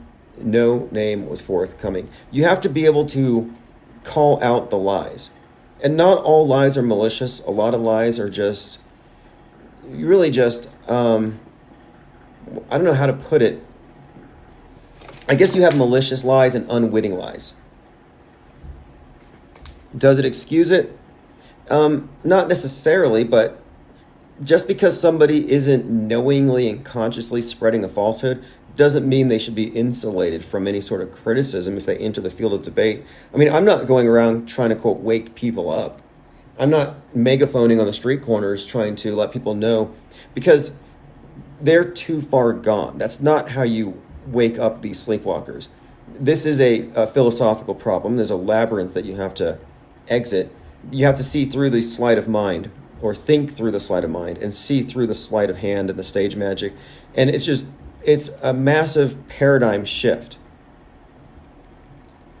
And my intention here for Infinite Plane Radio is just to build on what we already know and to onboard more into the off-world stage perspective. But I don't have any intention of finding average normie news consumers and trying to like recruit or anything like that. I'm only interested in people who already understand this stuff, already see how it works. And a lot of people do. The number is probably much larger than the mainstream media would ever like to admit. They want the consensus to think, oh, anybody who ever questions the moon landing is fringe, and they have some kind of intellectual deficiency. No, we're not fringe. We're actually cutting edge. We took off the filter. All right, continuing through my Twitter feed at Real Tim Osman. And by the way, we are doing Twitter Spaces. So just a heads up, we'll be doing Twitter Spaces after this. So some of the things we've been talking about: fake U-Haul false flag, missing ammonium nitrate, enough for 15 more McVeighs, AI regulation to protect the elite's fakeopoly, a Jordan Peele's predictive programming and the Jordan Neely PSYOP, influencer-driven PSYOPs in general, and my concept here that sin is has been replaced by the virus, but they still use moral and satanic panics for social control and segregation and self-quarantining of certain demographics the same way they do the virus. It's all a PSYOP. This Satanist designing clothes at Target, yeah, he's pretty much a PSYOP operative. I don't think it's a coincidence. It's too perfect. Billiard says, Gabby Petito's parents get, quote, burn after reading letter from Brian's parents. The Gabby Petito PSYOP was intriguing, and I have a picture from the FBI of the letter he wrote to her. And in the background of that photo, you can see the movie poster from the movie The Notebook. Like, they actually show you right there in the actual FBI, quote, evidence, the basis for their storyline and their script. And Gabby Petito was a Sandy Crooker. She's from Sandy Crook. She was in a Sandy Crook video that said something about, I think it was like, My Life Matters. I got to figure out what it was. There was some corny video, but my point is, she was in this post-Sandy Hook production. And then she's the star of this summer kidnapping video.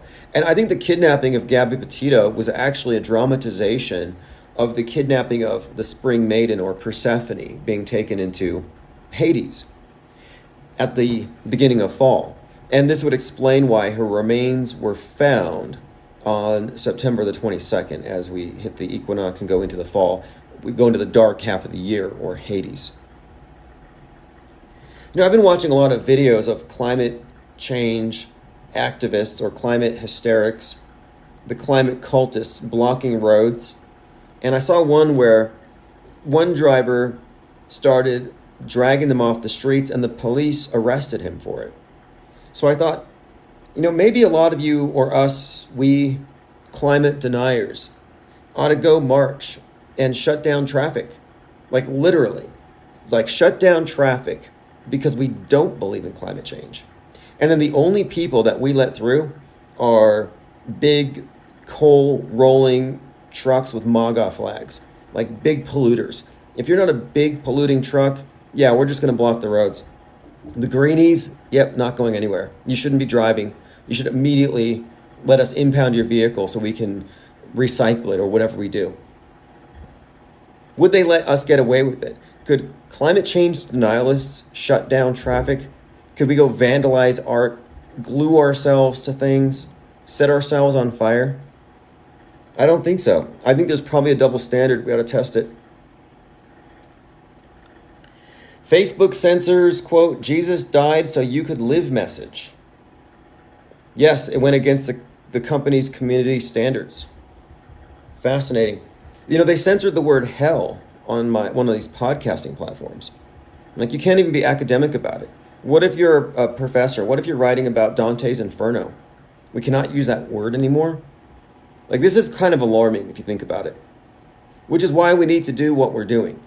Because their world is a world of book burners. And they don't want a continuity of awareness going very long. They want everyone to be part of the same short attention span theater. And just the fact that we have a think tank for years we've been going on here, maintaining a continuity, keeping up with the crisis actors. This is a development that they probably would like to break up and fragment, and it's too late. And the purpose to organizing as we are around our reporters and the real world reporting is to be able to scale this up, to metastasize it, to create a viable schism. Maybe not a total disruption. I don't even know how possible that is. But I'm convinced that there are sufficient numbers to create exactly what I have pictured here. Elephant Tusk says, stay home, save lives. Yeah, absolutely. I think environmentalists ought to be forcibly locked down and weld their doors shut like they did in Wuhan. If you see somebody, I'm thinking about this.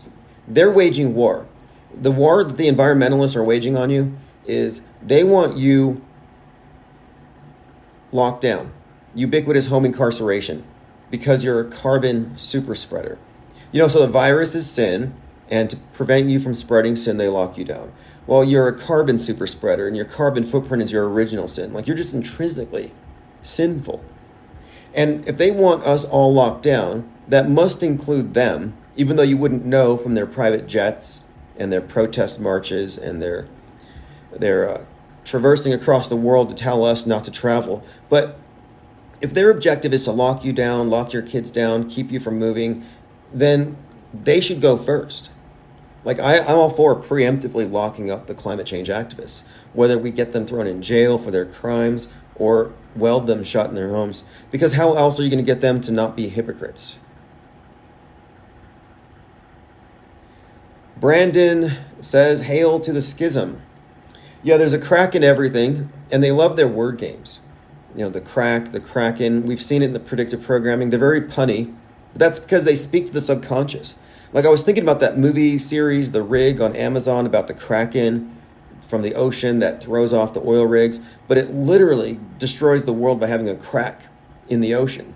And a character is reading a book about a kraken. They use this on purpose because they're speaking in various modalities for maximal impact, but they're definitely communicating to your subconscious. I'm convinced that you're always being programmed, and they know it. Elephant Tusk says, Tim, what are your plans for George Floyd Day? Oh, that's tomorrow, isn't it? That's the anniversary. Well, there has to be some kind of acceleration. I mean, this is not over yet with Jordan Neely. The outrage machine hasn't been fully turned on. And this is actually far more outrageous than the George Floyd death, because that was just the cops. This is America. This is the right wing. This is celebrity driven. This is Tim Pool. Tim Pool is blamed, he inspired the Allen, Texas shooting. Well, Tim Pool's a big donor to Daniel Penny. And again, Jordan Peele was inspired to create Nope from the George Floyd spectacle. And Nope has a character that looks like Jordan Neely. And it has the same subtext with the filmmaker. Looks like the filmmaker from the real world. And these all tie into Get Out and The Strangler, who looks like Daniel Penny. You got to subscribe to Synchromorpheus on Twitter. Get on my newsletter so you can see the pictures and see the links and follow with what I'm talking about here. But what we do here is we're not just looking back at predictive programming and compiling it and saying, what does this mean? We know what it means. We know what every puzzle piece is. It's part of this bigger picture that they're building. And what we're doing is we're at the point that the concurrent programming does happen to correlate with the news. And we're putting pictures together pretty quickly these days. Billiard says, have you seen the artwork for Tool's Fear Inoculum album? The virus is on the CD released in 2019. Fear Inoculum. No, I have not. I saw him performing in drag yesterday. You're talking about Tool? Was he in Florida? Although it probably wasn't the first time he did that. He's an interesting character. But yeah, Fear Inoculum. The fifth studio album by the band Tool, released in August of 2019. So it's late 2019. Their first album in 13 years. The last one was 10,000 Days. Isn't 10,000 Days the Saturn Return? Yes. And the clock that Bezos built in the Sierra Diablo Mountains is a 10,000 year clock, and he bought it for $42 million. 42 is one of their references to Saturn and Chronos and 10,000 years, 10,000 days. Anyway, Fear Inoculum is an interesting title because Infinite Plane Radio is Mind War inoculation. Nick the NASA Pimp says, I met one of the producers of the movie Room. I kid you not, he asked me if I'm a cannibal. Now, the movie Room is a great allegory, like Allegory of the Cave. It's actually, it's hard to watch. It's a screaming kid. It's kind of obnoxious, but the premise is brilliant. And it's based on a tragic and true story, but essentially a 17-year-old is kidnapped by some creep, puts her in a shed. She has a baby. 5 years later, she tells him, I'm going to let you out of the room. And he says, there's nothing out there. And he only knows the world through the TV screen. And she tries to tell him that the world out there is like what's in here. And he says, I don't believe you, you're lying. And she says to him, yeah, I've been lying to you for the first 5 years, but now I am unlying.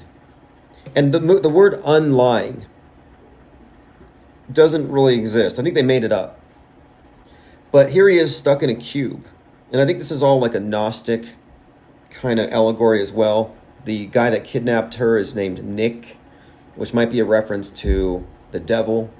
For example, the demiurge who has them locked in their time-space matrix symbolized by the cube. But anyway, she says, I'm unlying, and she has to prepare him to escape. And the way she does it is, he plays dead, is rolled up in a rug, and so old Nick takes him out of the truck to go dump him. Well, going in the rug is like being put into a coffin, or a cocoon, but it's like a coffin, like a Masonic death. And then he's reborn when he unrolls, and he jumps out of the truck. But the way they film the movie is, it's from the perspective of a child in a shed, and it looks huge. But then later, when he revisits it, you see how small it was.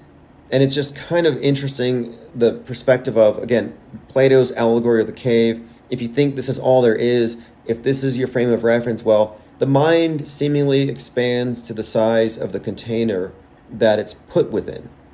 And his was put in the single room. Okay, let's see here. Billiard says Maynard has a cameo in The Village. I'll have to check out Fear Inoculum. Now, Maynard, the singer of Tool, and isn't Tool's logo a wrench? Like, they must know something. Yeah, I'd be interested to see about his cameo. I mean, the movie The Village, we're talking about the Allegory of the Cave. Well, The Village is another one of these that's a perfect description of our world.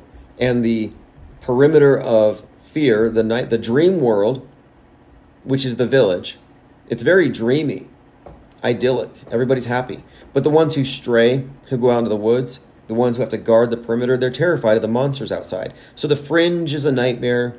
Inside the circle is dreamy. But if you go beyond the dreamy, past the scary part, you go into the real world, where you find out that the village is a little commune that these scared people set up because they're scared of the real world, so they're pretending it's the 19th or 18th century or something. Meanwhile, the 20th century is just over the next hill. Great movie. Kenneth Anger died on the 11th. I just found that news today. Kenneth Anger is a significant figure in the New Age. He's the co-founder of the Church of Satan, famous filmmaker. He was a Mickey Mouseketeer who claimed that Walt Disney was a dirty old man with children on his lap.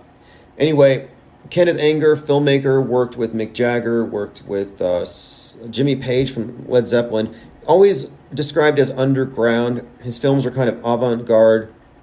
Probably not for everybody. I'm just saying he's an interesting figure given his prominent role within the satanic movement. And then he's visiting Aleister Crowley's abbey. We're talking about in Italy, where he did his rituals. And he was down there with Dr. Alfred Kinsey. Now, the significance here is Alfred Kinsey's sexual revolution, crossing paths with Satanism and film. What Kenneth Anger and Hollywood Babylon, what he really divulged was that, and most people just thought he was tongue-in-cheek, but that the religion of this new age, that its pageantry is quite literally Hollywood. And he's not being hyperbolic, where he's actually, I think, one of these individuals who for some reason just called it out like it actually is. Scotty Smith says, Tina Turner dead too. Yes. Now, I don't always question celebrity deaths. However, there is this pattern where they tend to, like, maybe they die, but they don't announce it for a certain amount of time.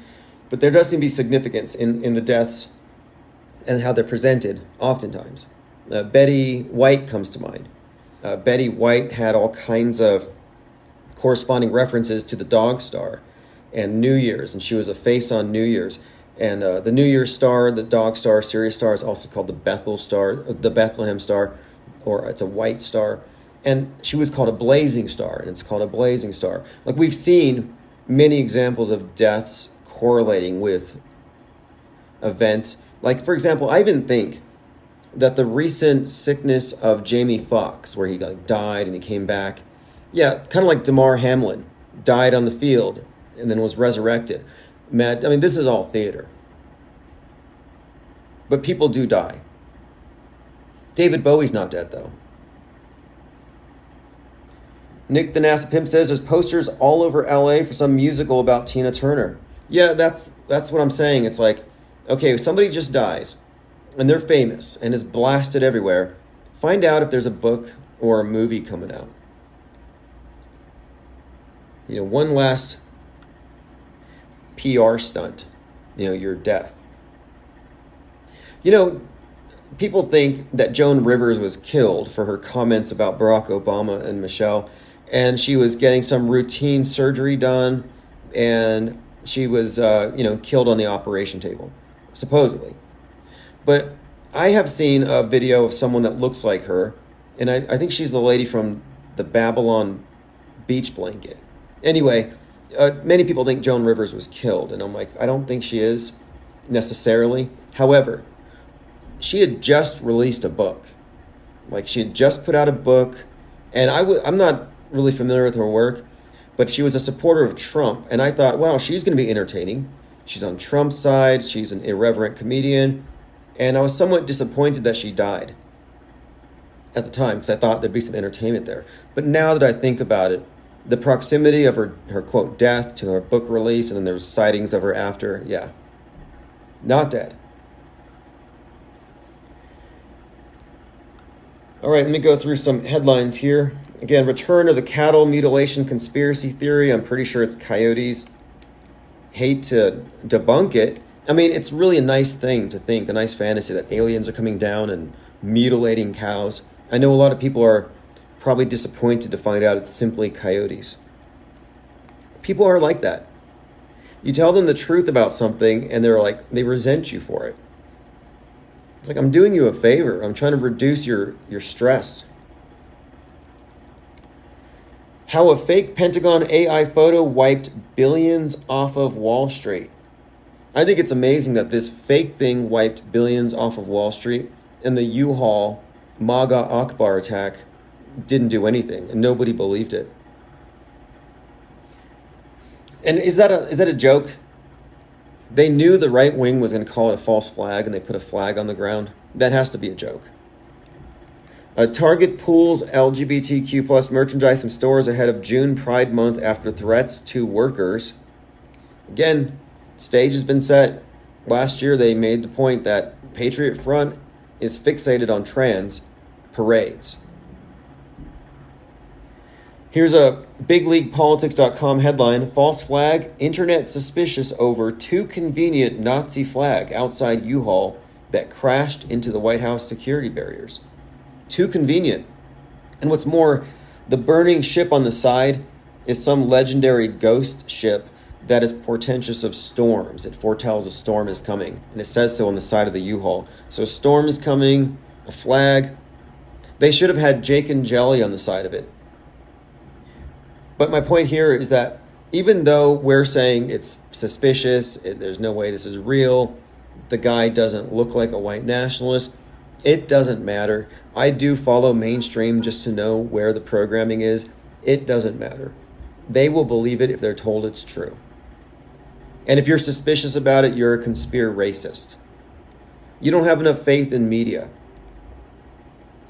World Economic Forum calls for AI and deepfake regulation and has already partnered with the UK government.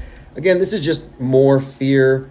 I don't think there's anything to worry about with this AI regulation. This is just the fakeopoly asserting itself. They want to make sure they control what is real, what is fake, as far as what the public believes. The fact is, there is no incoming threat because we're already deepfaked. I mean, half the time, Ron DeSantis looks deepfaked to me. As in, it looks like a mask. The eyes, I mean, it looks like somebody else is in there. I don't know if anybody else feels this way, but we are already in a heavily deep-faked environment. We have no idea how fake it is.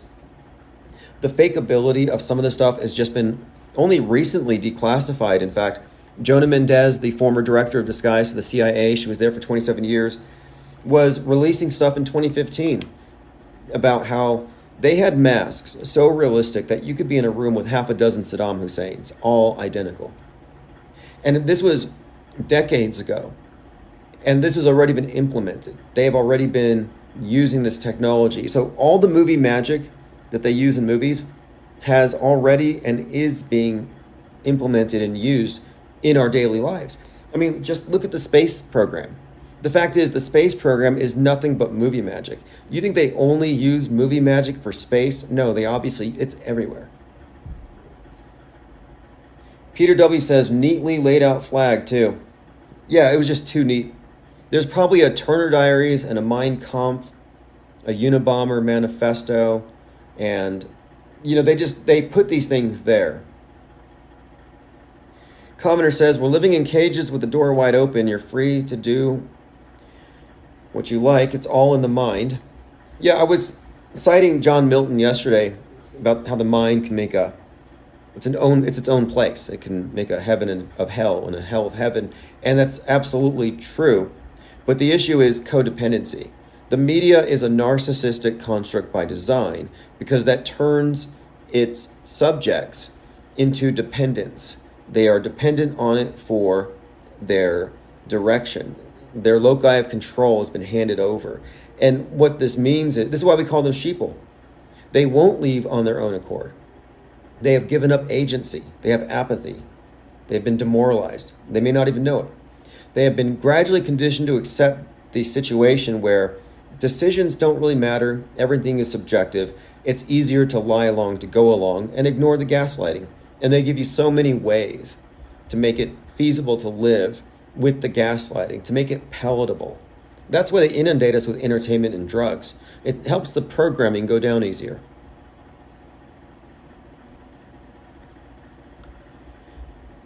All right, let's see. Going, checking out the Discord server and all the comments. Joined by Canaman, awesome. If you want to get the archives, go to ips.monster. If you want to get text alerts, same. It's all there. We have a lot of things that are in development right now. If you're in Patreon, you've automatically been given a blue wrench, nice, shiny, unused blue wrench, and access to the IPS 24/7 chat room. And we're going to be activating everything very soon. I sent out a newsletter today to explain the direction that we are taking things. I'll go ahead and go over this for those of you who haven't come across it yet.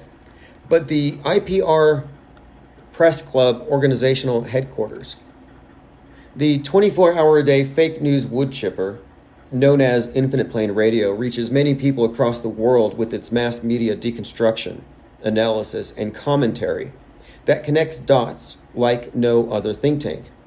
The IPS is preparing to set up its headquarters. We have a mailbox, and the office will be situated at the end of this month.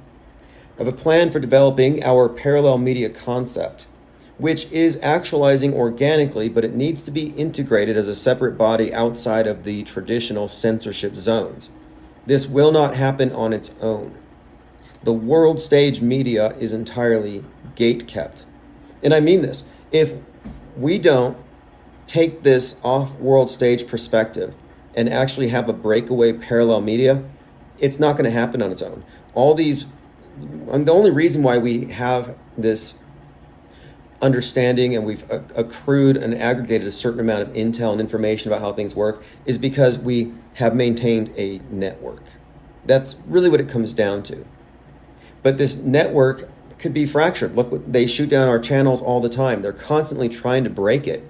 And what I'm saying is that the instant that the parallel media becomes self-aware, you can't bottle it back up. Alternative media was always just a controlled opposition front. It was always a honeypot, just like the Discord servers and these alternative servers. It was never a viable alternative. It was always just their controlled fringe. But when this parallel media concept, when those of us who are pretty well aware of what's fake, what's real, and we're systematizing it, when it becomes, again, self-aware, it can then metastasize. Because once you see through magic tricks, you don't fall for it again. You can't. The sleight of mind is what we have to overcome. So we are going to have, upon opening of the steady new headquarters, a return to regular scheduled call-in shows, interviews, animation department will be reactivated, 24/7 live chat reactivated. A lot of things that we were working on that are meant for print will go into print. Reporters will be activated. That's a huge part of it. And our next priority is pretty much that. And the IPR Press Club will have the resources and structure for content creation, from lead generation to published press releases and original reporting. All of this is going to be really the focus of the channel in the next month or so, because I think this is going to be a very interesting summer, and I want to be well positioned to cover the intensification of the Psy-War as we get close to the election. And who knows what's going to happen on 6/11 or 8/4 or any of these dates, but I don't want to be voiceless or completely censored when something happens. Tim Osman says, Kinsey was one of the fathers of the gender bender movement we see now with John Money. Kinsey is also a movie with the Taken guy back from early 2000. Yeah, that's the reason I brought it up. The reason I brought up Kinsey and his visitation of the Abbey where Crowley went is he was going there with Kenneth Anger. So we're talking about the Church of Satan going to the Thelemite cult to get their records of Crowley's orgies and their sex rites and their initiations. And the Baphomet, that was one of Crowley's code names.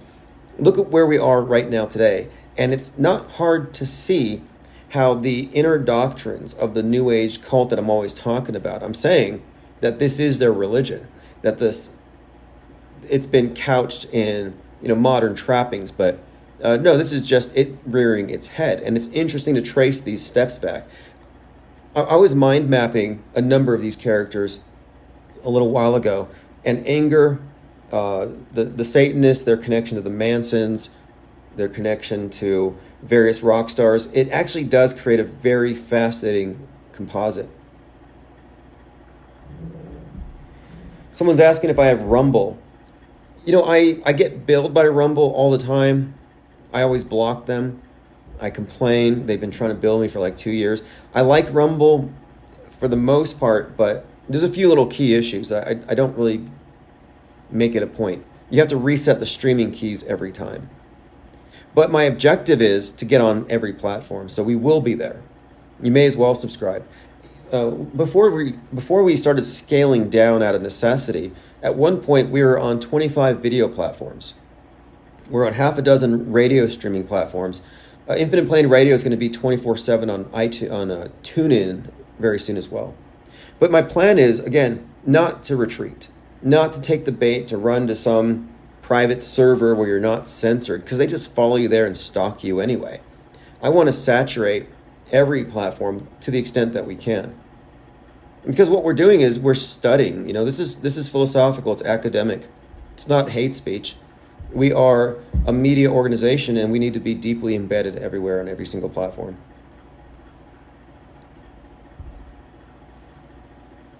All right, let's see. Going through your comments one more time. I'm putting a link in the chat. I'll say thanks everyone here for joining. Definitely go to ips.monster. You have all the relevant links. We're keeping our eyes peeled for whatever's going to happen with this white nationalist 9/11 to come. My sights are on 6/11. I'm with Jurassic Liars. I'm on Team JL. 6/11, Seattle's probably getting nuked. And hats off to Christopher Nolan for the special effects. If they nuke anything, it's going to be Nolan. I had originally thought James Cameron because of T2, but Nolan just filmed Oppenheimer, which is going to be out in July, assuming they don't nuke Seattle and bring about societal collapse. Thanks for joining. We'll see you all in the Twitter spaces after. Have a great night. All right, today is May the 3rd, 2023, and right now the big news is the active shooter in Atlanta with a very unimpressive kill count, only one, and they have hundreds of police combing the streets, so it's a big show. And then Russia claims Ukraine tried to assassinate Putin in a drone strike, and I watched the footage and it was pathetic. It looked like a firework hitting the top of a dome. That really wasn't an attempt, just pure symbolism, but not even good special effects. Wasn't even close to convincing. But he has promised retaliation. That's the top story right now. And the story in Atlanta, one individual, former military, 24 years old, he's going on a shooting spree. He injured 4, killed 1. And like I've been saying, they've changed the narrative, where now the shooters are all lefties. You have the trans gun persons, the Redditor shooting up the bank, and then you have the illegal immigrant or the Mexican national who'd been deported 4 times. And then it raises the question, how did an illegal immigrant who's been deported 4 times get an AR-15 to casually pop off in his backyard? They caught him hiding under some laundry, but this new shooter all I know is he's dressed like the Unabomber with the hoodie, and he's black. That's all we know so far, and former military, 24 years old, and he's still on the loose, and they've locked down Atlanta over it. So loose shooters seem to be a new PSYOP twist, another twist, a plot twist in the PSYOP narrative regarding shooters, where they're trying to make sure that these things are terrorizing the right people, and the right wing didn't care about the bowl cut shooters or the MAGA hats, but now they care because they're trans gun persons shooting Christian schools. Now they care because these are people who shouldn't be here, but for the lack of a wall. And who knows what's with this individual. They're probably going to say, if anything, mental illness. They'll say something about military not getting adequate mental health. We'll see. Narrative is still unfolding. Other news, the Discord server was tanked last night, and they also took down my personal channel. So I'm done with Discord, as far as I can tell. But if you go to ips.monster, the link at the top, it'll take you into our replacement Discord server, which is a clone called Gilded. And I'm also making use of a forum, the Autohoaxology forums, to consolidate all of our research. That way, if they take down anything else, we always have a permanent record. And finally, I'm making more use of minds.com. But you can find all the relevant links at ips.monster. I sent out the links, and I think we're going to regroup pretty fast. We're just going to continue moving along. Commenter says it's the equivalent of droning the White House on July 4th, a humiliation. Right. Yeah, it's more of a symbolic thing. That wasn't a legitimate threat on his life, but the fireworks hitting the dome, that was definitely a provocation. And he did say he's going to do some kind of a nuke. Like Discord just got nuked. We were expecting one. I thought Austin or Houston was going to get it first, or Seattle, but no, it was the IPS Discord server. But, I just had a conversation with Fakeologist about how the Discord server is almost like an information quarantine. We don't want to quarantine our best ideas. We want them out there interfacing. Discord might be a PSYOP. These alternative platforms, go ahead and have your free speech in Telegram. Have your free speech in Discord, where you're able to grow, congregate, network, and they can spy on you, and then they can rug pull you whenever they feel like it. That was the agenda from the beginning, to stop us from having our conversations in public. That was the PSYOP there. That way, I mean, for that reason, I kind of don't feel like it's a huge loss. It's a disappointment.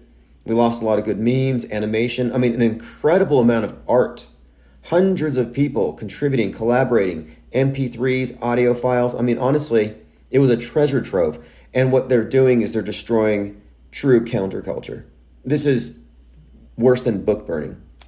This is erasing your books, erasing your conversations that involve a lot of riffing, a lot of back and forth, a lot of spontaneity, plus hours long voice chats. I mean, really what they destroyed, you can't replace it. But we already knew this was going to be the case. And that's why every day we're live streaming, and I'm digging through the Discord servers, going through our various research pools to find the best content and to put it out there, to publish it. I mean, it's a tank, it's not an echo chamber, meaning we have a turret and we have a way of blasting our misinformation, disinformation, as they call it, in every direction. Les Go says, lesson learned, we need an IPS server off the grid. I disagree. Off the grid is what Discord was. Off the grid is what they want you to do. That's the PSYOP. There is no off the grid. If you're running off the grid and you put your head in the sand, what you're doing is you're taking yourself out of the area of engagement. If anything, we need to just continue hitting the same exact areas, but the content needs to be made so redundant that it can't just be deleted. Like I said, most of the best content made it to Minds, made it to Twitter, made it to forums, and certainly made it to live discussions. And as long as we have content going out, as long as the tank is blasting, it doesn't matter if they take out our temporary ground zeros. We are always going to be a moving target. But yeah, we definitely need to, and everybody needs to, store your memes. If you can, get them carved into titanium panels, and eventually we'll crowdfund a massive underground bunker where we can have all of our best memes stored for posterity. So should there be a mud flood or space junk Armageddon, if something does wipe this place out, some future intelligent beings might discover our memes and thereby really just accelerate their evolution. The new Discord server, not open yet. It's a replacement. It's called Gilded. Just go to ips.monster. ips.monster will take you to all the appropriate links. Hello from Seoul, says Mazel. Yeah, thank you all for joining. And I was actually thinking about the various PSYOPs. And we had that Seoul Halloween crush in South Korea where 159 people were supposedly killed. Do you remember the crushes? Like we had a spate of tramplings and crushes where you pretty much saw people giving CPR to dummies on the ground. And one of the poor crisis actors in this mass casualty simulation presented as news didn't have his own dummy. So he partnered up and he was doing chest compressions on a rubber dummy's thigh. And they were all hitting the CPR dummies to the beat of the music in the background, which was Staying Alive by the Bee Gees. I mean, it was a great party. It was out there in South Korea, the Halloween crush. It looked a lot more entertaining than the other crush that we had over here at the Astro World with Travis Scott, where I think about 9 people were auto-tuned to death. All right, I sent out text message blasts. There are 52 people here. If you go to ips.monster, you will always have the most recent YouTube channel and all the relevant links. I just made everything very simple this morning. All right, to continue, nuke threat. We know there's drills going on in Houston. We knew there was some kind of ongoing narrative regarding a nuclear device going off somewhere in America, and they're training for it. And Houston has been where they've drilled for dirty bombs. Same with Austin. Well, they claim that 130,000 people would die if it was dropped or deployed right there. I was therefore expecting a nuke, and now Putin is out here openly threatening to use one. Now, there's some salacious news from the right-wing, Christian, conservative, controlled op degens. Last time we were talking about Ollie Alexander, the predator who runs this blackmail ring where you don't get on InfoWars or you don't get into America First unless this guy has nude pictures of you. And that's putting it very PG compared to what he really wants. That's been somewhat exposed, or rather, it has been exposed, but for some reason, he's not in jail. Next, you have Steven Crowder makes the news, and we were just talking about this, mainly because he was berating his wife for not being wifey enough and for being out of the kitchen. He was just being a good right-wing Christian conservative with trad values. Well, he was looked at as a bully for that.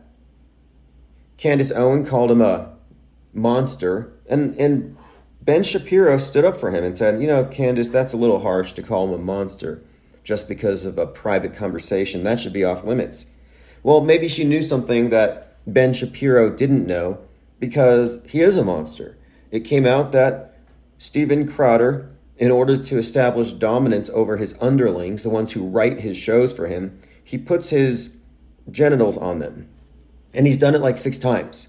Like some kind of show of force, like dogs mark their territory. Well, he just plops it down, drops it on someone's head or whatever, and it's meant to be a joke. I don't understand that kind of humor, but just pointing it out that in any sane work environment, that would at a minimum be sexual harassment.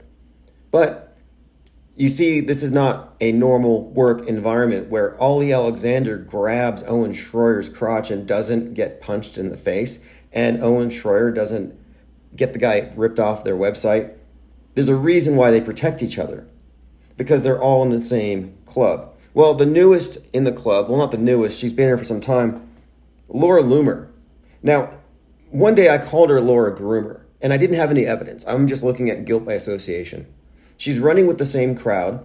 She's obviously privy to a lot of the damaging information they all have about each other. It's a circular firing squad. When you look at the, again, right-wing Christian conservatives, well, Laura Loomer has a very nasty reputation that just came out.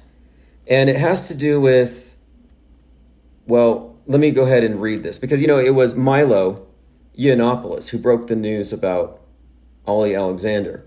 Well, he has made some threats that he's going to do to Laura Loomer what he did to Ollie. Now, what did Laura Loomer do? It's pretty bad. Here's what he said. Now, again, he's behind the expose on Ollie. I don't know if he's going to do anything to Nick Fuentes. I'm waiting for something to drop on him. But basically, yes, Laura Loomer drugs and rapes her dates. Okay, that's according to Milo Yiannopoulos. And there'll be more on that coming soon. I mean, who had that? Who had Laura Loomer rapist on their bingo card? I wasn't expecting this. Everybody knows that he's got this vault and he's got dirt on everybody, but that's pretty insane. And we'll get more into that later. We're also looking at this pattern of big media types like Don Lemon and Tucker Carlson just falling from grace as Fox is being torn apart. And the reason why Tucker got fired, it's turning out that it has to do with a lot of private conversations and texts that have come back to haunt him, which again suggests something, that in these circles, they all sit on each other's misdeeds and quotes that they can use later to drop them. These things then have, some kind of a currency. And that's where we're at now with this. We're at a stage where it seems like the right is imploding as they're all just trying to cash in on whatever dirt they have on each other for influence, for power, for clout, or whatever it happens to be. Going through your comments. Yeah, look, I'm not going to read the full details about this Steven Crowder thing. It's pretty bad, but, the long and short of it is he was making his underlings do his laundry. He was one person in real life and another person on the mic. And of course, he has a whole lot of people writing his stories for him, writing his jokes, writing his content. And he's kind of a workplace narcissist, it seems. But that he did, in fact, expose himself frequently to a lot of his underlings. All right, I got a comment here. It says, this is from the Twitter account Pedro Gonzalez. Milo Yiannopoulos posted 2 messages on Telegram tonight. The first is a screenshot of him claiming to Laura Loomer's lawyer that he has evidence of sexual assault by her, and the other is a screenshot of Loomer saying she's going dark for a while. Again, Milo exposed Ollie Alexander, the guy from Stop the Steal, the guy who organized the Stop the Steal rally. I mean, it's the top of this thing. It's corrupt from the top down. Now, I'm looking at these screenshots, and one of them says, from Milo, subject, we're not going to tolerate any more tweets about MTG. So Milo's tweeting to Laura Loomer to shut up about Marjorie Taylor Greene. This is just a threat of blackmail. And what he says is, delete your tweets about MTG or I will drop a house on you. Again, this is from Milo to Laura. I have recordings from the men you raped, Laura. Video and audio, and that's just the start. Choose your next move really carefully or you'll get the Ollie treatment. You will not survive. Milo. So there you have it. He just dropped that on her. And then she said, and I'm sure this is just a coincidence, she says, I feel so tired I could collapse. I need to rest. Haven't been feeling well lately. Not interested in doing interviews or any kind of media. Too tired.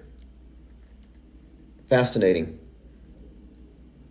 Fascinating development, not surprising at all. You know, it's like, who among the far right aren't groomers or insiders to this blackmail cult? And one more point about this. I'm not going to play guilt by association, but if you look at the people who are associated with these sickos, you know what they all have in common if they're not sickos themselves? What they all have in common is terrible discernment.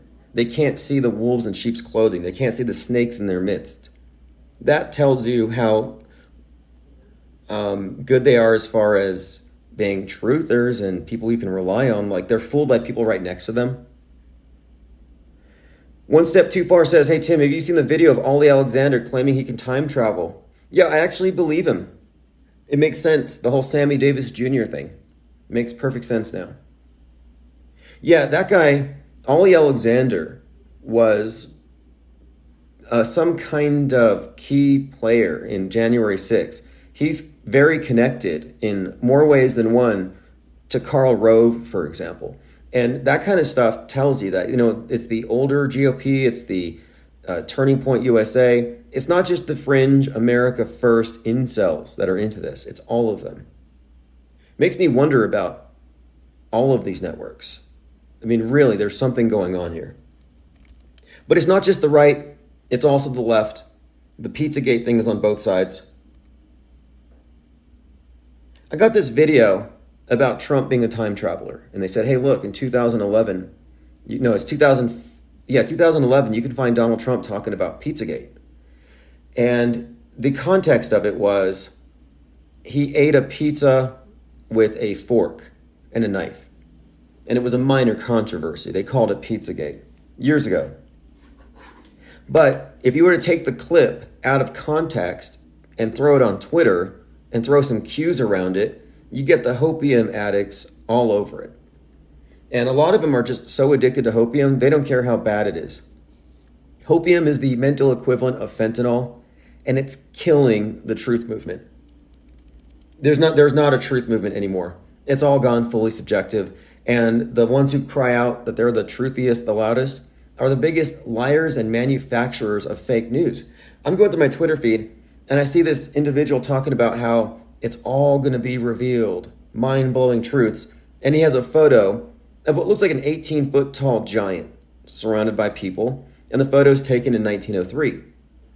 Now, this guy is utterly blown away by how massive this giant is. And it's supposedly a Neanderthal from the Netherlands. I mean, it sounds like a joke. Well, I looked into it. I looked at it. And 5 seconds later, I'm like, oh, it's a Mid-Journey creation. In other words, people are using AI art generators to create content that lends credibility to their favorite conspiracy theory. And then others are sharing this as though this is factual information, as though this is a real photo of an 18-foot tall giant. And this isn't the first time I've seen this. Giant believers will believe anything. I've seen videos from this movie called, I think it was called Big Man Japan or something. I have to go watch it. It looks great, but it's like these giants in Japan, like Godzilla type stuff. Anyway, one clip of this massive sumo wrestler who's like 20 feet tall, black and white, looks like old footage. One clip goes out there, and then it just has people talking about, wow, there's so much in the world that we're not told about, but it's all going to be revealed thanks to Q and Trump. It's like, no, you guys are kind of tricking yourselves. Choose your own reality. Joined by 6079 says, what up, Tim? I hope to work with you before the end of America. Oh, America's still going? I mean, I know it's a zombie, but I thought it had totally ground to a halt. There were scenes in Paris of police being firebombed, police on fire. And we predicted this. We said, hey, watch, you're going to see May Day, communist holidays, also Beltane. We're going to see Beltane fires all over the place. You have the fire department with their fiery torches. Now you have the burning cops. This is all just ritual. It's all theater. And it's occult pageantry using political gatherings as an excuse. Kevin Mooring says, when Kanye was on InfoWars, Laura Loomer tried getting on, but Milo blocked her, so something had been brewing for a while. Yeah, thanks for reminding me. Laura Loomer was sharing some inside clips where apparently, according to Laura Loomer, Ye tried to mount Milo. That's what Laura Loomer was trying to get out there, and that's why she's under attack now. To protect Ye. If you believe it. But why wouldn't you? Everything else has come true so far. Let's see, yesterday we talked about fake. No, the day before yesterday. Fake will be labeled as fake on TikTok, but fake is still real. No, that was yesterday. We're pretty much going daily now. What I mean by fake will be labeled as fake, but fake is still real. Well, fake refers to AI-generated fake news that you make.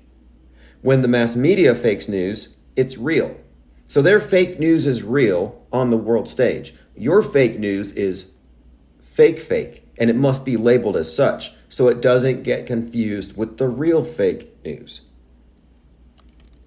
And TikTok is going to have disclosure so people know when they're looking at something that's AI generated, because the public can't tell.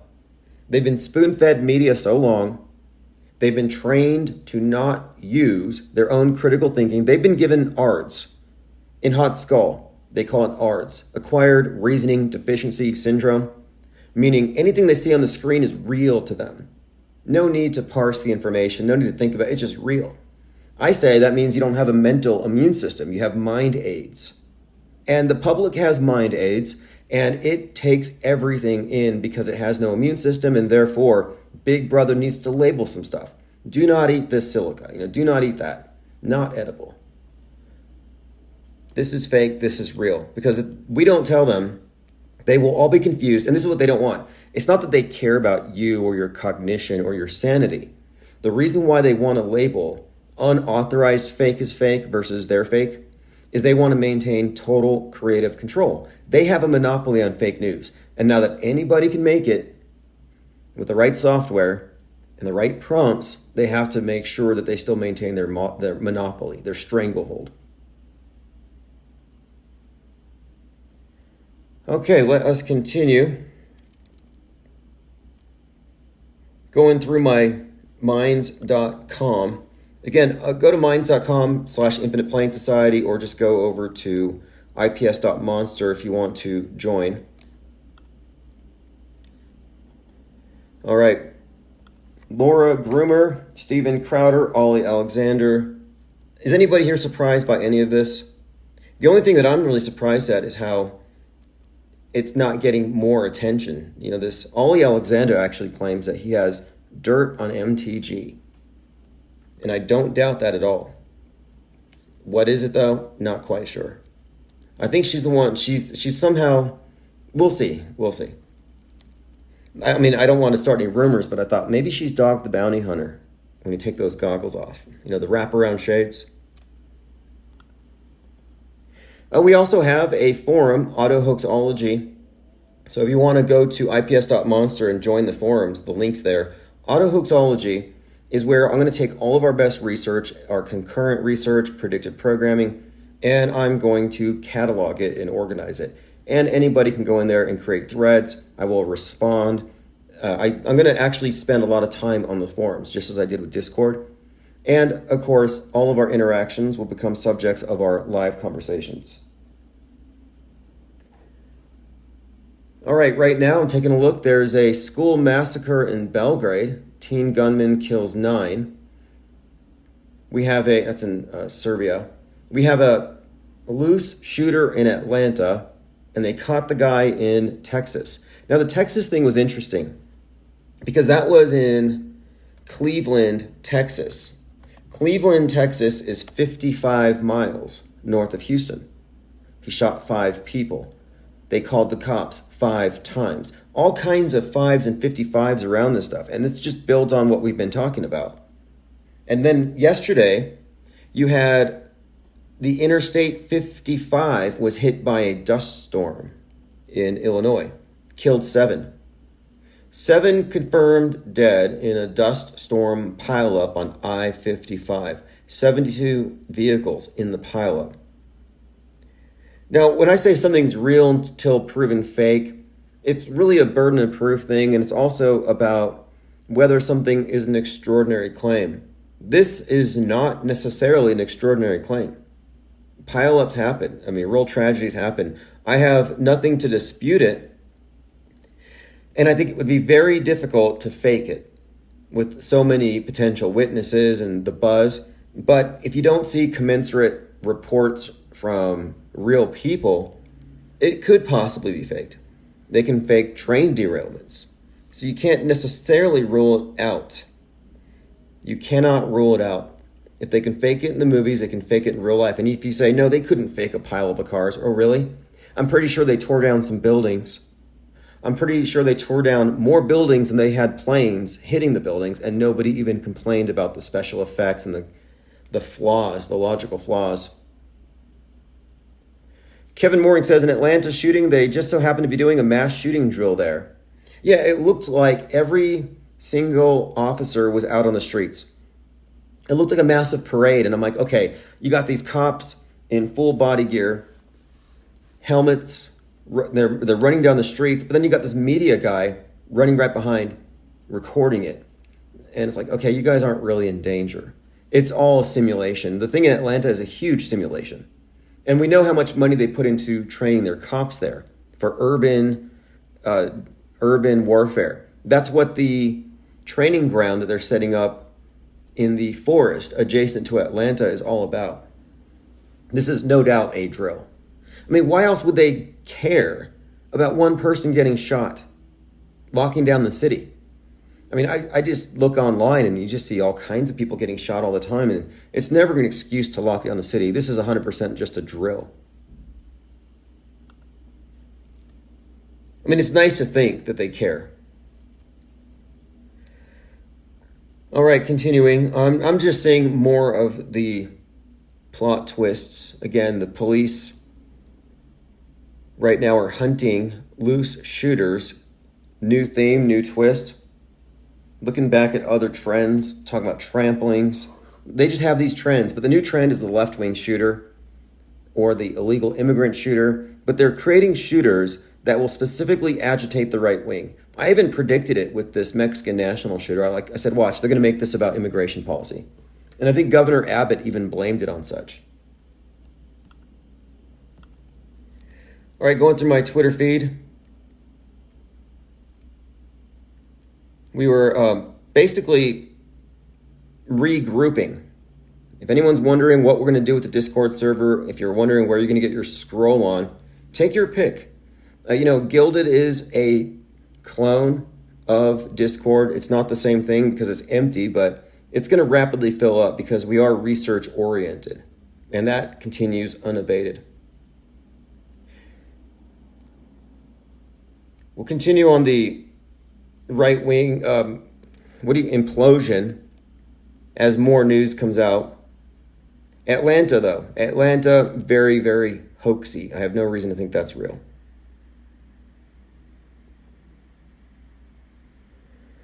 Kevin Morris says, remember Van Life Killers on the Run? It's a script for the summer. Well, these shooters on the run, this is kind of a new thing. And then they call it the hair trigger shootings, where people are just shooting people for getting in the wrong car, for touching their car, for ringing their doorbell. But they're rolling out back to back a number of different agendas. It's like they're repackaging the PSYOP again and again in order to make it, it's target marketing. And if you don't care about it, they're going to find out how they can make you care about it. What can they do to make it more appealing to you? How do they scare you?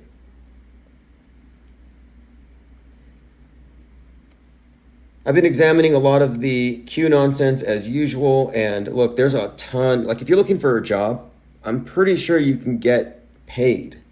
I'm pretty sure you can get a lot of money just for promulgating Q nonsense on Twitter. There are paid accounts, and I don't think these accounts warrant 20,000 followers. They're saying stuff that I saw in 2016. I'm seeing accounts where they're just cheering, oh, look, we finally got Hillary Clinton executed. They're fantasizing about politicians who are no longer relevant. Like, is Hillary Clinton even that relevant anymore? How is it that people get into the Q movement, now suddenly their enemies are Trump's enemies? It's baffling. That suddenly that they just fall in lockstep and they're told who to hate, who to wish to be executed. But the thing that I point out to them is how they're bloodthirsty. And they say, no, we follow JF Kennedy, or Trump Christ. They believe they're godly and they're on the side of good. They cannot fathom that they're evil. But I'm like, well, what you're contemplating, secret tribunals, well, that's not very due process. It's not very American. And talking about having a bunch of people killed as though it's a positive thing. Again, I don't know your thoughts on capital punishment, but the idea that you're going to have this politically motivated purge where a bunch of your enemies get murdered, like, to me, that doesn't sound like politics as usual. My Third Eye says, what's JL's prediction? Oh, yes, JL has made some fascinating predictions about Cleveland, Ohio, Donald Trump, some kind of a head wound. Interestingly enough, the shooting that was 55 miles north of Houston was in Cleveland, Texas. And the 55 has everything to do with a head wound, if you follow the script as it's unfolded here, with the I-55 being shut down after Tyree Nichols' death, the 55 years since MLK's assassination, on the anniversary of which Trump was arrested for the Stormy Daniels thing. Again, the storm is coming. This is such a layered story. Michael Cervantes says, can I replay this later? I miss you, Tim. Actually, you can. Go to ips.monster, bookmark it. Because even though it will likely get deleted here because I say things that will get me deleted, you will find the replays live at infiniteplane.live. And I do play recent replays. I'm updating the live 24/7 feed all the time. But the archives are updated on Spotify, BitChute, Rofkin, Odyssey. You can't miss it. And I'm considering possibly archiving on Twitter because I am a blue check holder. And you might mock people who pay for the blue check, but it allows you to write longer tweets. It allows you to upload videos up to an hour. I'm looking at it as an investment in advertising. I don't think it's anything other than that, but it does have some useful functionalities, and soon my account will be monetizable.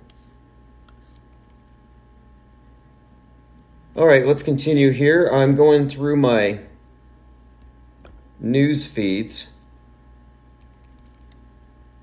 George Hinton's AI Fears and Decoding Our Thoughts, technologyreview.com. Yes, this disruptive technology is being overblown as far as it's going to destroy society. AI is the end. It's going to unemploy a lot of people. I don't really think it's that big of a deal, but they're making it seem that way. They want to make it seem like it's a public health crisis. All these unregulated memes. And that's ultimately what they want. They want to regulate your content. They want to be able to stamp it as fake. It's fascinating that we're at this point where they have to tell you it's fake, otherwise you might get confused. And like I pointed out, that individual, that truther who was sharing the giant, the 18-foot tall giant that was photographed in 1903, surprised it wasn't video, like high-def video. They didn't even care. They just see it. They want to believe it. Their cognitive bias says, yes, share it. Get ahead of this. And then I come along as a fact checker, and I'm the bad guy. And I'm not going to take that. Like, I'm not a bad guy just because I think condensation trails are beautiful. Like, some people like watching the snow. Well, I do too, but I'm watching the snow. I'm watching what is essentially snow. I'm watching what is like almost like watercolor in the sky. It's like abstract art, if you really think about it. It's not quite skywriting, but I do think that condensation trails are quite attractive. I think it's incredible when there's layers and it's gridded and you could see the 3D space. And I think ultimately that's because the planes have to plan their courses so that they don't collide. I don't think that the phenomenon is any more mysterious than riding through the desert on a motorcycle or an ATV and having a long trail of dust behind you. What's causing that dust to stay up there? Are you spraying? What's that motorcyclist spraying? No, he's not spraying. He's disturbing his environment.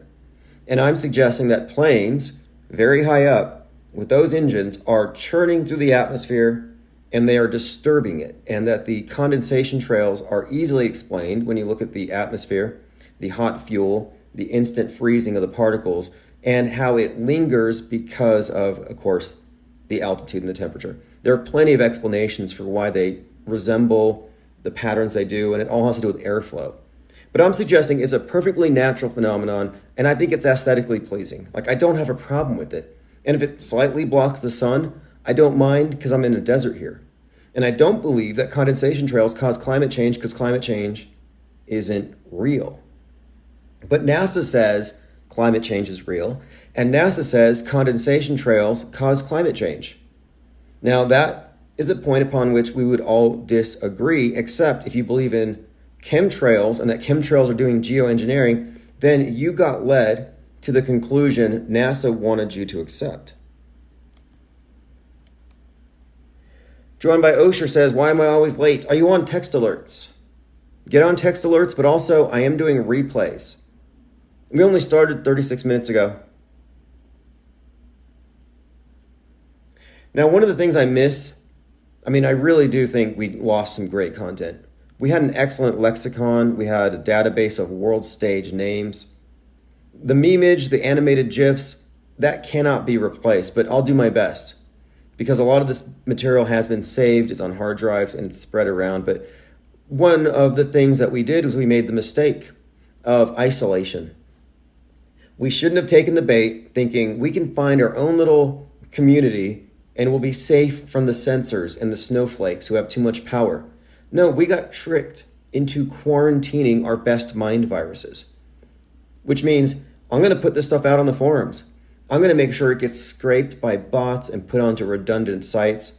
We have to do this. We have to make everything shareable. We knew this from the very beginning, and then our tactics changed as the censorship ramped up.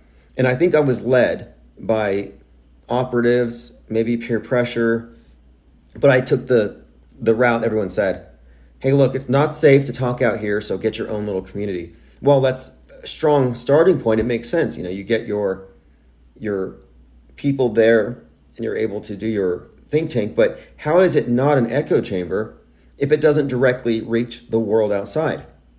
Now, ours does because of the live stream. That's the whole point of this. But the think tank has a turret, and the turret is for firing off these rounds of misinformation.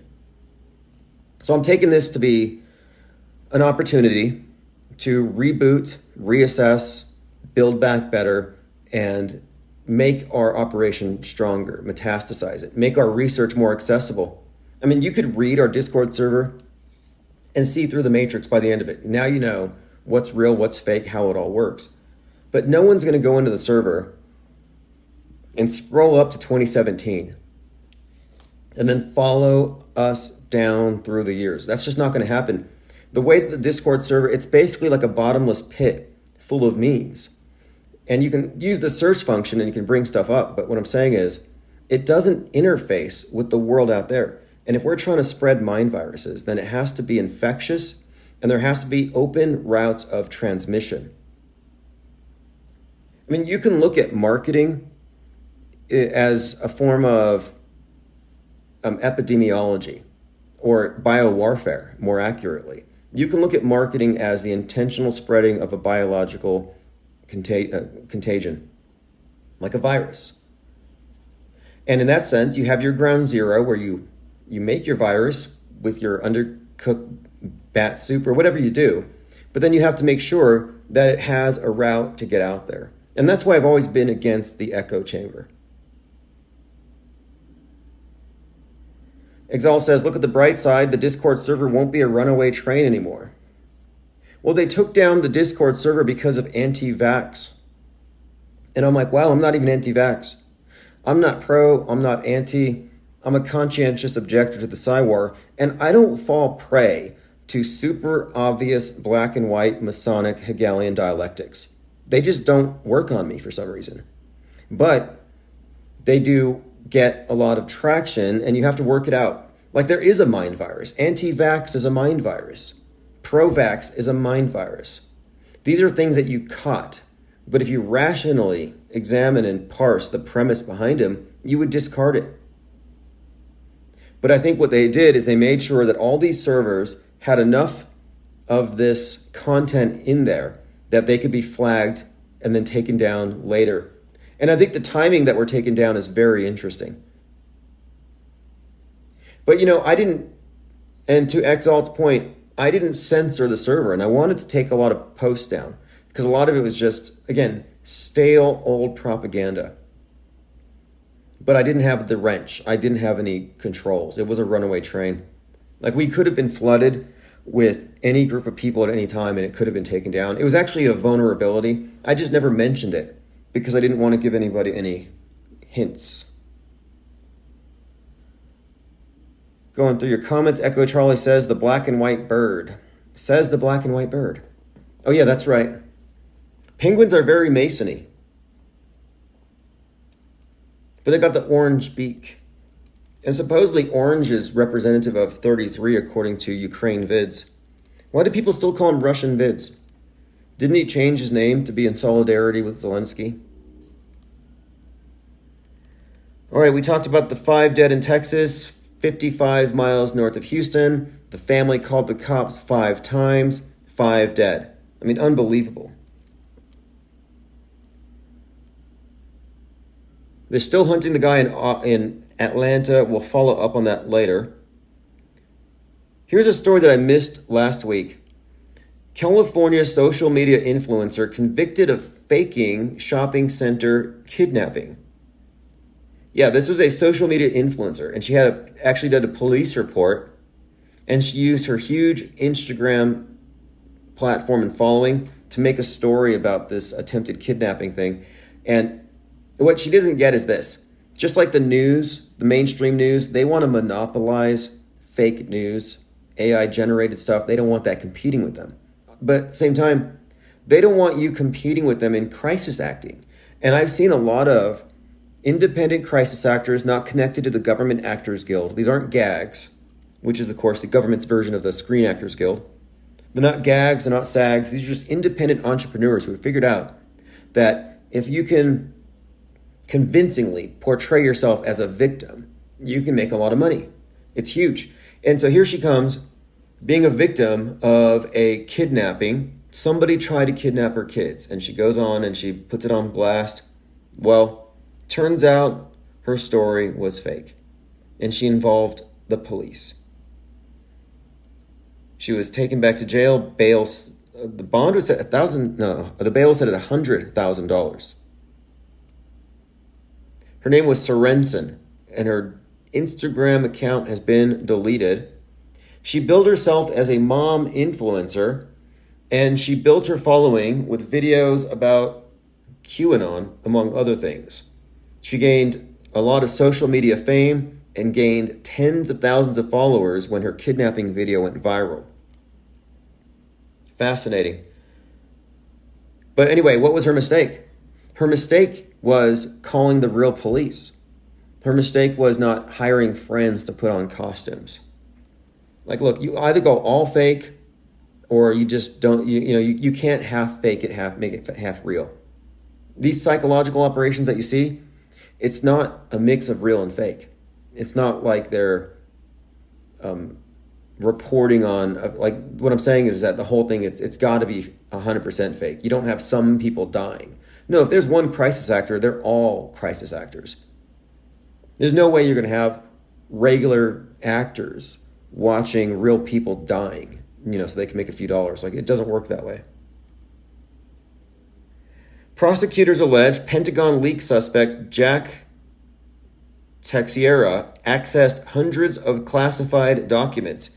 Now, this was a story from about a couple weeks ago, about this Pentagon leaker who put his leak information on Discord. And I remember we saw this, and I pointed out, it's like, look, Discord is being targeted. From 2018 to 2022, we had a non-stop Twitch feed 24/7. You know when they took it down? When somebody streamed a live killing on Twitch. It's like, oh, the Buffalo shooter took down my Twitch account. All right, continuing. This is interesting, sort of. I mean, we're talking about Milo Yiannopoulos and all these right-wing degenerates and their disgusting blackmail circle and how they're all just secretly in hate with each other. This nasty group of, what do we call them? I don't want to call them Christian conservatives because clearly it's a controlled op. Anyway, my point is, we're looking at these characters, and Milo Yiannopoulos was, of course, from Breitbart. He was an editor of Breitbart. Well, Steve Bannon, again, Breitbart, all these right-wing characters are all just, they're so interconnected, especially if you look back. It'd be fascinating to mind map it. It's like a spider web. But Steve Bannon was raising money with his friend Brian Kolfage to build a wall. If you remember the story, like Trump wants to build a wall, but the government won't let him. So Steve Bannon comes out and let's build the wall. And Steve was there with 1-6. He's one of these major league instigators. Anyway, they raised millions and didn't get the wall. Where'd the money go? I think the money went into plastic surgery and expensive luxury items. Brian Kolfage, veteran of the United States Air Force, admitted to conspiring to defraud those who contributed to the campaign to build the wall along the border of Mexico. Bannon, who served as a White House strategist under Trump, received a presidential pardon in connection with the case. So he gets pardoned by Trump, but his friend gets years. The Build the Wall group admitted that despite raising millions, they were not going to be able to build the wall. Such grift. But anyway, look, when that Pentagon leaker put his docs on Discord, I was like, okay, this is over. 777 says, catastrophe thespian in training. Well, crisis acting is big business, and it's also a status symbol. I think a lot of these Hollywood elitists love to get into crisis acting when they can. Tesla says his Elon Musk's statements on this is interesting, it has to do with fakery. We're talking about real and fake. Well, Tesla says that Elon Musk's statements on self-driving cars might have been deep fakes. This is always interesting to me because Musk is part of the fake space program, and it's like they're always pushing the bounds. Like, how gullible is humanity? Well, they send a car into space, and it's totally fake. Looks fake. But when Musk is asked about it, he says, giggling, it must be real because it looks so fake. Like, does that even make sense logically? No. It's not meant to. I think it's meant to be a thought stopper. It's like a spanner thrown in the works. It must be real because it looks so fake. And he's just sitting there smiling, and it somehow manages to pass as real. My point of it is, collectively, there should have been some major outbreak of cognitive dissonance. I remember watching the Tesla Roadster in space, and I thought, oh, they did it. They just killed the space program. Flat earthers have been vindicated. No way people are going to believe this. But no, you know what they actually said? Take that, flat earthers. Like, what do you mean? This is the fakest thing ever. Like that guy on Mount Everest with a selfie stick and a GoPro lens. Take that, flat earthers. I'm sorry, you're 17,000 feet up. The earth is still flat AF behind you. Curverts, what you call them. Curverts, they see the curve where there isn't one. All right, Tesla says Musk's statement on self-driving cars must have been deep fakes in bizarre defense. Tesla decided to use this defense in a lawsuit brought by the family of a Tesla owner who died while using autopilot. The automaker claimed that Elon Musk shouldn't be made available to explain his statements on self-driving because his public comments might have been deep fakes. In other words, when he said these cars are self-driving, it was a deep fake. That way, he's not responsible for this individual who had his car on autopilot when he crashed and burned. Yeah, again, the automaker claims that the statements that Musk is believed to have been made were deep fakes and he shouldn't be questioned on them. Synthetic media, digitally manipulated to replace one person's likeness convincingly with that of another, to get them to say something they didn't say. The deep fake excuse. This is better than the devil made me do it, because it's not like the deep fake made me do it. It's I didn't do it. It was fake. Fascinating. This makes his public statements immune. Here's what the judge said, Judge Evitt D. Pennypacker, who didn't buy the argument. Quote, their position is that Musk is famous and might be more of a target for deepfakes. His public statements are therefore immune, in other words, and Musk and others in his position can simply say whatever they like in the public domain and hide behind the potential for their recorded statements being deepfaked. To take no ownership of what they actually say and do. Fascinating dodge. That's the ultimate alibi. They might have been deepfakes. It might have been CGI. Unbelievable. Going through your comments, Cubstar says the media has always been synthetic. Yes, exactly. The world stage is fake. But when they say deep fake, we're really talking about fake.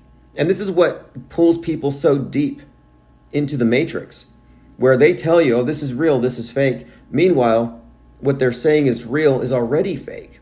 It's an additional layer of fake. That's how they augment our realities. Lies within lies.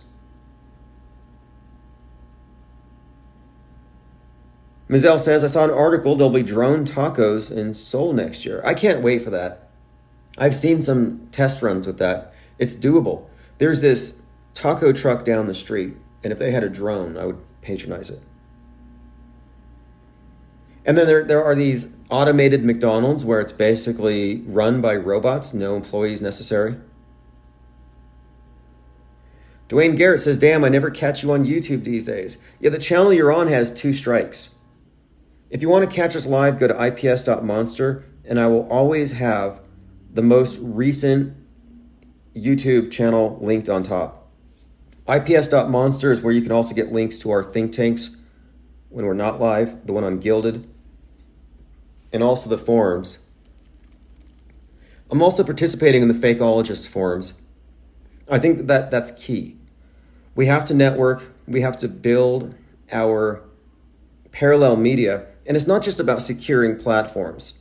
It's about having our intelligentsia on the same sheet, equally informed and connected and networked. That's the real think tank.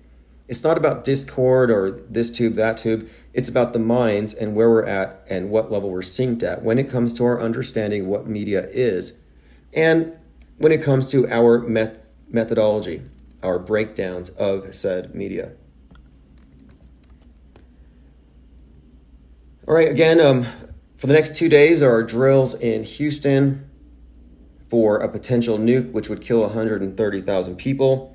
And then Russia claims And this is, again, based on that video. You can find it online. I just saw it on CNN of some fireworks going off at his residence on the Kremlin. But Moscow threatens nuclear revenge. Nuclear revenge. Interestingly timed. We also have a shooter on the loose just after they caught the other shooter. When they catch one, another one's on the loose. Another story in development. Then we got Laura Loomer, the groomer, another right-wing sicko. And this one's interesting because we're talking about a female, being a cis female, supposedly. I mean, I don't know. I thought Laura Groomer was like the token trans on the right, but that's Blair White.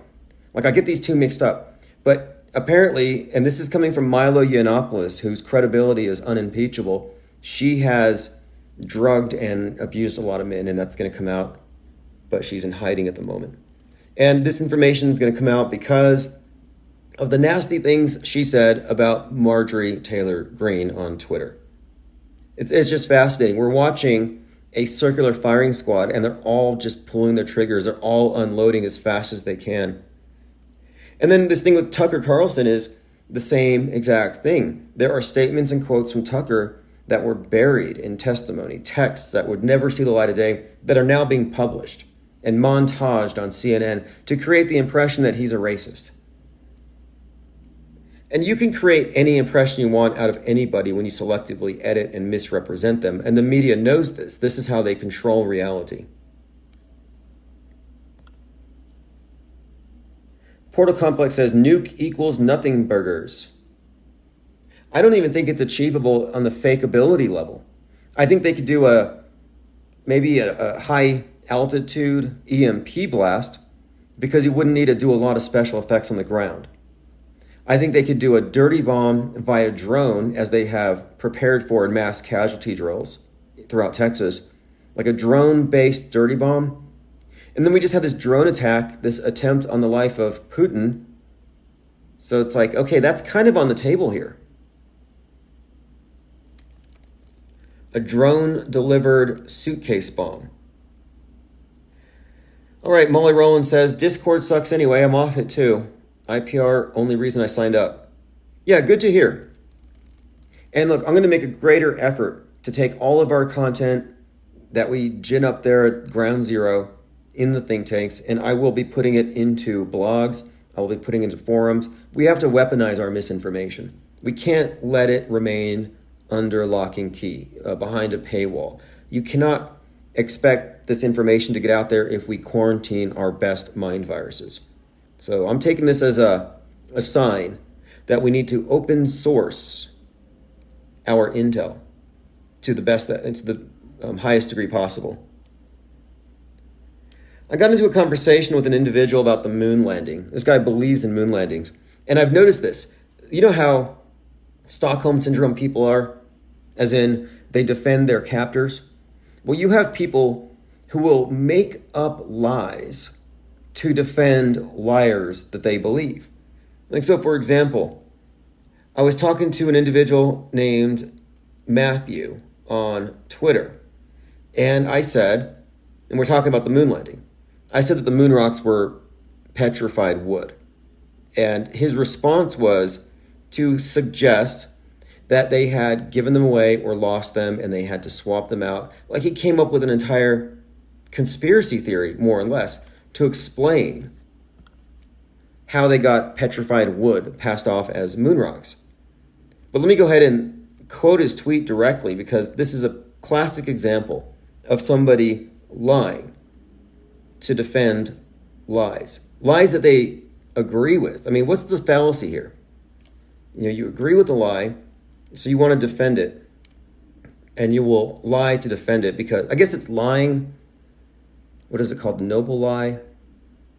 Lying for the greater good. There's something at work here.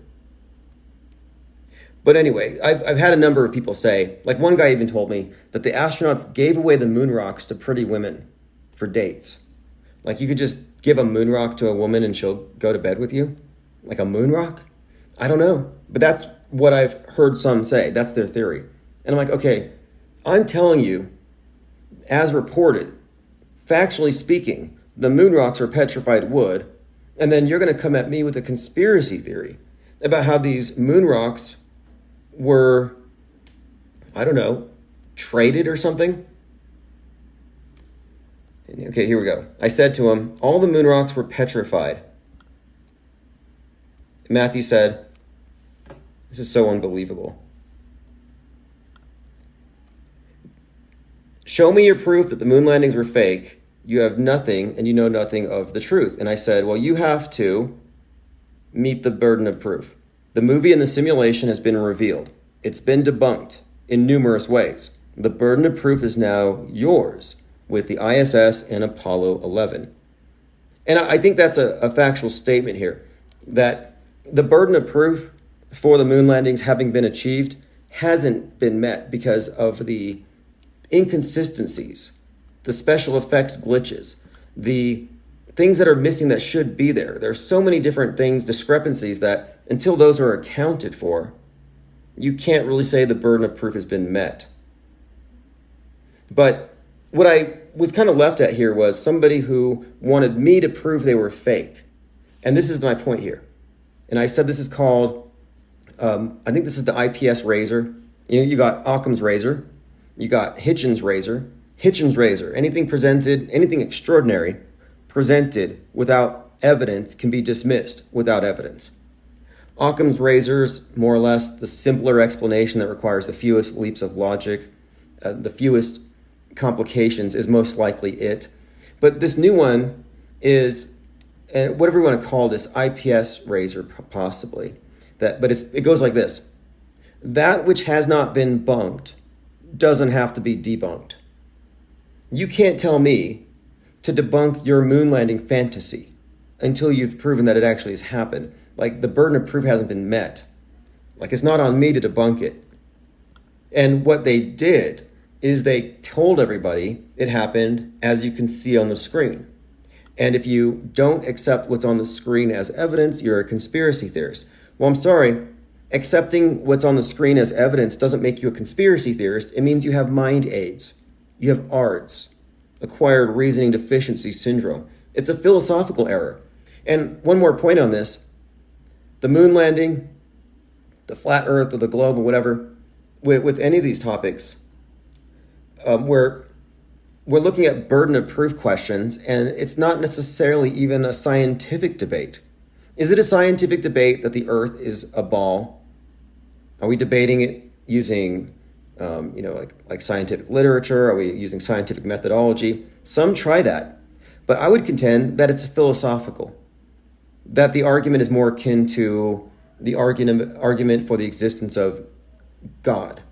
Like, we're talking about something that's accepted, a premise that's accepted on faith and an argument from authority. Like, I do think it's a philosophical argument, and it has to do with logical fallacies. I was talking about this yesterday, that the world stage tricks you in two ways. Sleight of hand or stage magic, which is what you see on the screen. When everything's staged, and as long as you're in the audience, you can't see it because, of course, you're not backstage. But then you have sleight of mind. And sleight of mind is where they use logical fallacies to bypass your critical thinking to get you to accept stuff that you wouldn't accept if you were thinking. Well, the moon landing was shoehorned into your belief system without adequate evidentiary support. Therefore, you don't have to debunk it. You just have to stop believing it. All right, let me continue here. Again, ISS is cringe fake. It's cringe fake. It's that bad. It debunks itself. Going through your comments. Yes, moon landing fantasy.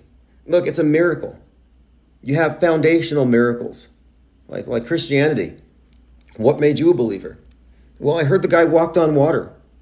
Okay, well, if he walked on water, then it follows he's the Son of God. All these other miracles happened. Well, let's look at Neil Armstrong and company. They walked on the moon. Well, if they walked on the moon, then therefore their science has been validated. It's been tested. They have predicted it would be this way, and it was. That this science explains this, predicts this, it's valid, In other words, their entire system and their cosmography has been validated by this foundational myth, or miracle, I should say. It's a miracle. Your moon landing is a miracle. I think that's the appropriate word. And people believe it because they want to believe it. They don't like non-believers. And what they generally do is they attack your intelligence. And they're like, you're attacking my intelligence, saying, I don't believe the moon landing because I'm not smart enough. Or they say that you're crazy.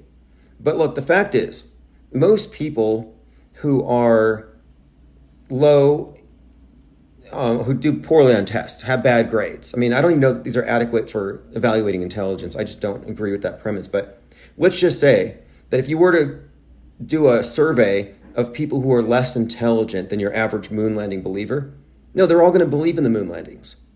You go talk to crazy people, whether they are schizoid affective or in some kind of a drug psychosis, most of them are going to believe the establishment science. They're not, like my point is, you're not arriving at moon landing denial through some kind of flaw. You're not arriving there through some kind of leap. You're not arriving there because you're not thinking it through or you're delusional. You're arriving at it because you're carefully parsing the facts. I saw some study somewhere that said 92% of the people in the world believe in the moon landings. 8% don't. Well, what's the difference between those 8% and the 92%? It's the 8% did their homework. They fact-checked it. They evaluated it. One of the best debunks on the moon, if you still need it, is, I guess it'd be Jim Fetzer. Jim Fetzer's book, I suppose we didn't go to the moon either. In that book, he goes through frame by frame, and there are so many things wrong with it. I mean, I can point to a few things that I think just kill it. Like, find me eye-level moonscapes. The moon is reported, I guess they say it's a quarter of the size of the Earth. Reportedly, it's a quarter of the size of the Earth. That's huge. Bigger than Texas. And it's so big that from the perspective of a human being, the horizon would be flat. And it would go out as far as you can see.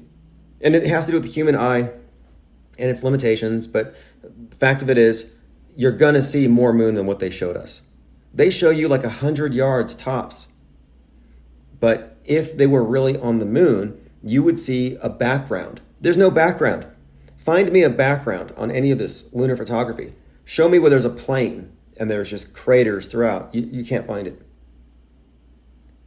Now, Jim Fetzer expertly took down the moon landing, but he still believes in space stations and orbit and secret space programs and heliocentrism. How do you arrive at that? You arrive at that by not applying the same set of tools to the ISS and the space program that you did the Apollo 11 thing. In other words, he chopped down one tree, but missed the forest. I'm not faulting him for it. That's most conspiracy theorists out there. They see the forest and they don't notice it as such. They're just like, oh, these are isolated events. No, it's not like these are isolated events in otherwise real news events. It's not like there's just no, these aren't anomalies. Fake is the rule, not the exception. Now, most of the time, the fake comports with the real enough so that we don't recognize how fake it is. But look, your news media is as objective as reality TV. It's as objective as, any of these things that purport to be based on reality, but it's somewhat scripted, it's steered somewhere, it's paid to go somewhere. All right, one more reminder, go to ips.monster. That'll give you access to our think tanks and where we're going with all of that. Again, I think that we have a few options. I'm just going to let people regroup and we'll kind of go where people are comfortable and where we're productive. And if you liked Discord, the Gilded seems to have the same features. But more importantly, I think it's the archiving of the content and the research done in the forums that's going to really be the thing that metastasizes the parallel media. Echo Charlie says Artemis astronauts have been picked. They're filming now. You know, this Artemis story is intriguing. If you remember this summer, they tried to launch it, but Artemis was cracked. Now, 1969, you had Apollo. The twin of Apollo is Artemis. So you have twins here, like twin towers, twin pillars. Well, Artemis is an archer. Then you have the story, of course. Artemis, archer, is a moon goddess. It's another version of Diana. Diana is Roman, Artemis is Greek. But this was this summer. We're like, okay, what is the story here with this moon goddess and the bow and the archery thing and the cracked Artemis rocket? And I thought, it's like a cracked arrow. It's a broken arrow. Now, at this time, and we're talking about in the middle of last summer, it was the anniversary of, this is in August, of Princess Diana's death. And she was in the news all that month. There's all kinds of stories about Princess Diana. And Princess Diana, whose name, of course, is the Roman version of Artemis, crashed and cracked the 13th pillar beneath that bridge. Well, the lunar goddesses are always associated with the number 13 because there's 13 lunar months. Cracking the 13th pillar is fascinating because it seemed to connect Diana, the goddess 13, with Artemis and the cracked arrow. And around this time, Putin was talking about Satan too, about unleashing the nuke. Well, a missing nuclear device, a nuclear disaster, these are referred to as broken arrow events. And I'm like, okay, there's some kind of story here with this Artemis mission and this broken arrow thing. And of course, if you look into broken arrows, coincidentally, there have been, to date, 32 broken arrow events. Meaning, we're waiting on number 33. And I thought perhaps this Artemis thing is some kind of clue to what's coming. Maybe it's some kind of a hint of an incoming broken arrow event. All right, going through your comments. 777 says, the right-wing current counterculture channels get so close, but they back away from the edge. They can't even open a dialogue about the possibility of bang bang events being hoaxes. No, they are world stagers. They are part of the control dialectics. They're programmed. They're NPCs. So you want to know what an NPC is?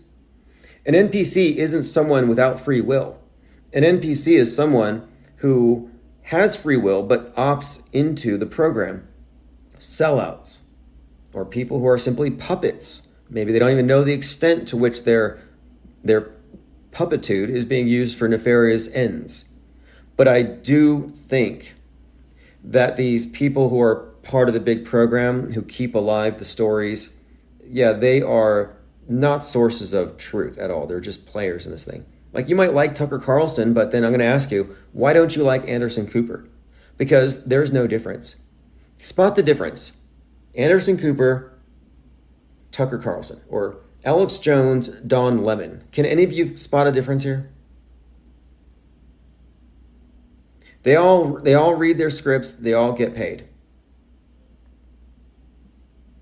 They're not allowed to think outside of their script. They're not ad-libbing. They're selling narratives. Truth is not their primary concern. Dwayne Garrett says, people hate cold logic. They really do. I think people hate being told that they've been lied to or they've been duped, and they take it out on the messengers.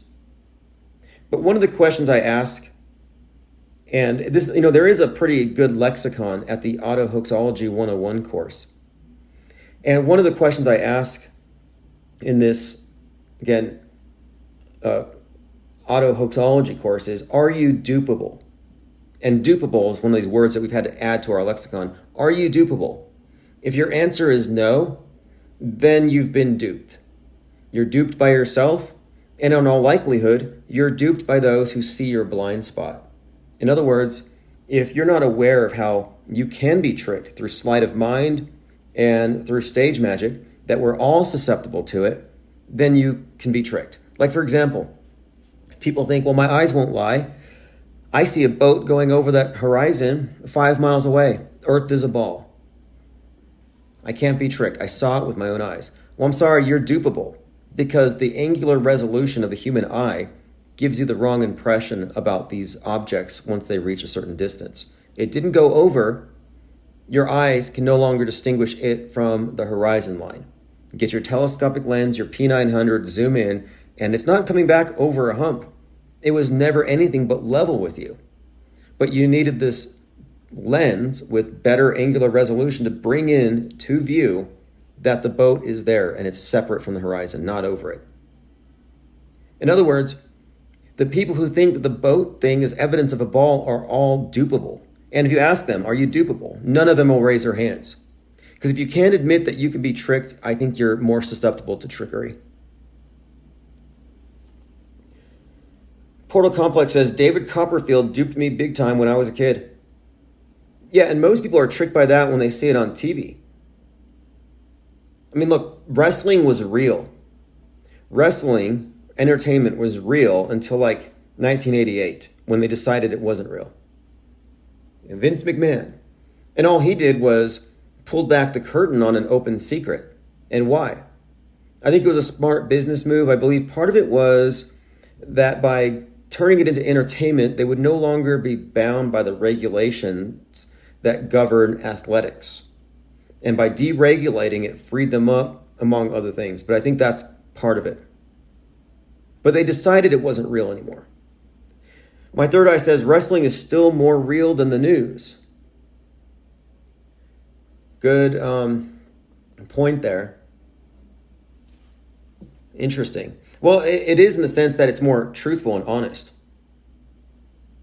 Like, that's what I mean by when you say you're not dupable, you're already duping yourself, and that's self-deception. And what I avoid here is I try to avoid self-deception. I try to avoid any of these, mistakes, thinking that, yeah, you can see so clearly that you can't be tricked.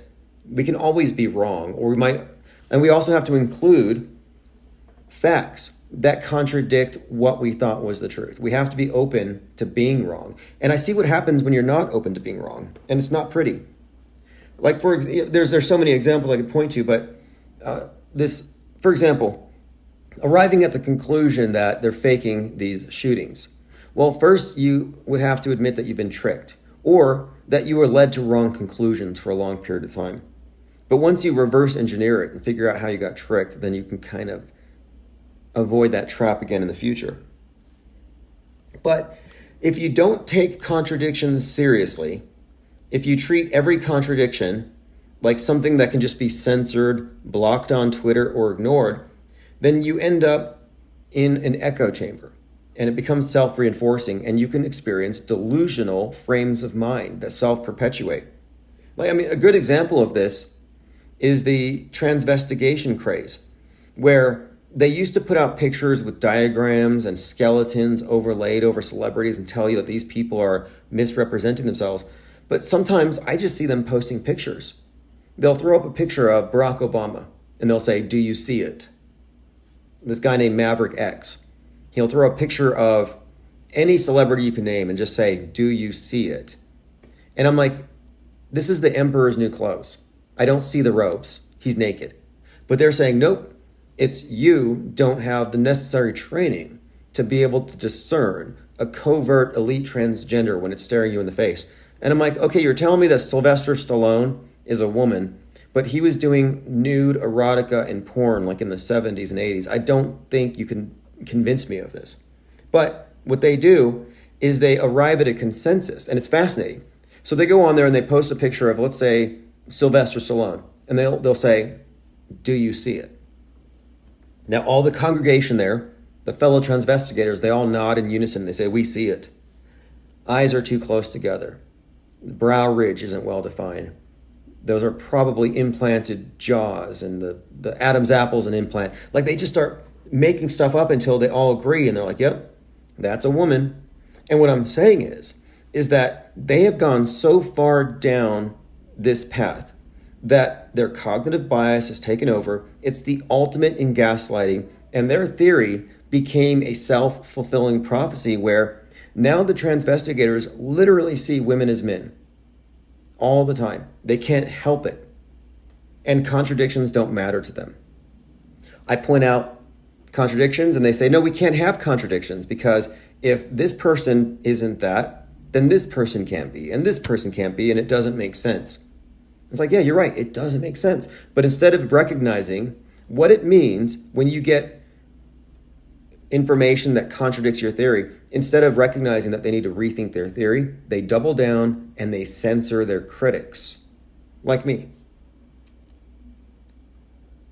And then you got, again, what happens when people don't know how to auto-hoax? They see this AI-generated stuff, and now they believe in giants. Like, I could probably go on to Midjourney and render a dragon in a cathedral, and I could probably put a few people in the background, and I could share it and say, hey, this is a Tartarian photo from 1905, and it's got an old dragon on a building, and they will share it and talk about it. I mean, how did we get here? Here's the issue. The so-called truthers have the same flawed methodology that the news media believer has. In other words, they all have the acquired reasoning deficiency syndrome. Just because you notice the news is fake doesn't mean you suddenly know how to decode media or determine what's real or fake. They still got you with the sleight of mind. And sleight of mind is where they get everybody. I've been really focusing on demystifying predictive programming. Truthers will say, oh, predictive programming is because of the AI or an alien or God did that. No, that's not what happened at all. You're looking at a form of mind control. And we're noticing the scripts, and I'm looking for the script writers, and then you're saying, no, God wrote it. You're saying the Wizard of Oz did it, not the man behind the curtain. All right. No escape from World War Infinite. World War Infinite is the perpetual war. It never ends. You don't win it by taking a side. You only win it by exiting every faulty premise. You become a conscientious objector, which is what we are. If anything, this channel should be uncensorable because we just don't believe. And if anything, we should be as protected as parody. There's a reason why we're targeted. There's a reason why they took out our 600 plus member think tank and they burned all of our memes. Never forget, they burned our memes. We've got to get those titanium plates. Dwayne Garrett says, you can't rely on your meat suit to interpret the nature of our reality. Yeah, exactly. We have to recognize the inherent limits of perception. Like, for example, Ronnie and Johnny, two of my favorite Canadians. Those are the guys from they actually believe they're in the Bible, the two witnesses. Well, Ronnie and Johnny are simulation theorists, I guess is what you would call them. But they will say the moon and the sun are in the clouds. I'm like, no, that's an optical illusion. They say, no, just look. Look very carefully. Look at the sun. It's in the clouds. I'm like, no, if the sun was in the clouds, then we could send balloons to the sun. We could send rockets to the sun. Your airplane could hit the sun. No, the sun looks like it's in the clouds. And that's because it's very bright and the clouds are very translucent. It's an optical illusion. Now, your eye's tricked, but your mind doesn't have to be. This isn't Plato's cave. You know, you can walk. I mean, I guess it kind of has become that. Like your mind itself, your perceptions create sort of a Plato's cave effect where it gives you a false impression. But yeah, you have to think from your reasoning. You have to reason through what your perceptions are showing you. You have to auto-hoax your own perceptions to a certain extent. And you do almost every second. I mean, experiencing reality is a process of testing and validating almost every step of the way. And that's what science is about. Science is actually about testing your theories, meaning trying to prove them wrong. If you can't prove them wrong, they're unfalsifiable, and it's not science, it's a belief system. You can't prove a lot of conspiracy theories wrong, I've noticed. My Third Eye says, the moon has all the properties of an image reflecting from a convex surface, same image, regardless of the observer's differing positions. Yeah, I'm still on the Team Sturgio Studios 10 Vibes of Cosmos, that the moon is some kind of projection occurring in the ionosphere, and that it may as well be, it could be reflected, as you say. But I do think that it's impossible to ignore the conspicuous alignment of the known continents with a certain collection of craters on the moon. And this whole suggestion is that the moon isn't a big ball with a bunch of holes punched in it from flying rocks, but that the moon is actually a projection of the land that we're on. And that the projection is coming from below, and the so-called craters are actually just the dark spots that represent land. The glowing parts of the moon would be the oceans. And if you take an AE map, that is the map that shows the continents splayed around a central North Pole, the one that flat earthers use to represent a flat Earth, even though it's not technically a flat Earth map. If you take that arrangement of continents, superimpose it over about a third of the moon, and it aligns pretty damn well, like scarily well. Only if true, then we only know, based on our globe, of about a third or a quarter of the land masses that should be accessible to us on an extended plane. That's probably not a ball. And the thing is, these things line up. These are objective. These are facts. These continents do align with these craters. Now, you may not like the conclusion, but it's one of those things where the facts don't care about your feelings. And I'll notice that a lot of the people who are heavy into NASA, they don't care about this stuff.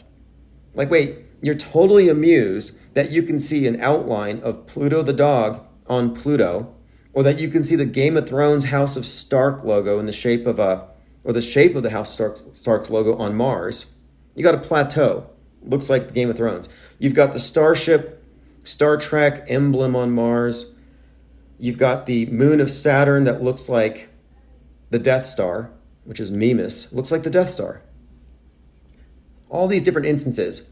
You got that big blunt in space, Oumuamua, the UFO. You got the skull-shaped asteroid. So many things about outer space that just blow people's minds and they can't get enough of it. Like, oh look, this salami looks like a star, and they fall for it.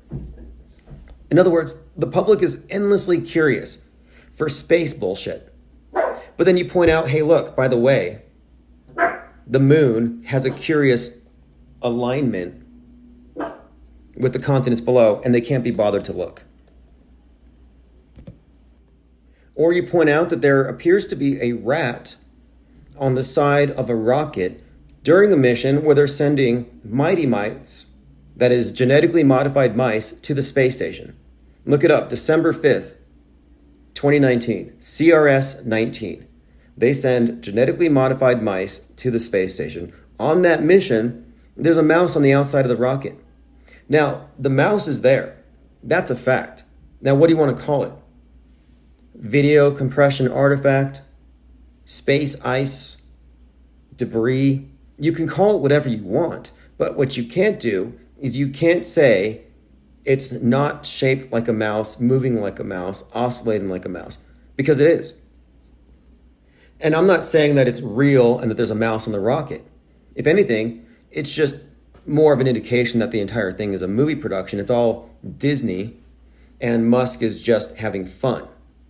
It's an inside joke. But my point is, it's such an interesting anomaly at the very minimum. If I believed in outer space and rockets and all this stuff, I would say, wow, this is the coolest thing ever. A rocket is flying through space at Mach 8, and ice gathering on the side of the rocket happens to form into the shape of a mouse, and it appears to run laps around the rocket, and it happens to coincidentally be on a mission where the rocket is full of mice. Mighty mice. Mighty Mouse is a mouse that is known for what? Flying around in outer space. Like, it's so poetic, how can they not be interested in it? If I was a moon landing believer, I would be super interested in craters shaped like continents. I would say this says something about nature. Like, it's profound. But they don't think it's profound because they haven't been told that it's profound. But then they're told, hey, look, this is profound. And their jaws drop. They totally soy jack over what apparently is just a piece of meat superimposed over a starry background. They will believe anything. Copaesthetic says, Discord is the Fed, in my opinion. Yeah, I think that Discord was a honeypot, And now that I think about it, the people who told me to go to Discord coaxed me into it on this idea that we'd be safe from censorship. And I realized at the time, our approach was about putting information out there. That's why we were doing chat rates. That's why we did billboards. We were not attempting to quarantine our content. And I think it was a honeypot from day one. So they could find out everything about everybody who knew too much. And now they do. And now they can conveniently delete the stuff. 777 says it was also Year of the Rat. That's right. But no, look, that's classic. I mean, we saw how they rolled this out, where every one of these alternative platforms that was lauded as a good alternative, every single one of them was then targeted for censorship because of some mass shooter. And do you remember that shooter in Atlanta? They called him it was the massage parlor shooter, where he was a white MAGA shooting Asians working at massage parlors. And they called him the parlor shooter. Well, at this time, the social media network alternative to Twitter called Parler was blowing up. And Parler is where much of the 1-6 protests were actually organized. Parler was the one that Candace Owens, 33, her husband owns. They were trying to sell it to Ye after that White Lives Matter fiasco during his last Manic episode. Anyway, Parler was under attack by the media. Apple was pulling its servers. I'm like, oh, it's too much hate. It's going to radicalize people. And while this is going on, you have the Parler shooter. You see how they connect these things? You got Parler shooter.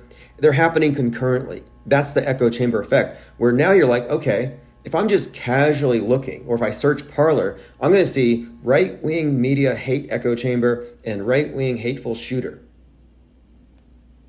That's how they play. That's how they control minds. It's really info war at that level, meme warfare. That's why they burned our memes. How many memes did they burn? You know, we have this thing, Timbuktu. When somebody's been memed beyond recognition, we generally refer to them as having been memed to Timbuktu. And Timbuktu it's an actual city in the metaverse where we put our memed persons, kind of like it's like an asylum or a zoo.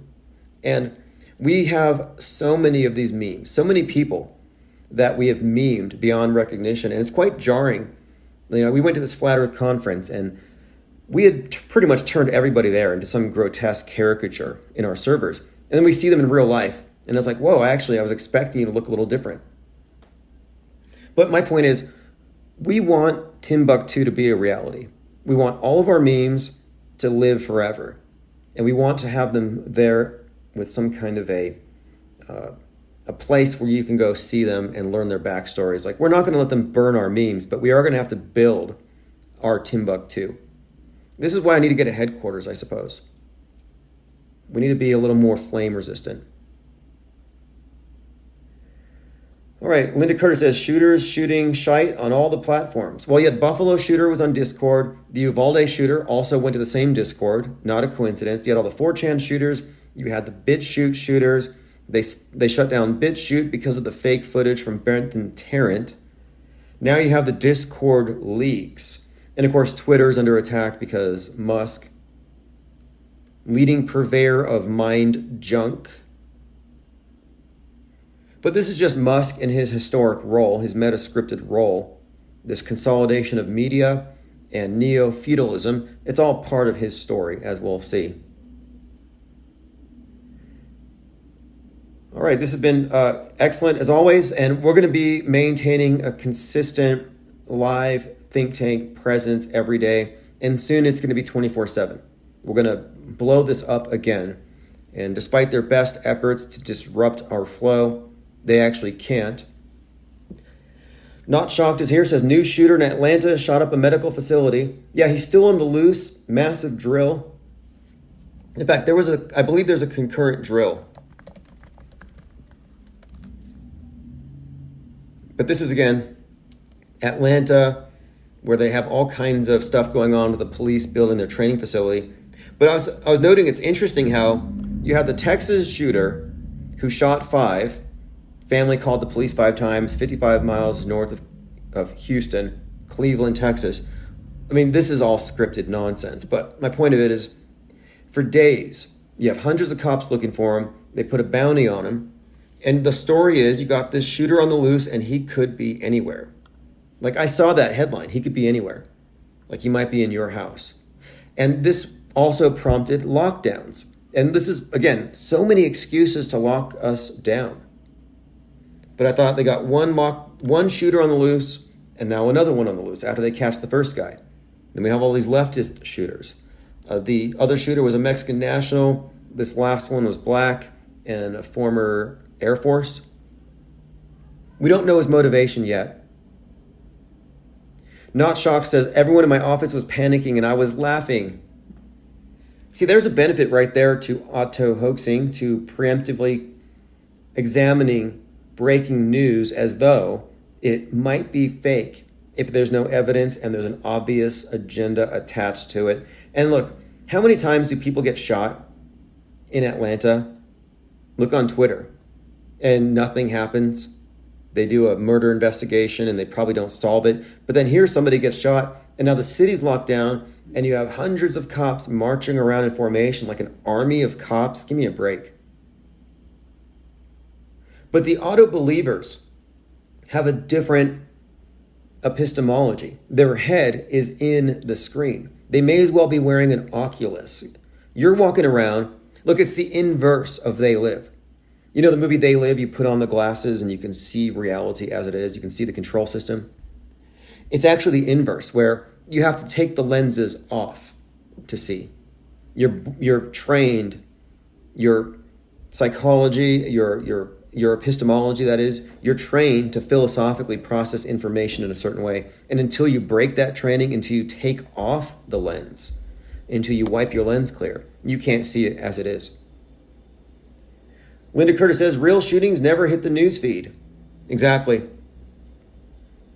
In fact, there was a shooting here down the street where a 24-year-old was murdered by a man who was attacking the cashier.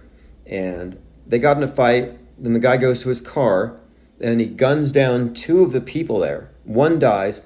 Then he gets in his car and he disappears. Now, I saw the tape. I saw the police. I saw one of the cars there. And the guy was on the loose for a little while. The city didn't go into lockdown. It didn't make the news. You didn't hear about it. And why didn't you hear about it? Because it was real. My Third Eye says, I decided it must all be fake after seeing the footage from the LAX shooting. Didn't even try to make it look real.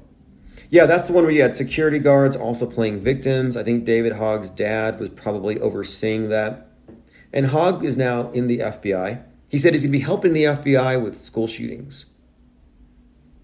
It's cool. He's going to reprise his Adam Lanza role, possibly.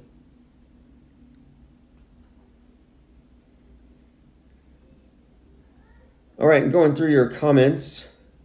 Linda Curtis says, real shootings never hit the news feed. It's such a good point. That they want to monopolize the interpretation of reality. The monolithic media and its screen is the new Bible. And now they're going to label your fake AI-generated news as fake AI-generated news so people don't confuse it with the mass media's fake AI-generated news. It's all about reality control. And they want to control your reality.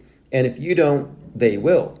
That's how the default works. That's why the commenters' coworkers are crying, because their reality is being controlled by somebody else. It's fascinating to watch how they grovel. And I'm not knocking it. It's their religion. It's a religion of fear. You know, people are trained to be God-fearing. Well, if you're not media-fearing, then you're not a true believer. There must be something wrong with you. All right, well, our Discord server got nuked, but it's no big deal. IPS.monster, we are adaptable, we are anti-fragile, and we're going to take this as an opportunity to really define ground zero better and have a strategy for blowing everything up. Because it really occurred to me, this think tank has a turret, and we got to make sure we're using it, which means we have to start shooting.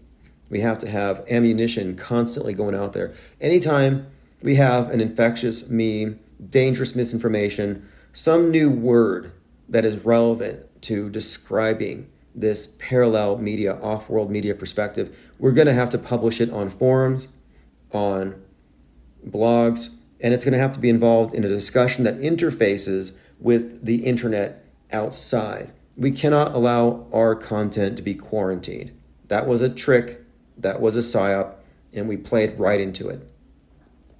Dwayne Garrett says, load the memes. Yeah, you can pack 33 memes, if you roll them up tightly, into a single red pill, which then you load that, you just blast it. I just take the shotgun approach. You don't have to be too targeted. Just let people catch the stuff. All right, this has been fascinating. We will continue this conversation endlessly. It's an infinite conversation. Go to ips.monster, get involved in the Gilded if you like. But we're going to spend more and more time here, and the 24/7 is going to turn back on very soon. I have a plan. I actually have a plan. I was thinking I could take one of my computers that's in storage, and I could probably go set it up at a relative's house and make that the 24/7 computer. I could probably work something out for the short term, but we need to have the 24/7 on. We need that beacon. Emphasis on the beak. All right, thanks for joining. Stay tuned for the replay if you're at infiniteplane.live.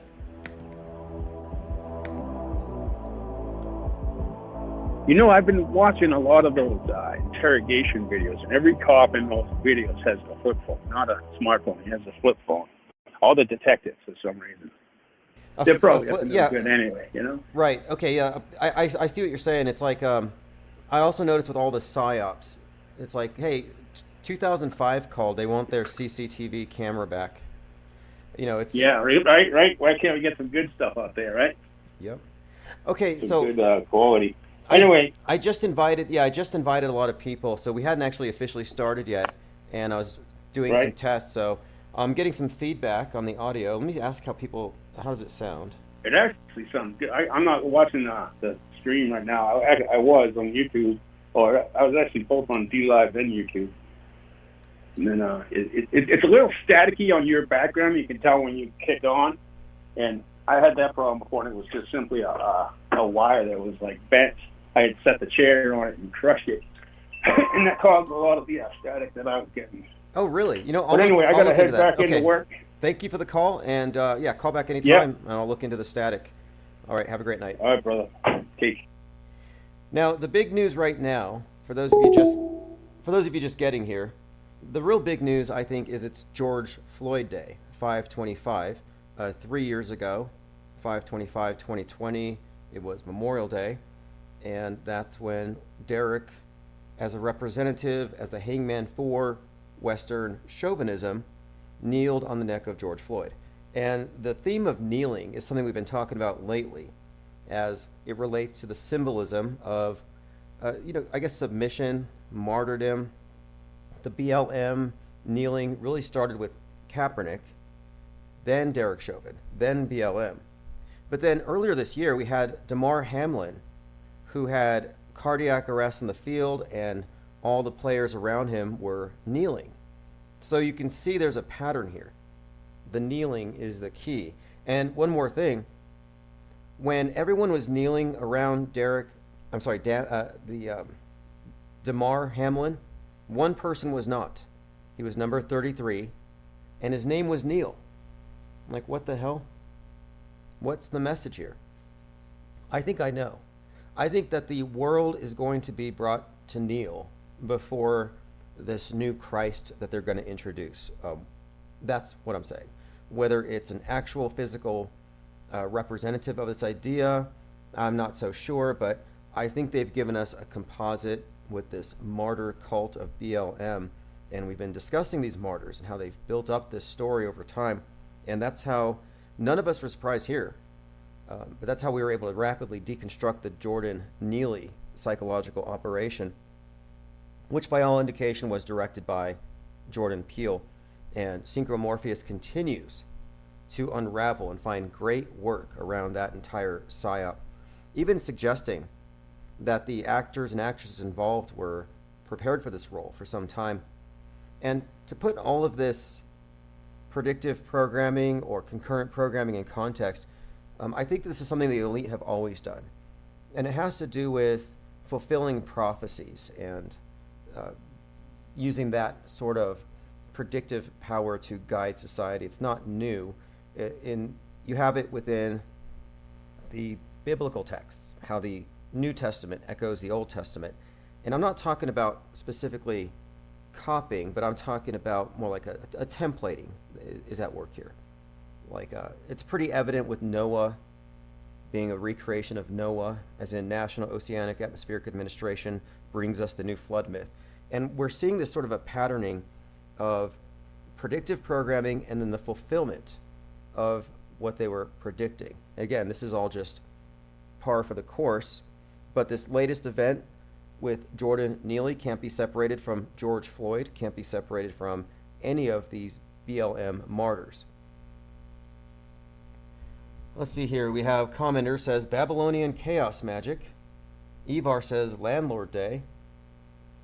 Rocco Calzone, text received. Awesome. Yes, I sent out text alerts, and we're now on about 8 platforms, so you're going to find it easier to find us. And I am keeping the 24/7 stream going. And I'm also going to be broadcasting our Twitter Spaces, which we'll be doing after this. I'm just getting used to a few things. Phones are open, the number's on the screen. Now let's get into this really quick. Again, it's George Floyd Day, and that's a very important event, as again, the names and everything, the ritualistic significance of it all, we could talk about endlessly. But something posted in Discord, Copaesthetic posted this, George Floyd Lion t-shirts. So it's a YouTube video. George Floyd's family remember his life 3 years later. So here you have his family, and they're wearing shirts with a lion with George Floyd's face superimposed over the lion. Now think about the significance of this. Just yesterday I was talking about Daniel Penny, the strangler of Jordan Neely, and how he has a tattoo on his chest of Samson strangling a lion. So the Jordan Neely, George Floyd connection also connects, and I thought, hey, that lion's got to mean something. Why is Neely represented as a lion here? Perhaps it's the tribe of Judah. Perhaps it has to do with Revelations 5:5, with all these 5:5s we've been seeing. Perhaps it has to do with this black Hebrew Israelite storyline, and this black versus white has another meaning, therefore. And sure enough, yeah, it looks to me like George Floyd's face being put on a lion for the 3-year anniversary, like that's pretty blatant.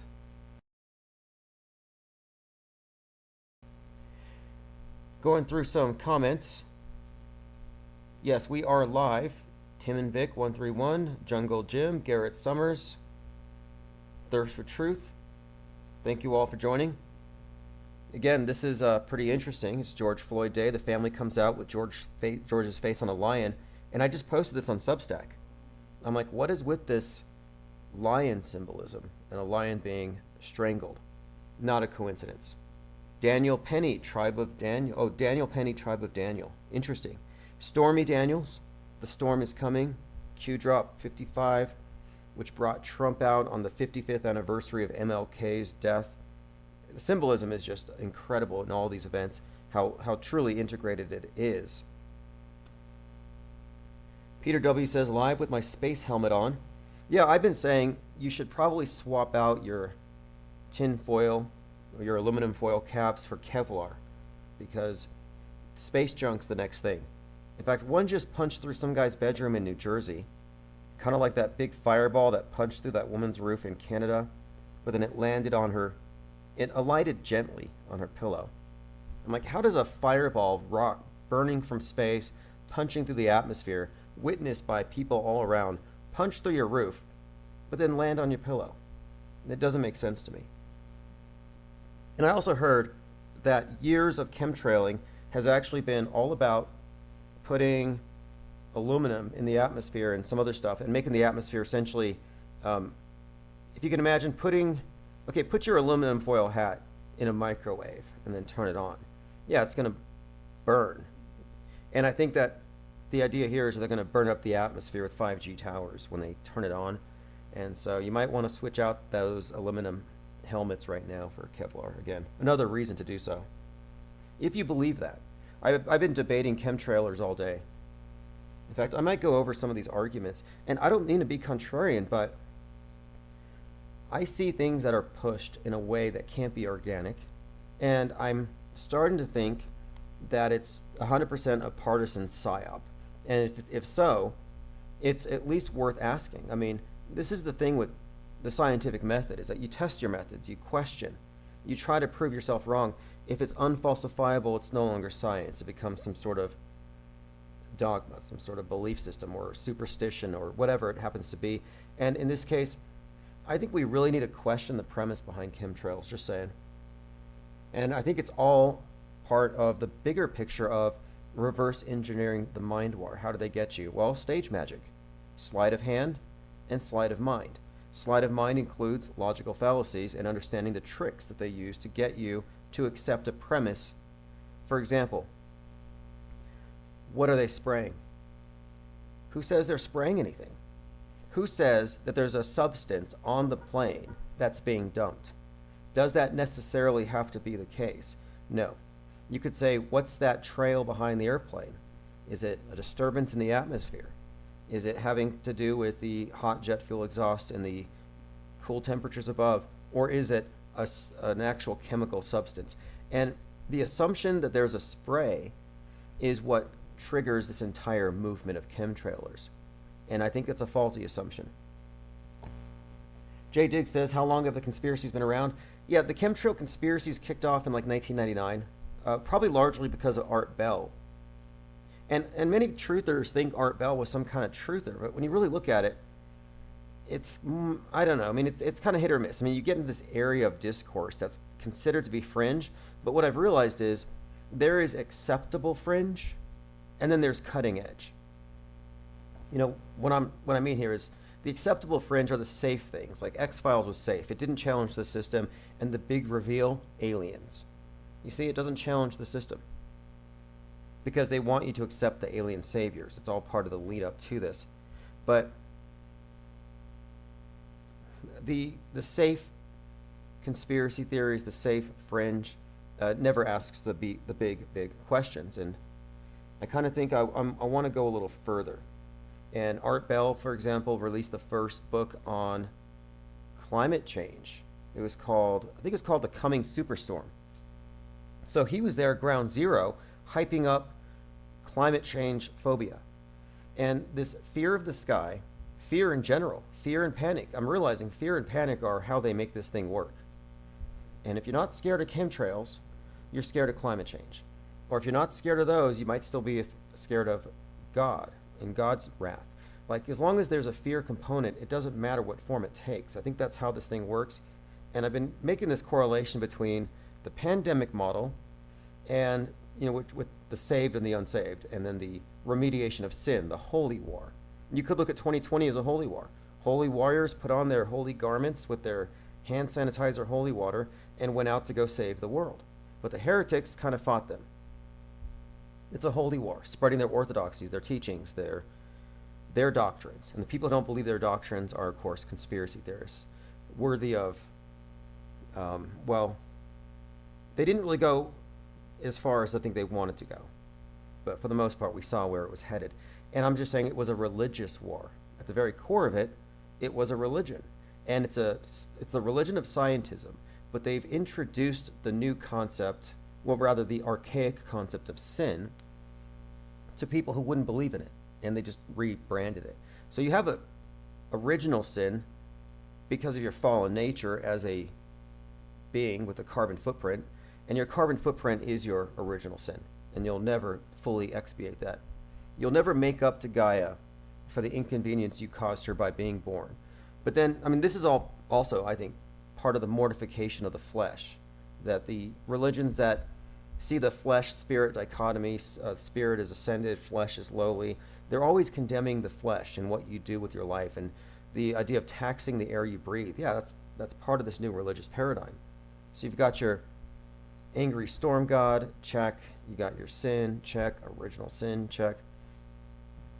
Got your holy garments. You got your priesthood, which are and then you have your elevated priesthood, your high priests, which would be your astronauts who actually have been to heaven, and they've seen the face of your God construct, and it's not happy with you.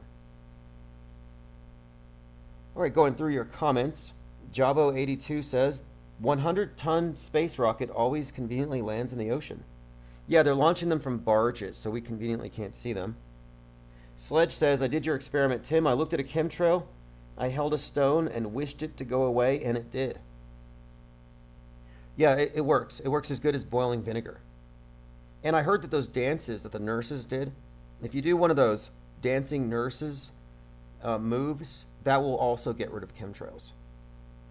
Banging on pots and pans, I think that does too.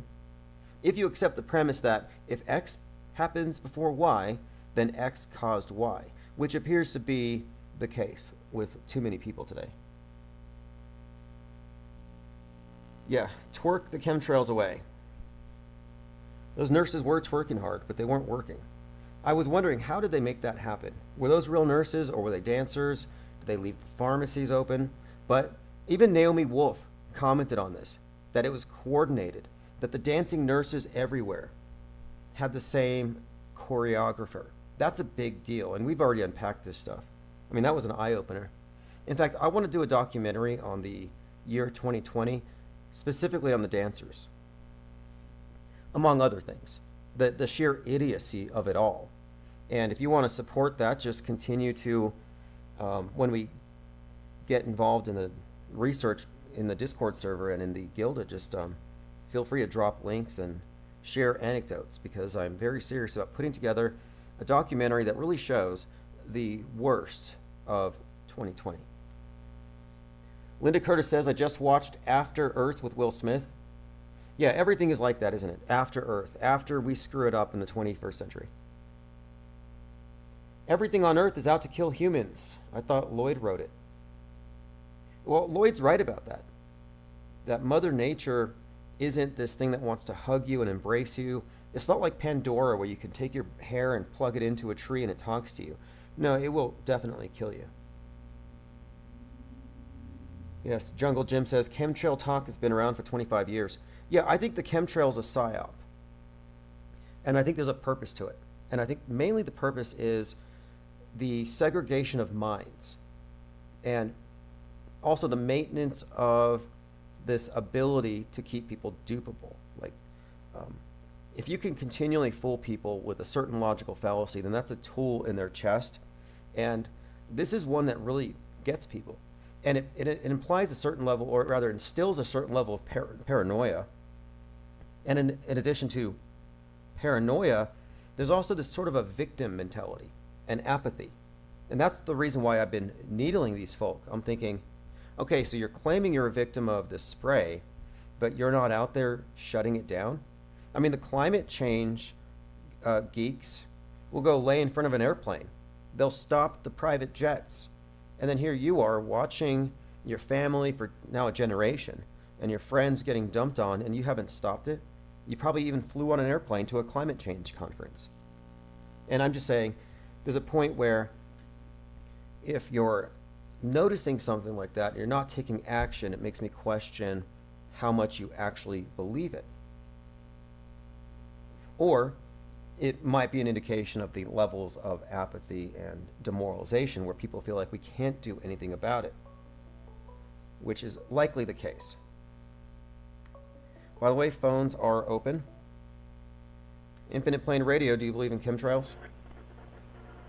I am Klaus Schwab, calling in to check your phone. Thank you for having an operational phone again, so we can be in contact for the Great Reset. Do I believe chemtrail? Yes. I like them. I sometimes put the chemtrail on my vineyard, and then I charge extra for the vine. Okay, now, do you have any plans to prohibit the sale and distribution of vinegar, since the truth has gotten out that vinegar actually eliminates chemtrails? Well, I also thought that the CB radios eliminate the chemtrails, as I've seen on some TikTok videos. So we should eliminate, well, here's what we do. We combined all CB radios into the vinegar, and we tell people someday this is good for carbon, no? Wonderful. Well, glad to hear it and happy to have you calling back in. Thank you, Tim. Also, have a very happy Memorial Day weekend.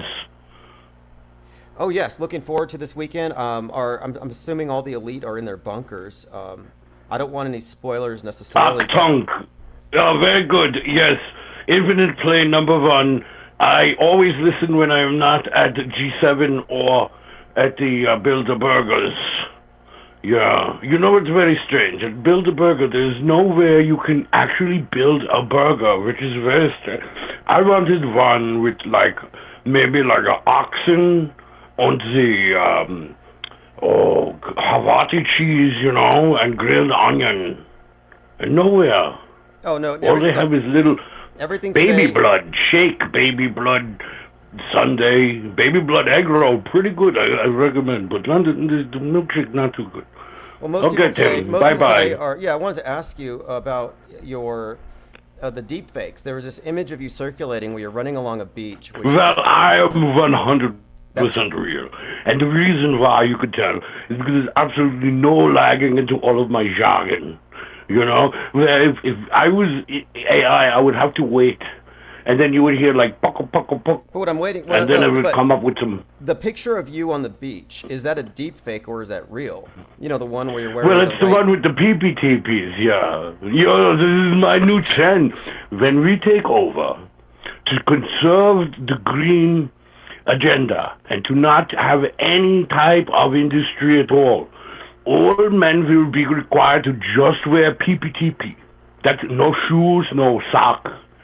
You want T-shirt? Who are you, Rockefeller? Only Rockefeller get T-shirt. It sounds green. It sounds green. Sounds like good for the environment. Very minimalistic. And Yes.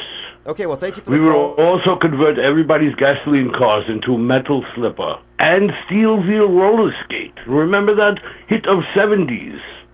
Why, when I was just a 50-year-old man, I watched all the delicious children on metal wheels screeching around, destroying the concrete.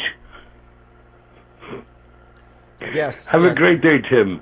Wonderful. Thank you for the call. This is everyone. This is Klaus Schwab from the World Economic Forum, 666. Yeah, I was trying to give him an out to deny that that picture was him, but it's apparently he's proud of it.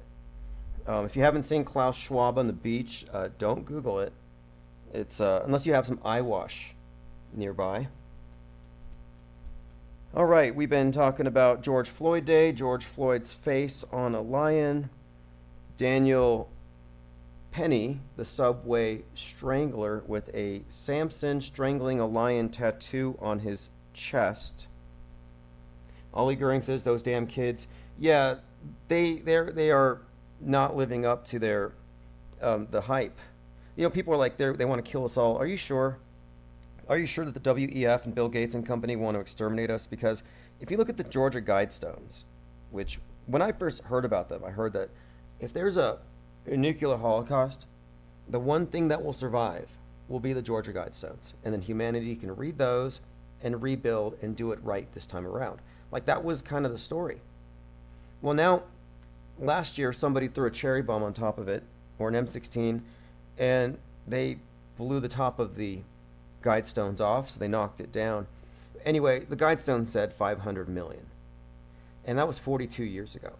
And if their plan was to reduce populations, they kind of let it get out of control since they announced their plans. Now it's far beyond what they initially started with. The problem is just metastasized. So I don't think they want to get rid of people. I think they need more. I think they need more people, but they want to condition us to move less and then, of course, be more out of sight, out of mind. Yeah, the garment he was talking about, the TP or whatever, yeah, that's again, it has to do with this picture of Klaus Schwab. I checked on Snopes, and they said it's not him. And there's also the other guy, Tudor, is that his name? The one who announced the pandemic on 3/11. Video of him at a party. There's a video of Musk at a rave, which doesn't look fake, although there are a couple different Musk-looking characters. I mean, one of the Musks is a bit narrower in the face, but it could just be cameras. Wayne L. Sexton says, Vinegar Bomb took out the Guidestones. I'm on a mission to not debunk chemtrails, but to challenge chemtrail believers to debunk contrails. Fepe's razor, you don't have to debunk what hasn't been bunked. If the existence of chemtrails hasn't been established as real, then you're under no obligation to debunk those, but rather they have to debunk the status quo established interpretation. And that's because the status quo does matter, and if it's wrong, it's wrong. But you have to counter it. You can't just ignore it or gloss over it. So in other words, reality matters. And the reality is the explanation of condensation trails has a lot of science backing it, a lot of observational data, and it makes a lot more sense than the inchoate conspiracy theory. However, before the conspiracy theory can be taken to be anything more than a guess, they need more research that counters the prevailing explanation, which does do quite well. Vinegar bombs will save the plane, says Peter W. Look, this is what I mean about apathy. If it was true that condensation trails or chemtrails can be cleared with boiling vinegar, you could organize across your city, like let's just say a 10 mile by 10 mile area, and even drop off vinegar everywhere and just say, hey, look, we're all going to do it, and we're going to collectively watch the skies turn blue. You know how amazing that would be? Like all the world would watch. Like Los Angeles, the sky is just totally covered in barium, aluminum, chemtrails, poison and toxins. The sky is gray, the sun is white and pale and dying. And then everyone just boils the vinegar, and then the sky turns blue again. Like that would be an amazing thing, but how come they won't do it? I won't do it because I don't believe in it. The reason why I don't do a lot of these things is because I'm not part of that cause, but I just like to think that somebody out there could take some action and organize some mass vinegar boiling. And that idea of boiling vinegar was popularized recently on Twitter by Crow777, who swears by it. And the name Crow is interesting in and of itself because he's the guy that spotted the, I guess you would call it the lunar wave, which has to do with an atmospheric effect of the wingtip vortices from an airplane